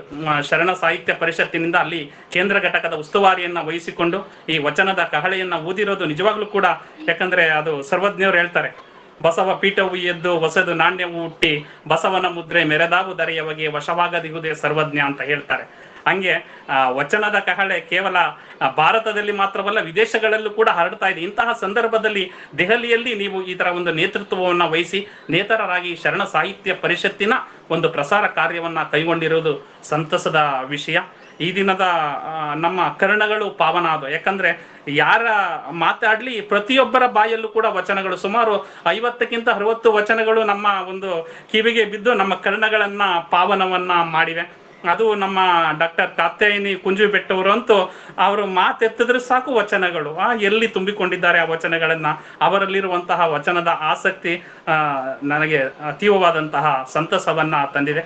ಉತ್ತಮವಾಗಿ ಮತ್ತು ತುಳು ಭಾಷೆಗೆ ಅನುವಾದವಾಗಿರುವಂತಹ ವಚನಗಳನ್ನ ಹೇಳಿದ್ದಾರೆ. 25ಕ್ಕೂ ಹೆಚ್ಚು ಭಾಷೆಗಳಲ್ಲಿ ಕನ್ನಡ ವಚನಗಳು ಅನುವಾದವಾಗಿವೆ. ಆ ಒಂದು ವಚನಗಳು ಈ ರೀತಿ 1, 2 ಭಾಷೆ 3 ಭಾಷೆಗಳ ಒಂದು ವಿದ್ವಾಂಸರನ್ನ ಕರೆಸಿ ಅವರಿಂದ ವಿಚಾರ ಮಂಡನೆ ಮಾಡಿಸಿದಾಗ ಈ ವಚನ ಸಾಹಿತ್ಯವನ್ನ ಪ್ರತಿಯೊಂದು ಭಾಷೆಯಲ್ಲೂ ಕೂಡ ಅಪ್ಕೊಳ್ಳೋದಕ್ಕೆ ಸಾಧ್ಯ ಆಗುತ್ತೆ. ನಾವು ಕೂಡ ಶರಣು ವಿಶ್ವವಚನ ಫೌಂಡೇಶನ್ ವತಿಯಿಂದ ಅಂತಾರಾಷ್ಟ್ರೀಯ ಅಂತರ್ಜಾಲ ಪ್ರವಚನ ಅಂತ ಪ್ರಾರಂಭ ಮಾಡೋದು ಜುಲೈ 31ನೇ ತಾರೀಕಿಗೆ ಪ್ರಾರಂಭ ಮಾಡಿದ. ನಾವು ಪ್ರತಿ ವಾರ ಒಂದೊಂದು ಪ್ರವಚನ ಅಂತ 31 ಪ್ರವಚನಗಳನ್ನ ಮಾಡಿದ್ದೇವೆ. ಈಗ 32ನೇ ಪ್ರವಚನಕ್ಕೆ ನಾವು ಕಾಲಿಟ್ಟಿದ್ದೇವೆ. ಪ್ರತಿ ಭಾನುವಾರ 7 ರಿಂದ 8 ಗಂಟೆ ಅದು ಪ್ರವಚನ ಇರುತ್ತೆ. ಮತ್ತೆ ಇನ್ನೊಂದು ವಚನ ಮಾಧುರ್ಯ ಅಂತ ನಾವು ಕೆಲವು ಏನ್ ಮಾಡ್ತಾ ಇದೀವಿ, ಕೆಲವು ಶರಣರ ಪರಿಚಯ ಮಾತ್ರ ಆಗ್ತಾ ಇದೆ ನಮ್ಗೆ. ಈಗ ಇದರಲ್ಲೂ ಅಷ್ಟೇ, ಕ್ಯಾಲೆಂಡರ್ ಇದರಲ್ಲೂ ಅಷ್ಟೇ ಒಂದು 15 ಶರಣರದು ಮಾತ್ರ ಒಂದು ಜಯಂತಿಗಳ ಆಚರಣೆ ಮಾಡ್ತಾ ಇದ್ವಿ. ಆದ್ರೆ ನಾವು ಸಾಮಾಜಿಕ ನ್ಯಾಯ ಅಂದ್ರೆ ಎಲ್ಲ ಶರಣರಿಗೂ ನ್ಯಾಯವನ್ನು ಕೊಡಬೇಕು, ಅಂದ್ರೆ ಎಲ್ಲ ಶರಣರನ್ನು ಪರಿಚಯ ಮಾಡಬೇಕು ಅನ್ನೋ ಉದ್ದೇಶದಿಂದ ನಾವು ಈ ಸಲ ತಂದಿರುವಂತಹ ಶರಣು ದಿನಚರಿ 2021ರಲ್ಲಿ ಎಲ್ಲಾ ಶರಣರದು ಒಂದು ಪ್ರತಿ ತಿಂಗಳು 10 ರಿಂದ 15 ಶರಣರನ್ನ ಒಂದು ಸಂಸ್ಮರಣೆ ಅಂತ ಹಾಕಿಕೊಂಡು ಎಲ್ಲಾ ಶರಣರನ್ನು ಕೂಡ ಸ್ಮರಿಸಬೇಕು, ಅವರ ಪರಿಚಯ ಆಗಬೇಕು, ಅವರ ವಚನ ಗಾಯನ ಮಾಡಬೇಕು ಅನ್ನೋ ಒಂದು ಉದ್ದೇಶದಿಂದ ಇದುವರೆಗೆ 24 ವಚನ ಮಾಧುರ್ಯ ಕಾರ್ಯಕ್ರಮಗಳನ್ನ ನಡೆಸಿಕೊಂಡು ಬಂದಿದ್ದೇವೆ. ಸುಮಾರು 5 ವಿಶೇಷ ಕಾರ್ಯಕ್ರಮಗಳು, ಅಂದ್ರೆ ಬೇರೆ ದೇಶಗಳಲ್ಲಿ ಇದ್ದಾರೆ. ವಚನೋತ್ಸವ ಅನ್ನೋ ಒಂದು ಕಾರ್ಯಕ್ರಮದಲ್ಲಿ ಬೇರೆ ದೇಶಗಳಲ್ಲಿದ್ದು ವಚನಾಭಿಮಾನವನ್ನು ಇಟ್ಕೊಂಡಿರುವಂತ, ಉದಾಹರಣೆಗೆ ಇಟಲಿಯ ಮಹಿಳೆ ಒಬ್ರು ಟಿಜಿಯಾನಾ ಅಂತ, ಅವರು ಕನ್ನಡವನ್ನ ಕಲಿತು ಕನ್ನಡದಲ್ಲಿ ವಚನಗಳನ್ನ ಯಾವ ರೀತಿ ಹೇಳ್ತಾರೆ ಅಂದ್ರೆ ತುಂಬಾ ಅವರು ಹೇಳುವಂತಹ ವಚನ, ಅದು ವಚನೋತ್ಸವ ಅಂತ 1 ಗಂಟೆ ಕಾರ್ಯಕ್ರಮ ಮಾಡಿದ. ಆ ಸಂದರ್ಭದಲ್ಲಿ ಅವರು ಒಂದು ವಚನ ಹೇಳಿದ್ರು, ನಮ್ಮ ಕನ್ನಡದವರು ಕೂಡ ಆ ವಚನವನ್ನು ಹೇಳೋದಕ್ಕೆ ತಡವರಿಸ್ತಾರೆ. ಆ ಒಂದು ಜೋಳ ವಾಳಿಯವ ನಾನಲ್ಲ, ವೇಳ ವಾಳಿಯವ ನಾನಯ್ಯ, ಹಾಳು ಗೆಟ್ಟೋಡುವ ಹಾಳು ನಾನಲ್ಲವಯ್ಯ, ಕೇಳು ಕೂಡಲ ಸಂಗಮ ದೇವ, ಮರಣವೇ ಮಹಾನವಮಿ ಅನ್ನೋ ಒಂದು ವಚನವನ್ನ ಹೇಳ್ಬಿಟ್ರು. ನಮ್ಮ ಕನ್ನಡಿಗರೇ ಅದನ್ನು ಉಚ್ಚಾರಣೆ ಮಾಡೋದು ಕಷ್ಟ ಆಗಿದೆ. ಅಂತಹ ಸಂದರ್ಭದಲ್ಲಿ ಆ ಟಿಜಿಯಾನಾ ಅನ್ನೋರು ಮಾಡಿದಂತಹ ಒಂದು ಕಾರ್ಯಕ್ರಮ ನಮಗೆ ನಿಜವಾಗೂ ಸಂತಸ ತಂದಿದೆ. ಆ ರೀತಿ ವಚನೋತ್ಸವ ಅನ್ನೋ ಕಾರ್ಯಕ್ರಮದಲ್ಲಿ ವಿದೇಶದಲ್ಲಿರುವಂತಹ ವಚನಾಭಿಮಾನಿಗಳನ್ನ, ಕನ್ನಡಾಭಿಮಾನಿಗಳನ್ನ ಒಂದುಗೂಡಿಸುವಂತಹ ಕೆಲಸವನ್ನ ನಮ್ಮ ಸಂಸ್ಥೆಯಿಂದ ಮಾಡ್ತಾ ಇದೆ. ಈ ಒಂದು ಕೆಲಸದಲ್ಲಿ ಮುನ್ನುಡಿ ಬರೆದಿರುವಂತಹ ಶ್ರೀಯುತ ಚಂದ್ರಶೇಖರ್ ಸರ್ ಅವರು ತುಂಬಾ ಸಂತಸದ ವಿಷಯ. ಯಾಕಂದ್ರೆ ನೀವು ದೆಹಲಿಯಲ್ಲಿದ್ದೀರಾ, ದೆಹಲಿಯಲ್ಲೇ ಇದ್ದು ಒಂದ್ ರೀತಿ ಎಲ್ಲ ಬೇರೆ ಬೇರೆ ರಾಜ್ಯಗಳಲ್ಲಿ ಇರುವಂತಹ ವಚನಾಭಿಮಾನಿಗಳು ಮತ್ತು ವಚನದ ಬಗ್ಗೆ ಪ್ರೌಢಿಮೆಯನ್ನ ಹೊಂದಿರುವಂತಹ, ವಚನದ ಬಗ್ಗೆ ಒಂದ್ ರೀತಿ ಹಿರಿಮೆ ಗರಿಮೆಯನ್ನ ಸಾಧಿಸಿರುವಂತಹ ಅನೇಕರನ್ನ ಕರೆದು ಈ ರೀತಿ ತಿಂಗಳಿಗೆ ಒಂದು ಉಪನ್ಯಾಸ ಮಾಲಿಕೆಯನ್ನ ಏರ್ಪಡಿಸ್ತಾ ಇರೋದು ನನಗೆ ಸಂತಸದ ವಿಷಯ. ಇತ್ತೀಚೆಗೆ ನೀವು ಪರಿಚಯ ಆಗಿದ್ದೀರಾ, ಆದ್ರೂ ಕೂಡ ಕೆಲವೇ ಸಮಯದಲ್ಲಿ ಪರಿಚಯ ಆದ್ರೂ ಕೂಡ ಒಂದ್ ರೀತಿ ಮೌಲ್ಯಯುತವಾದಂತಹ ಒಬ್ಬ ವ್ಯಕ್ತಿ ನಮಗೆ ಸಿಕ್ಕಿರೋದು ನಮಗೆ ಸಂತಸವಾಗಿದೆ. ಮತ್ತೆ ಅನೇಕ ವಚನಗಳು ಅಂದ ತಕ್ಷಣ 24,000 ವಚನಗಳಿದೆ ನಮ್ಗೆ ಸಿಕ್ಕಿರೋದು. ಅಂದ್ರೆ 1,96,000ಕ್ಕೂ ಹೆಚ್ಚು ವಚನಗಳನ್ನ ಬರೆದಿದ್ದೇವೆ ಅಂತ ನಮ್ಮ ಜೇಡರ ದಾಸಿಮಯ್ಯವ್ರು ಹೇಳ್ತಾರೆ. ಆದ್ರೆ ಅಷ್ಟು ವಚನಗಳು ಸಿಕ್ಕಿಲ್ಲ, ನಮ್ಗೆ ಸಿಕ್ಕಿರೋದು 24,000 ವಚನ. ಆ 24,000 ವಚನಗಳನ್ನೇ ನಾವು ಏನ್ ಮಾಡ್ಬೇಕಾಗುತ್ತೆ, ಅದನ್ನ ಅಲ್ಲಿರುವಂತಹ ಮೌಲ್ಯಗಳನ್ನ ನಾವು ಅರ್ಥ ಮಾಡ್ಕೊಳ್ಬೇಕಾಗುತ್ತೆ. ಯಾಕಂದ್ರೆ ನಾವು ಮಾಡುವಂತ ಕೆಲಸ ಒಳ್ಳೆ ಕೆಲಸ. ಯಾಕಂದ್ರೆ ನಮ್ಮ ಮೇಡಮ್ ಅವ್ರು ಹೇಳಿದ್ರು, ಶಿವಚಿಂತೆಯಲ್ಲಿ ಅಂಬಿಗರ ಚೌಡಯ್ಯನವರು ಹೇಳುವಂತ ಶಿವಚಿಂತೆಯಲ್ಲಿದ್ದವರೊಬ್ಬನನ್ನು ಕಾಣನೆಂದಾತ ನಮ್ಮ ಅಂಬಿಗರ ಚೌಡಯ್ಯ ನಿಜ ಶರಣನು ಅಂತ ಹೇಳ್ತಾರೆ. ಶಿವಚಿಂತೆ ಅಂದ್ರೆ ಶಿವನ ಫೋಟೋ ಇಟ್ಕೊಂಡು ಶಿವನ ಪೂಜೆ ಮಾಡೋದಲ್ಲ. ಶಿವ ಅಂದ್ರೆ ಅದರ ಅರ್ಥ ಮಂಗಳಕರ ಅಂತ, ಮಂಗಳವಾದದ್ದು ಒಳ್ಳೆಯದು ಅಂತ. ಒಳ್ಳೆಯ ಕೆಲಸವನ್ನು ಯಾರು ಮಾಡ್ತಾರೋ ಅದೆಲ್ಲ ಒಂದ್ ರೀತಿ ಶಿವಚಿಂತೆ ಅಂತಾನೆ ಅಂತ ನಾನು ಭಾವಿಸ್ತೇನೆ. ನಾವು ಮಾಡುವಂತಹ ಕೆಲಸ ಇಲ್ಲಿ ಅಕ್ಕಪಕ್ಕದವರಿಗೆ ಕಾಣ್ಬೋದು, ಆದ್ರೆ ಧರಣಿಯ ಮೇಲೆ ಒಬ್ಬ ಕುಳಿತಿದ್ದಾನೆ, ಅವನು ನಮ್ಮನ್ನು ನೋಡ್ತಾ ಇದ್ದಾನೆ. ಅದಕ್ಕೆ ಬಸವಣ್ಣವ್ರು ಹೇಳ್ತಾರೆ, ಧರಣಿಯ ಮೇಲೊಂದು ಹಿರಿದಪ್ಪ ಅಂಗಡಿಯ ನಿಕ್ಕಿ ಹರದ ಕೊಳ್ಳಿರ್ದ ನಮ್ಮ ಮಹಾದೇವ ಶೆಟ್ಟಿ, ಒಮ್ಮನ ವಾದಡೆ ಒಡನೆ ನುಡಿವನು, ಇಮ್ಮನ ವಾದಡೆ ನುಡಿಯನು, ಕಾಣಿಯ ಸೋಲ ಅರ್ಧ ಗಾಣಿಯಗೆಲ್ಲ ಜಾಣ ನೋಡವ್ವ ನಮ್ಮ ಕೂಡಲ ಸಂಗಮ ದೇವ ಅಂತ. ಅವನು ಅಲ್ಲಿ ಧರಣಿಯಲ್ಲಿ ಅಂಗಡಿಯನ್ನೇ ಇಟ್ಕೊಂಡು ಒಬ್ಬ ವ್ಯಾಪಾರಿಯಾಗಿ ಮಹಾದೇವ ಶೆಟ್ಟಿ ಅನ್ನೋ ಒಂದು ವ್ಯಾಪಾರಿ ರೀತಿ ನಮ್ಗೆ ಕುಳಿತಿದ್ದಾನೆ. ಒಮ್ಮನ ವಾದಡೆ ಶ್ರದ್ಧೆ ನಂಬಿಕೆ ನಿಷ್ಠೆ ಯಾರ ಹತ್ರ ಇರುತ್ತೋ ಅವ್ರ ಹತ್ರ ಮಾತಾಡ್ತಾನೆ, ಯಾರಲ್ಲಿ ಶ್ರದ್ಧೆ ನಂಬಿಕೆ ಇಲ್ವೋ ಅವ್ರ ಹತ್ರ ಮಾತನಾಡೋದಿಲ್ಲ ಅನ್ನೋ ಒಂದು ಭಾವನೆಯನ್ನ ಈ ಒಂದು ವಚನಗಳಲ್ಲಿ ತಿಳಿಸ್ತಾರೆ. ಹೇಳ್ತಾರೆ. ಮತ್ತು ಅನೇಕ ವಚನಗಳು ಅಲ್ಲಮ ಪ್ರಭು ದೇವರ ವಚನಗಳನ್ನ ತಗೊಂಡ್ರಂತೂ ಆ ವಚನಗಳು ದೇವರನ್ನೇ ಪ್ರಶ್ನೆ ಮಾಡ್ತಾರೆ ಅಲ್ಲಮ ಪ್ರಭುಗಳು. ನಾ ದೇವನಲ್ಲದೆ ನೀ ದೇವನೇ, ನೀ ದೇವನಾದಡೆ ಎನ್ನನೇಕೆ ಸಲಹೆ, ಆ ರೈದು ಒಂದು ಕುಡಿತೆ ಉದಕವ ನೆರವೆ, ಹಸಿವಾದಡೆ ಹೋಗರವ ನಿಕ್ಕುವೆ, ನಾ ದೇವ ಕಾಣ ಗುಹೇಶ್ವರ ಅಂತ ಹೇಳ್ತಾರೆ. ದೇವರ ಮುಂದೆ ಕೂತ್ಕೊಂಡು ದೇವರನ್ನೇ ಪ್ರಶ್ನೆ ಮಾಡ್ತಾರೆ, ನಿನ್ನಲ್ಲ ದೇವರು, ನಾನು ದೇವರು. ಯಾಕಂದ್ರೆ ನಿನ್ನ ಮುಂದೆ ಅನೇಕ ಭಿಕ್ಷಕರು ಕೂತಿದ್ದಾರೆ, ಭಿಕ್ಷಕರಾಗಿ ಉಳಿದಿದ್ದಾರೆ ಹೊರತು ಅವರು ಏನು ಧನಿಕರಾಗಿಲ್ಲ. ಆದ್ರೆ ನಾನು ದೇವರು. ಯಾಕೆಂದ್ರೆ ಯಾರಾದ್ರೂ ದಾಹ ಬಂದ್ರೆ ಆರೈದು ಒಂದು ಕುಡಿತೆ ಉದಕವ ನೆರವೆ, ಯಾರಾದ್ರೂ ದಾಹ ಅಂತ ಬಂದ್ರೆ ಅವ್ರಿಗೆ ಒಂದು ಲೋಟ ನೀರನ್ನ ಕೊಡ್ತೇನೆ, ಹಸಿವಾದಡೆ ಹೋಗರವ ನಿಕ್ಕಿವೆ, ಯಾರಾದ್ರೂ ಹಸಿವು ಅಂತ ಬಂದ್ರೆ ಅವರಿಗೆ ಒಂದು ಹೊತ್ತಿನ ಊಟವನ್ನ ಕೊಡ್ತೇನೆ, ನಾನು ದೇವ ಕಾಣ ಗುಹೇಶ್ವರ ಅಂತ ಹೇಳ್ತಾರೆ. ಆ ಒಂದು ವಚನಕಾರರ ಒಂದು ವಚನದ ಮಹತ್ವ ನಾವು ಅರ್ಥಕೊಳ್ಬೇಕಾಗಿದೆ. ಆ ನಿಟ್ಟಿನಲ್ಲಿ ನೀವು ಬೇರೆ ಬೇರೆ ಭಾಷೆಗಳಲ್ಲಿರುವಂತಹ ವಚನಕಾರರ ಒಂದು ವಚನಗಳನ್ನ ಪರಿಚಯ ಮಾಡ್ತಾ ಇರೋದು ಒಂದು ಸಂತಸದ ವಿಷಯ. ಇನ್ನು ಅಕ್ಕ ಮಹಾದೇವಿಯವ್ರನ್ನ ತಗೊಂಡ್ರಂತೂ ಆ ವಚನದ ಭಂಡಾರವೇ ಅಲ್ವಾ, ವಚನಗಳ ಒಂದು ಸಾಕಾರ ಮೂರ್ತಿಯಾಗಿ ಎದ್ದು ನಿಂತಿದೆಯೇನೋ ಅಂತ. 1945ರಲ್ಲಿ ವಿಶ್ವ ಆರೋಗ್ಯ ಸಂಸ್ಥೆ ಪ್ರಾರಂಭ ಆಯಿತು. ಆ ವಿಶ್ವ ಆರೋಗ್ಯ ಸಂಸ್ಥೆ ಒಬ್ಬ ವ್ಯಕ್ತಿ ಆರೋಗ್ಯಕರವಾಗಿರ್ಬೇಕು ಅನ್ನೋ ಒಂದು ವಾಕ್ಯವನ್ನು ಬಡಿಸುತ್ತೆ. ಒಬ್ಬ ವ್ಯಕ್ತಿ ದೈಹಿಕವಾಗಿ ಆರೋಗ್ಯವಾಗಿರ್ಬೇಕು, ಮಾನಸಿಕವಾಗಿ ಆರೋಗ್ಯವಾಗಿರ್ಬೇಕು, ಮತ್ತೆ ಸಾಮಾಜಿಕವಾಗಿ ಆರೋಗ್ಯಕರವಾಗಿರ್ಬೇಕು, ಅಂತವನ್ನ ಆರೋಗ್ಯವಂತ ವ್ಯಕ್ತಿ ಅಂತ ಹೇಳ್ತಾರೆ. ಆದ್ರೆ ಅಕ್ಕ 12ನೇ ಶತಮಾನದಲ್ಲಿ ಆ ವಚನವನ್ನ ಹೇಳ್ತಾರೆ. ನಡೆ ಶುಚಿ, ನುಡಿ ಶುಚಿ, ತನು ಶುಚಿ, ಮನಸ್ಸುಚಿ, ಭಾವಶುಚಿ, ಇಂತಿ ಪಂಚತೀರ್ಥಗಳನ್ನೊಳಕೊಂಡು ಮರ್ತ್ಯದಲ್ಲಿ ನಿಂದ ನಿಮ್ಮ ಶರಣರ ತೋರಿ ಎನ್ನ ನುಡಿಯಿಕೊಳ್ಳ ಚೆನ್ನ ಮಲ್ಲಿಕಾರ್ಜುನ ಅಂತಾರೆ. ಎಂತ ವಾಕ್ಯ! ನಡೆ ಶುಚಿ, ನುಡಿ ಶುಚಿ. ನಡೆ ನುಡಿ ಶುದ್ಧವಾಗಿದ್ರೆ ಸಾಮಾಜಿಕ ಆರೋಗ್ಯ, ತನು ಶುಚಿ ನಮ್ಮ ದೇಹ ಆರೋಗ್ಯವಾಗಿದ್ರೆ ದೈಹಿಕ ಆರೋಗ್ಯ, ಮನಸ್ಸುಚಿ ಮಾನಸಿಕ ಆರೋಗ್ಯ, ಭಾವಶುಚಿ ಭಾವನಾತ್ಮಕ ಆರೋಗ್ಯ. ಎಲ್ಲ ಆರೋಗ್ಯಗಳು ಅಂತ ವ್ಯಕ್ತಿ ಯಾರಾದ್ರೂ ಇದ್ರೆ ತೋರ್ಸು, ಅಲ್ಲಿ ನಾನು ನೆಲೆ ನಿಲ್ತೀನಿ ಅಂತ ಅವರು ಎಲ್ಲಿ ಉಡುತಡಿಯಿಂದ ಬಂದಾಗ ಅಲ್ಲಿ ಬಸವ ಕಲ್ಯಾಣಕ್ಕೆ ಬರ್ತಾರೆ. ಬಸವ ಕಲ್ಯಾಣದಲ್ಲಿ ಇಂತಹ ಎಲ್ಲಾ ಶುಚಿಗಳಿರುವಂತಹ ಶರಣರನ್ನು ಕಂಡು ಅಲ್ಲಿ ನೆಲೆ ನಿಲ್ತಾರೆ. ಅಂತಹ ವಚನಗಳನ್ನ ಕೊಟ್ಟಿರುವಂತಹ ನಮ್ಮ ಕನ್ನಡ ನಾಡನ್ನ ಸ್ಮರಿಸ್ತಾ ಇರೋದು ದೆಹಲಿಯಲ್ಲಿ ಇದ್ಕೊಂಡು ನನಗೆ ಅತೀವಾದಂತಹ ಸಂತಸವಾಗಿದೆ. ಅಲ್ಲಿ ದೆಹಲಿಯವರೇ ತುಂಬಾ ಜನ ಇವತ್ತು ಜಾಯ್ನ್ ಆಗಿದ್ದಾರೆ, ನಾನು ನೋಡ್ತಾ ಇದ್ದೀನಿ. ದೆಹಲಿಯವರೇ ಕನ್ನಡ ನಾಡನ್ನ ಒಂದು ರೀತಿ ಕೊಂಡಾಡ್ತಾ ಇರೋದು, ಕನ್ನಡ ನಾಡಿನ ಒಂದು ಹಿರಿಮೆಯನ್ನ ಕೊಂಡಾಡ್ತಾ ಇರೋದು ಈ ನಿಟ್ಟಿನಲ್ಲಿ. ಯಾಕಂದ್ರೆ ಮಾತೃಭಾಷೆಯನ್ನ ಮರೆಯೋದಿಕ್ಕೆ ಆಗೋದಿಲ್ಲ. ಜಿ ಪಿ ರಾಜರತ್ನಂ ಹೇಳ್ತಾರೆ, ಹೆಂಡ ಹೋಗ್ಲಿ ಹೆಂಡತಿ ಹೋಗ್ಲಿ ಎಲ್ಲ ಕೊಚ್ಕೊಂಡು ಹೋಗ್ಲಿ, ಪ್ರಪಂಚ ಇರೋ ತನಕ ಕನ್ನಡ ಪದಗಳು ನುಗ್ಲಿ ಅಂತ ಹೇಳ್ತಾರೆ. ಆ ರೀತಿ ಜಿ ಪಿ ರಾಜರತ್ನಂರವರ ಕನ್ನಡಾಭಿಮಾನ ನಿಮ್ಮಲ್ಲಿ ಇದೆ. ಆ ಕನ್ನಡಾಭಿಮಾನವನ್ನ ಮೈಗೂಡಿಸ್ಕೊಂಡು ವಚನ ಸಾಹಿತ್ಯವನ್ನು ಕೂಡ ಎಲ್ಲ ಒಂದು ಜನಕ್ಕೆ ತಲುಪಿಸುವಂತಹ ಒಂದು ಸತ್ಸಂಗವನ್ನ ಈ ಒಂದು ಉಪನ್ಯಾಸ ಮಾಲಿಕೆಯ ಮುಖಾಂತರ ಕೈಗೊಂಡಿರೋದು ಸಂತೋಷಕರವಾದ ವಿಚಾರ ಅಂತ ಹೇಳ್ತಾ, ಇನ್ನು ಒಂದೇ ಒಂದು ವಚನವನ್ನು ಹೇಳಿ ಯಾಕಂದ್ರೆ 5 ನಿಮಿಷ ಅಂತ ಹೇಳಿದ್ರು, ಒಂದೇ ಒಂದು ವಚನವನ್ನು ಹೇಳಿ, ನಮಗೂ ಸಮಯ ಆಗಿದೆ, 8 ಗಂಟೆ ಮೇಲಾಗ್ಬಿಟ್ಟಿದೆ. ಆ ಒಂದು ವಚನವನ್ನು ಹೇಳಿ ನನ್ನ ಒಂದೆರಡು ನುಡಿಗೆ ವಿರಾಮವನ್ನು ಹೇಳ್ತಾ ಇದ್ದೇನೆ. ಬಸವಣ್ಣವರು ಯಾವ ರೀತಿ ಈ ಒಂದು ರೂಪಕಗಳನ್ನ ಬಳಸ್ಕೊಳ್ತಾರೆ ಅಂದ್ರೆ ಅದಕ್ಕೆ ಒಂದು ಉದಾಹರಣೆಯನ್ನ ಕೊಡ್ತಾನೆ. ಅವ್ರು ಹೇಳ್ತಾರೆ, ನರ ಕೂರಂಬಿನ ಲೆಚ್ಚ ಆವಂಗೊಲಿದೆಯಯ್ಯ, ಅರಳಂಬಿನ ಲೆಚ್ಚ ಕಾಮನ ನುರುಹಿದೆಯಯ್ಯ, ಅಗಲು ಇರುಳೆನ್ನದೆ ಪ್ರಾಣಘಾತವ ಮಾಡಿದ ಬೇಡನ ಕೈಲಾಸ ಕೊಯ್ದೆ ಎನ್ನ ನೇತ ಕೊಲ್ಲೆ ಕೂಡಲ ಸಂಗಮ ದೇವ. ಎಂತಹ ಅರ್ಥಪೂರ್ಣವಾದ ವಚನ! ನರ ಕೂರಂಬಿನ ಲೆಚ್ಚ ಆವಂಗೊಲಿದೆಯಯ್ಯ ಅಂದ್ರೆ ಅರ್ಜುನ ಶಿವನ ಜೊತೆಗೆ ಯುದ್ಧವನ್ನ ಮಾಡೋದಿಕ್ಕೆ ಬರ್ತಾನೆ, ಪಾಶುಪತಾಸ್ತ್ರವನ್ನ ಪಡೆಯೋದಿಕ್ಕೆ. ಆಗ ಅವನು ಕೂರಂಬಿನ ಲೆಚ್ಚ, ನರ ಕೂರಂಬಿನ ಲೆಚ್ಚ, ಅವನು ಹರಿತವಾದಂತಹ ಬಾಣಗಳನ್ನ ಬಿಡ್ತಾನೆ. ಆ ಹರಿತವಾದ ಬಾಣಗಳನ್ನ ಬಿಟ್ಟವನಿಗೆ ನೀನು ಒಲ್ದು ಪಾಶುಪತಾಸ್ತ್ರವನ್ನ ಕೊಡ್ತೀಯ. ಆದ್ರೆ ಅರಳಂಬಿನ ಲೆಚ್ಚ ಕಾಮನ ನುರುಹಿದೆಯಯ್ಯ, ಆದ್ರೆ ಅರಳಂಬಿನಲ್ಲ, ಕಾಮ ಅಂದ್ರೆ ಮನ್ಮಥ ಏನ್ ಮಾಡ್ತಾನೆ, ಹೂವಿನ ರೀತಿಯ ಬಾಣಗಳನ್ನ ಬಿಡ್ತಾನೆ. ನಿನ್ಗೆ ತೊಂದರೆ ಆಗ್ಬಾರ್ದು, ನೋವಾಗ್ಬಾರ್ದು ಅಂದ್ಬಿಟ್ಟು ಹೂವಿನ ರೀತಿಯ ಬಾಣಗಳನ್ನ ಬಿಡ್ತಾನೆ. ಆದ್ರೆ ನೀನು ಅವನನ್ನ ಏನ್ ಮಾಡ್ತೀಯ, ಕಾಮನ ನುರುಗಿದೆಯಯ್ಯ, ಅವನನ್ನ ಸುಟ್ಟಾಕ್ತೀಯ. ಆಗಲು ಈರುಳೆನ್ನದೆ ಪ್ರಾಣಘಾತವ ಮಾಡಿದ ಬೇಡನ ಕೈಲಾಸ ಕೊಯ್ದೆ. ಆಗಲು ಅಂದೆ ರಾತ್ರಿ ಅಂದೆ ಆ ಬೇಡ ಏನ್ ಮಾಡ್ತಾನೆ, ಎಲ್ಲಾ ಪ್ರಾಣಿಗಳನ್ನು ಕೊಂದು ಅವನಿಗೆ ಹಿಂಸೆಯನ್ನ ಕೊಡ್ತಾ ಇರ್ತಾನೆ. ಅವರನ್ನ ನೀನ್ ಏನ್ ಮಾಡ್ತೀಯ, ಕೈಲಾಸ ಕರ್ಕೊಂಡು ಹೋಗ್ತೀವಿ, ನನ್ನನ್ನೇ ಕೊಲ್ಲೆ, ನನ್ನನ್ನು ಯಾಕೆ ಕೊಲ್ಲೆ ಅಂತ ಹೇಳ್ತಾರೆ. ಅಂದ್ರೆ ಇಲ್ಲಿ ಅರ್ಥವನ್ನ, ಇಲ್ಲಿ ಅರ್ಜುನನಲ್ಲಿ ಒಂದು ಗುರಿಯನ್ನ ಸಾಧಿಸಬೇಕು ಅಂತ ಇತ್ತು, ಅಚಲ ನಿಷ್ಠೆ ಇತ್ತು, ಒಂದು ಗುರಿ ಇತ್ತು. ಅದರಿಂದ ಅವನಿಗೆ ಪಾಶುಪತಾಸ್ತ್ರವನ್ನ ಕೊಡ್ತಾರೆ.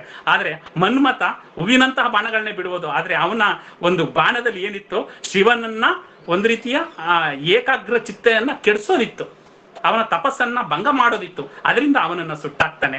ಇನ್ನು ಬೇಡ ಅನ್ನೋ ಅವನು ಮುಗ್ಧ ಭಕ್ತಿ, ಅದರಿಂದ ಅವನನ್ನ ಕೈಲಾಸಕ್ಕೆ ಹೋಯ್ತಾರೆ. ಆ ರೀತಿಯ ವಚನಗಳನ್ನ ಬಸವಣ್ಣನವರು ಮತ್ತು 242ಕ್ಕೂ ಹೆಚ್ಚು ವಚನಕಾರರು ಕೊಟ್ಟಿದ್ದಾರೆ. ಆ ಎಲ್ಲಾ ವಚನಗಳನ್ನು ನಾವು ಜೀವನದಲ್ಲಿ ಅಳವಡಿಸಿಕೊಂಡಾಗ ನಮ್ಮ ಜೀವನ ಮೌಲ್ಯಯುತವಾಗುತ್ತೆ. ಅಂತಹ ಮೌಲ್ಯಯುತವಾದಂತಹ ಕೆಲಸವನ್ನ ಮಾಡುತ್ತಿರುವಂತಹ ಶರಣ ಸಾಹಿತ್ಯ ಪರಿಷತ್ತಿನ ದೆಹಲಿ ಘಟಕದ ಅಧ್ಯಕ್ಷರಾದಂತಹ ಶ್ರೀಯುತ ಚಂದ್ರಶೇಖರ್ ರವರಿಗೆ ಭಕ್ತಿಪೂರ್ವಕ ಶರಣಾರ್ಥಿಗಳನ್ನ ಅರ್ಪಿಸಿ ನನ್ನ ಒಂದೆರಡು ನುಡಿಗೆ ವಿರಾಮವನ್ನು ಹೇಳ್ತಾ ಇದ್ದೇನೆ. ಜೈ ಬಸವ, ಜೈ ಶರಣು. ಧನ್ಯವಾದಗಳು ಡಾಕ್ಟರ್ ವಚನ ಕುಮಾರ ಸ್ವಾಮಿ ಅವರಿಗೆ, ಬಹಳ ಚೆನ್ನಾಗಿ ಮಾತಾಡಿದ್ರಿ. ಧನ್ಯವಾದಗಳು ಮೇಡಮ್. ನಿಮಿಷ ನಾನು ಸರ್ ಸೊ ಬರ್ತಾ ಇದ್ದಾರಾ? ಇಲ್ಲ ಅದೇ ಮೇಡಮ್ ಅವರು ನನಗೆ ಪ್ರಯತ್ನ ಮಾಡ್ತಾ ಇದ್ದೀನಿ, ಅವರ ನಂಬರು ಸಿಗ್ತಾ ಇಲ್ಲ. ಒಂದ್ಸಲ ಸಿಕ್ತು ಮತ್ತೆ ಇನ್ನೊಂದ್ಸಲ ನಾಟ್ ರೀಚಬಲ್ ಆಗ್ತದೆ. ಅವರು ಪಂಡಿತ್ ರಾವ್ ಸರ್ದು ಕೂಡ ಸಿಗ್ತಾ ಇಲ್ಲ. ಸೊ ಹಾಗಾಗಿ ನಾವು ಇವತ್ತಿನ ಈ ಕಾರ್ಯಕ್ರಮದಲ್ಲಿ ನನಗನ್ನಿಸ್ತದೆ ಅವರು ನಮ್ಮ ಡಾಕ್ಟರ್ ವಚನ ಕುಮಾರಸ್ವಾಮಿ ಅವರು ಎತ್ತಣ ಮಾಮರ ಎತ್ತಣ ಕುಗಿಲೆ ಅನ್ನುವಂತ ವಿಚಾರ ಹೇಳ್ತಾ ಇದ್ರು. ಇವತ್ತು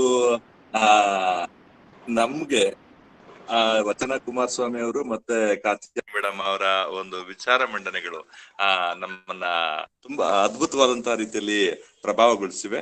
ಸೊ ನಮ್ಮ ಇವರು ಜಾಯ್ನ್ ಆದ್ರು ಯಾರು ನಮ್ಮ ಬಿ ವಿ ಪಾಟೀಲ್ರು. ಸೊ ಹಾಗಾಗಿ ಕಾರಣಾಂತರಗಳಿಂದ ಇದ್ ಮಾಡ್ಲಿಕ್ಕೆ ಆಗ್ತಾ ಇಲ್ಲ. ಸೊ ಈ ಕಾರಣದಿಂದ ನಾವು ಈ ಒಂದು ಕಾರ್ಯಕ್ರಮನ ಈ ಒಂದು ಮುಂದಿನ ಹಂತ ಏನಿದೆ ಅಧ್ಯಕ್ಷ ನುಡಿ ಅಂತ ಇದೆ ಅಂತ ಕಾಣ್ತದೆ ಬಹುಶಃ. ಹಾಗಾಗಿ ನಾನು ಒಂದೆರಡು ಮಾತುಗಳನ್ನ ಅದ್ರ ಬಗ್ಗೆ ಹೇಳುವಂತ ಪ್ರಯತ್ನ ಮಾಡ್ತೇನೆ ಮೇಡಮ್. ಏನು ಇವತ್ತಿನ ನಮ್ಮ ಈ ಕಾರ್ಯಕ್ರಮದಲ್ಲಿ ತಾಂತ್ರಿಕ ಕಾರಣದಿಂದಾಗಿ ಒಂದು ಇಬ್ರು ಗೆಸ್ಟ್ ನಮ್ಗೆ ಮಾಡ್ಲಿಕ್ಕೆ ಆಗ್ಲಿಲ್ಲ. ಆದ್ರೂನು ಕೂಡ ಅವರ ಒಂದು ಸ್ಥಾನವನ್ನ ತುಂಬಾ ಚೆನ್ನಾಗಿ ಅಚ್ಚುಕಟ್ಟಾಗಿ ಅರ್ಥಪೂರ್ಣವಾಗಿ ಯಶಸ್ವಿಯಾಗಿ ನಮ್ಮ ಕಾತ್ಯಾಯಿನಿ ಮೇಡಮ್ ಅವರು ಹಾಗೆ ಡಾಕ್ಟರ್ ವಚನ ಕುಮಾರಸ್ವಾಮಿ ಅವರು ತಮ್ಮ ವಿಚಾರಗಳನ್ನ ಮಂಡಿಸಿದ್ದಾರೆ. ನಾವು ದೆಹಲಿಯಲ್ಲಿ ಇದ್ಕೊಂಡು ಹೇಗೆ ಕೆಲಸ ಮಾಡ್ಬೇಕು ಅಂತ ಅನ್ನುವುದನ್ನ ಅವರು ನಮ್ಗೆ ಸ್ಫೂರ್ತಿ ತುಂಬಿದ್ದಾರೆ ಅಂತ ಅನ್ಬಿಟ್ಟು ನಾನು ಭಾವಿಸ್ತೀನಿ. ಯಾಕೆಂತಂದ್ರೆ ಅವ್ರ ಬಗ್ಗೆ ಹೇಳ್ಕೊಂಡು ತುಂಬಾ ಕಡಿಮೆ, ಸಾಕಷ್ಟು ಹೇಳಿದೆ. ಅವರು ಸುಮಾರು ಬೇರೆ ಬೇರೆ ದೇಶಗಳ ಒಂದು ಕನ್ನಡಿಗರ ಜೊತೆಯಲ್ಲಿ ಅವರ ಸಂಪರ್ಕವನ್ನ ಹೊಂದಿದ್ದಾರೆ. ಅವರ ಒಂದು ಕಾರ್ಯಕ್ರಮಗಳನ್ನ ಇವರು ನಡೆಸ್ಕೊಳ್ತಾ ಇದ್ದಾರೆ. ವಿಶ್ವ ವಚನ ಫೌಂಡೇಶನ್ ಅಂತ ಅನ್ನೋದು ಇಡೀ ವಿಶ್ವದಲ್ಲಿಯೇ ವಚನ ಸಾಹಿತ್ಯದ ಪರಿಮಳವನ್ನ ಹರಡ್ತಕ್ಕಂತಹ ಒಂದು ಕೆಲಸವನ್ನ ಮಾಡ್ತಾ ಇದೆ.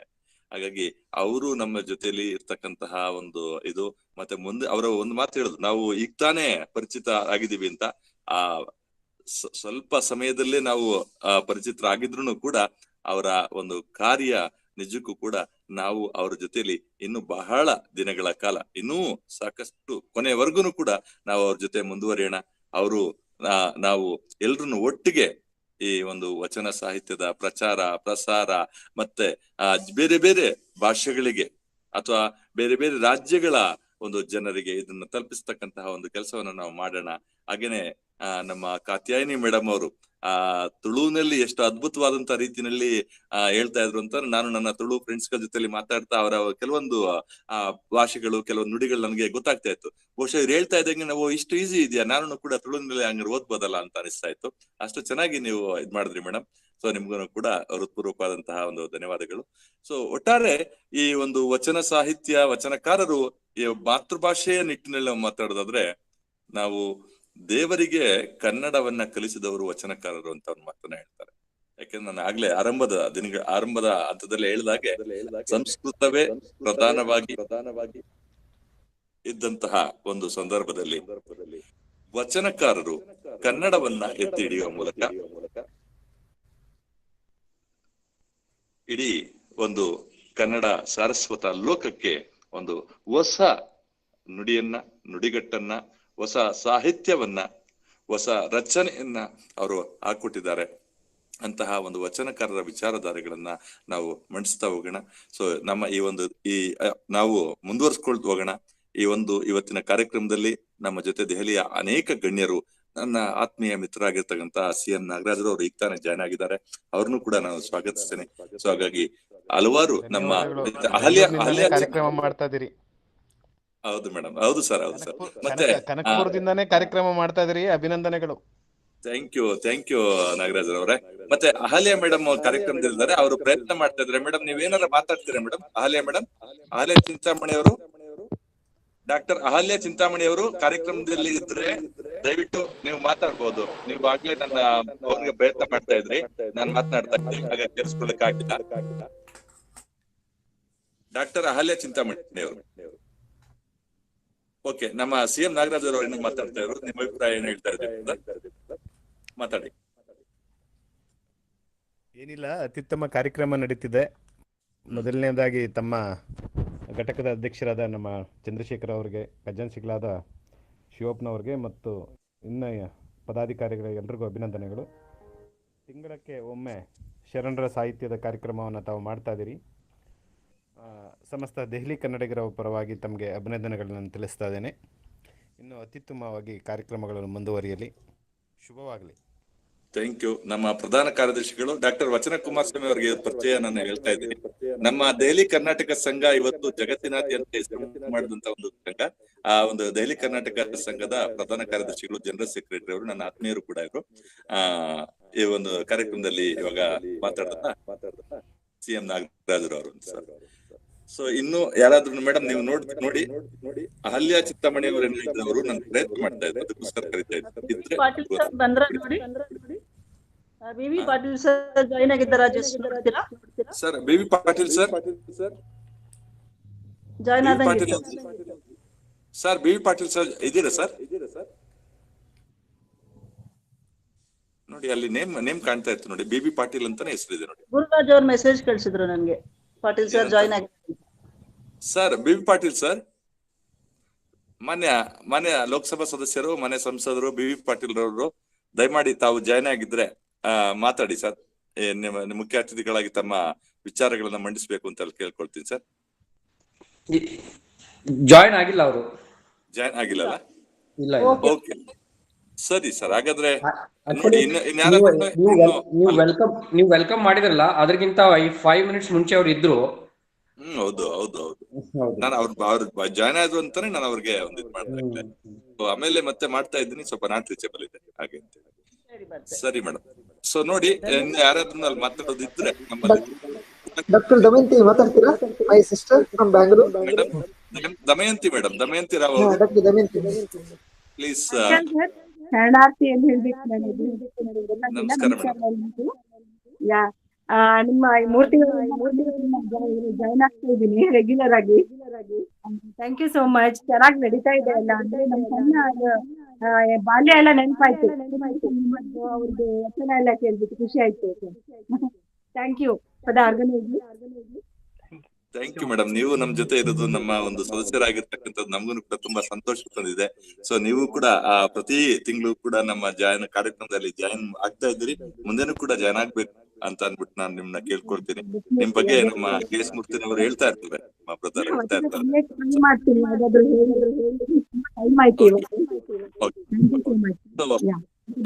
ನೋಡಿ ಮೈಥಿಲಿ ಮೇಡಮ್ ಇನ್ಯಾರು ಇದಾರೆ ನೋಡಿ, ಅಥವಾ ನಾವು ಕಾರ್ಯಕ್ರಮದ ಕೊನೆ ಹಂತಕ್ಕೆ ಬರ್ಬೋದಾ ನೋಡಿ ಮೇಡಮ್? ನೋಡಿ ನನ್ಗೇನು ಕಾಣ್ತಾ ಇಲ್ಲ. ಸರಿ ಮೇಡಮ್. ಹಾಗಾದ್ರೆ ನಮ್ಮ ಆಡಿಯನ್ಸ್ ಅಲ್ಲಿ ಏನಿರ್ತಕ್ಕಂಥವ್ರಲ್ಲಿ ನನ್ನ ಒಂದು ರಿಕ್ವೆಸ್ಟ್, ನೀವು ಯಾರಾದ್ರೂ ಏನಾದ್ರು ಅಭಿಪ್ರಾಯ ಹೇಳುವಂತದ್ದು ಇದ್ರೆ, ಯಾಕೆಂದ್ರೆ ನೇಮ್ಸ್ ಗಳು ಗೊತ್ತಾಗ್ತಿಲ್ಲ, ಬೇರೆ ಬೇರೆ ನೇಮ್ಸ್ ಜಾಯ್ನ್ ಆಗ್ತಾ ಇದ್ದೀರಿ, 1-2 ನಿಮಿಷ ಕಾಲ ನಿಮ್ಮ ಅಭಿಪ್ರಾಯಗಳನ್ನ ಹೇಳ್ಬಹುದು. ಯಾರಾದ್ರೂ ಮಾತಾಡ್ಬೇಕಂದ್ರೆ ಹ್ಯಾಂಡ್ ರೈಸ್ ಮಾಡಿ. ಬಹುಶಃ ಯಾರು ಇಲ್ಲ ಅಂತ ಅನ್ಕೊಂಡಿದ್ದೀನಿ.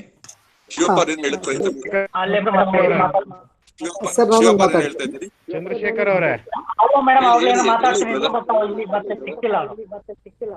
ಚಂದ್ರಶೇಖರ್ ಹೇಳಿ CM ಹೇಳಿ. ಏನಿಲ್ಲ, ಕಾಯಕವೇ ಕೈಲಾಸ ಅಂತ ನಮ್ಮ ಡಾಕ್ಟರ್ ಗುರುರಾಜ್ ಅವರು ಕಾಯಕ ಮಾಡ್ಕೊಂಡು ಕಾರ್ಯಕ್ರಮದಲ್ಲಿ ಜಾಯ್ನ್ ಆಗಿದ್ದಾರೆ. ಅವ್ರಿಗೆ ವಿಶೇಷವಾಗಿ ಅಭಿನಂದನೆಗಳನ್ನ ತಿಳಿಸ್ತೇನೆ ಅಪ್ಪ.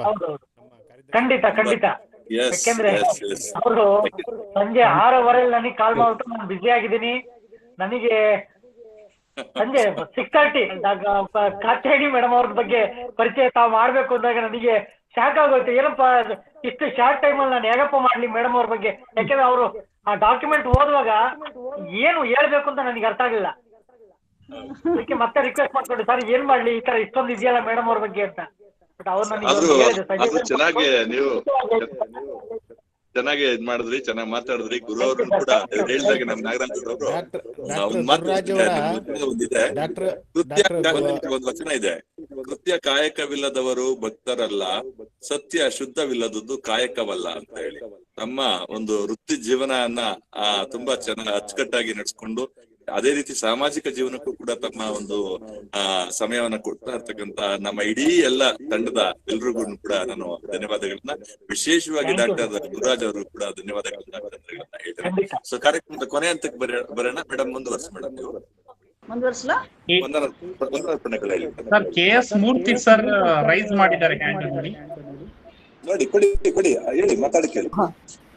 ಸರ್ ನಾನೊಂದು ಡಾಕ್ಟರ್ ಕಾತ್ಯಾಯನಿ ಮೇಡಮ್ ಅವರಿಗೆ ಕೇಳಲಿಕ್ಕೆ ಇಷ್ಟಪಡ್ತೀನಿ. ಕನ್ನಡ ಮತ್ತು ತುಳುವಿನಲ್ಲಿ ಎಷ್ಟು ವಚನಗಳನ್ನ ನೀವು ಟ್ರಾನ್ಸ್ಲೇಟ್ ಮಾಡಿದಿರಿ? ಏನಾದ್ರು ಬುಕ್ ಏನಾದ್ರು ಬಿಡುಗಡೆ ಮಾಡಿದ್ದೀರಾ?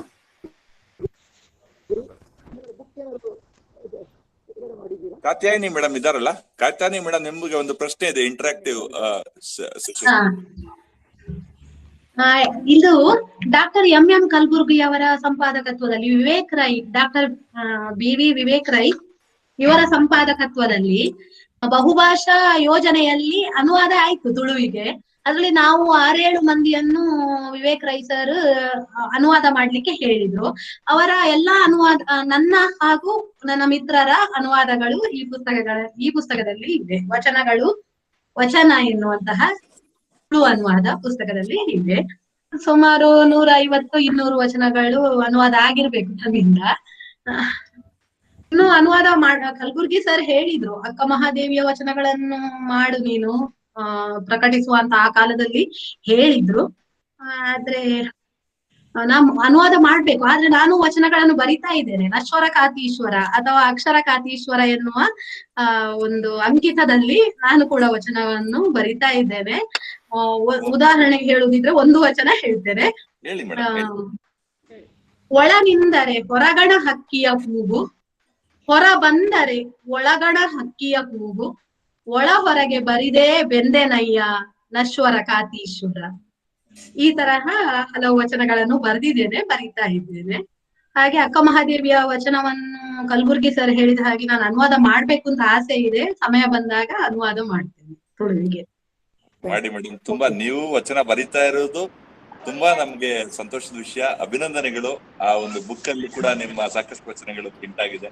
ಜೊತೆಗೆ ಸಾಕಷ್ಟು ಸಾಹಿತ್ಯದ ಕೆಲಸವನ್ನ ಮಾಡಿ ಯಾಕಂದ್ರೆ ವಚನಗಳು ತುಂಬಾ ನಮಗೆ ಇಷ್ಟ ಆಗ್ತದೆ. ನಾನು ಸಣ್ಣ ಇರುವಾಗ ಪಠ್ಯ ಪುಸ್ತಕಗಳಲ್ಲೆಲ್ಲ ವಚನಗಳು ಇದ್ದದ್ರಿಂದ ನನಗೆ ವಚನ ಸಾಹಿತ್ಯದ ಬೆಲೆ ಗೊತ್ತಾಯಿತು. ವಚನ ಸಾಹಿತ್ಯದಲ್ಲಿ ಪ್ರೀತಿ ಹುಟ್ಟಿತು. ಮತ್ತೆ ಮಲ್ಲಿಕಾರ್ಜುನ್ ಮನ್ಸೂರ್ ಅಂತವರು ಹಾಡಿದಂತಹ ವಚನಗಳಿರ್ಬೋದು, ಅಕ್ಕ ಕೇಳವ್ವ ನಾನೊಂದು ಕನಸ ಕಂಡೆ, ಇಂತಹ ವಚನಗಳೆಲ್ಲ ರೇಡಿಯೋದಲ್ಲಿ ಕೇಳಿಕೊಂಡು ನಮ್ಗೆ ಬಹಳ ಮತ್ತೆ ಅಕ್ಕ ಮಹಾದೇವಿಯ ಕೆಲವು ವಚನಗಳು ಇವೆಲ್ಲ ಕೇಳಿ ನಮ್ಗೆ ಅದರಲ್ಲಿ ಪ್ರೀತಿ ಹುಟ್ಟಿದ್ದು. ಸಿಮಿಲರ್ ಸೆಂಟಿಮೆಂಟ್ಸ್ ನೋಡಿ ನಮ್ಮ ದಮಯಂತಿ ರಾವ್ ಅವರು ಮತ್ತೆ ಡಾಕ್ಟರ್ ವಚನ ಕುಮಾರ್ ಸ್ವಾಮಿ ಅವರು ಹೇಳಿದ್ರು.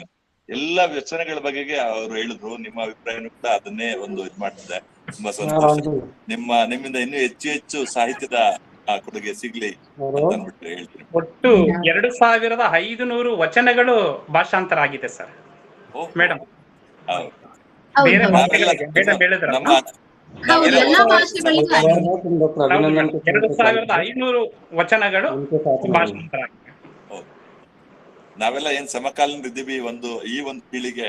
ಸೊ ಅದನ್ನ ಇನ್ನು ಆ ಹಿರಿಯರು ಮಾಡಿರ್ತಾರೆ. ಕಲಬುರ್ಗಿ ಅಂತವ್ರು ಇರ್ಬೋದು, ಹಾಗೂ ಅಳಕಟ್ಟಿಯವರ ಇನ್ನೂ ಹಿಂದೆ ಹೋದ್ರೆ ಅಂತವ್ರು ಇರ್ಬೋದು. ಇವರೆಲ್ಲ ಮಾಡಿರ್ತಕ್ಕಂತ ಒಂದು ವಿಚಾರಗಳನ್ನ ನಿಮ್ಮಂತವರ ಒಂದು ಜೊತೆಯಲ್ಲಿ ನಾವು ಮುಂದುವರ್ಸ್ಕೊಂಡು ಹೋಗೋಣ.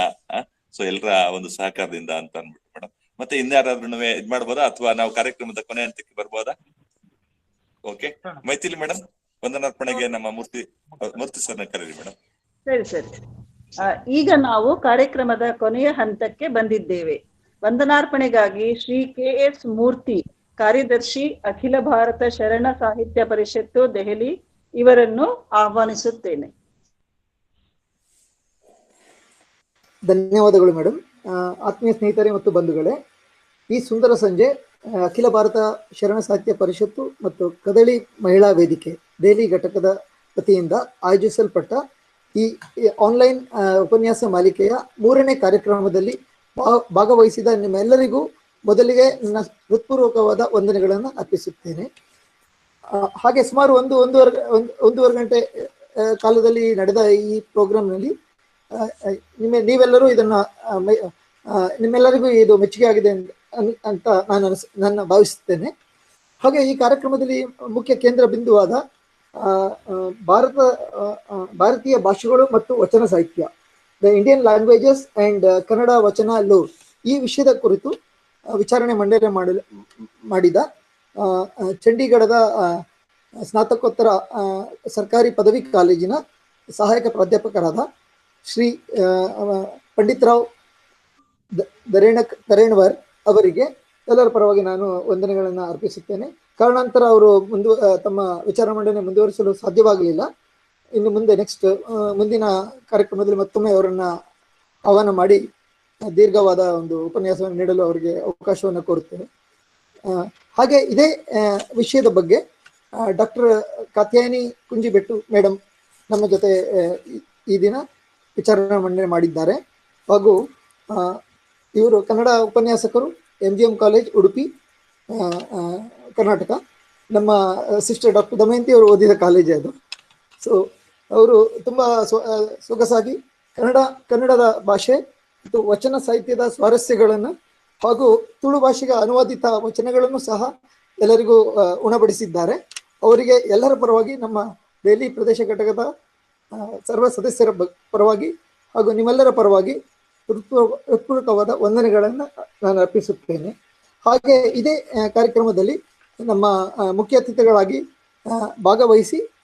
ಭಾಗವಹಿಸಿದ ಶ್ರೀ BB ಪಾಟೀಲ್ ಅವರು ಮಾನ್ಯ ಸಂಸದರು, ಜಹೀರಾಬಾದ್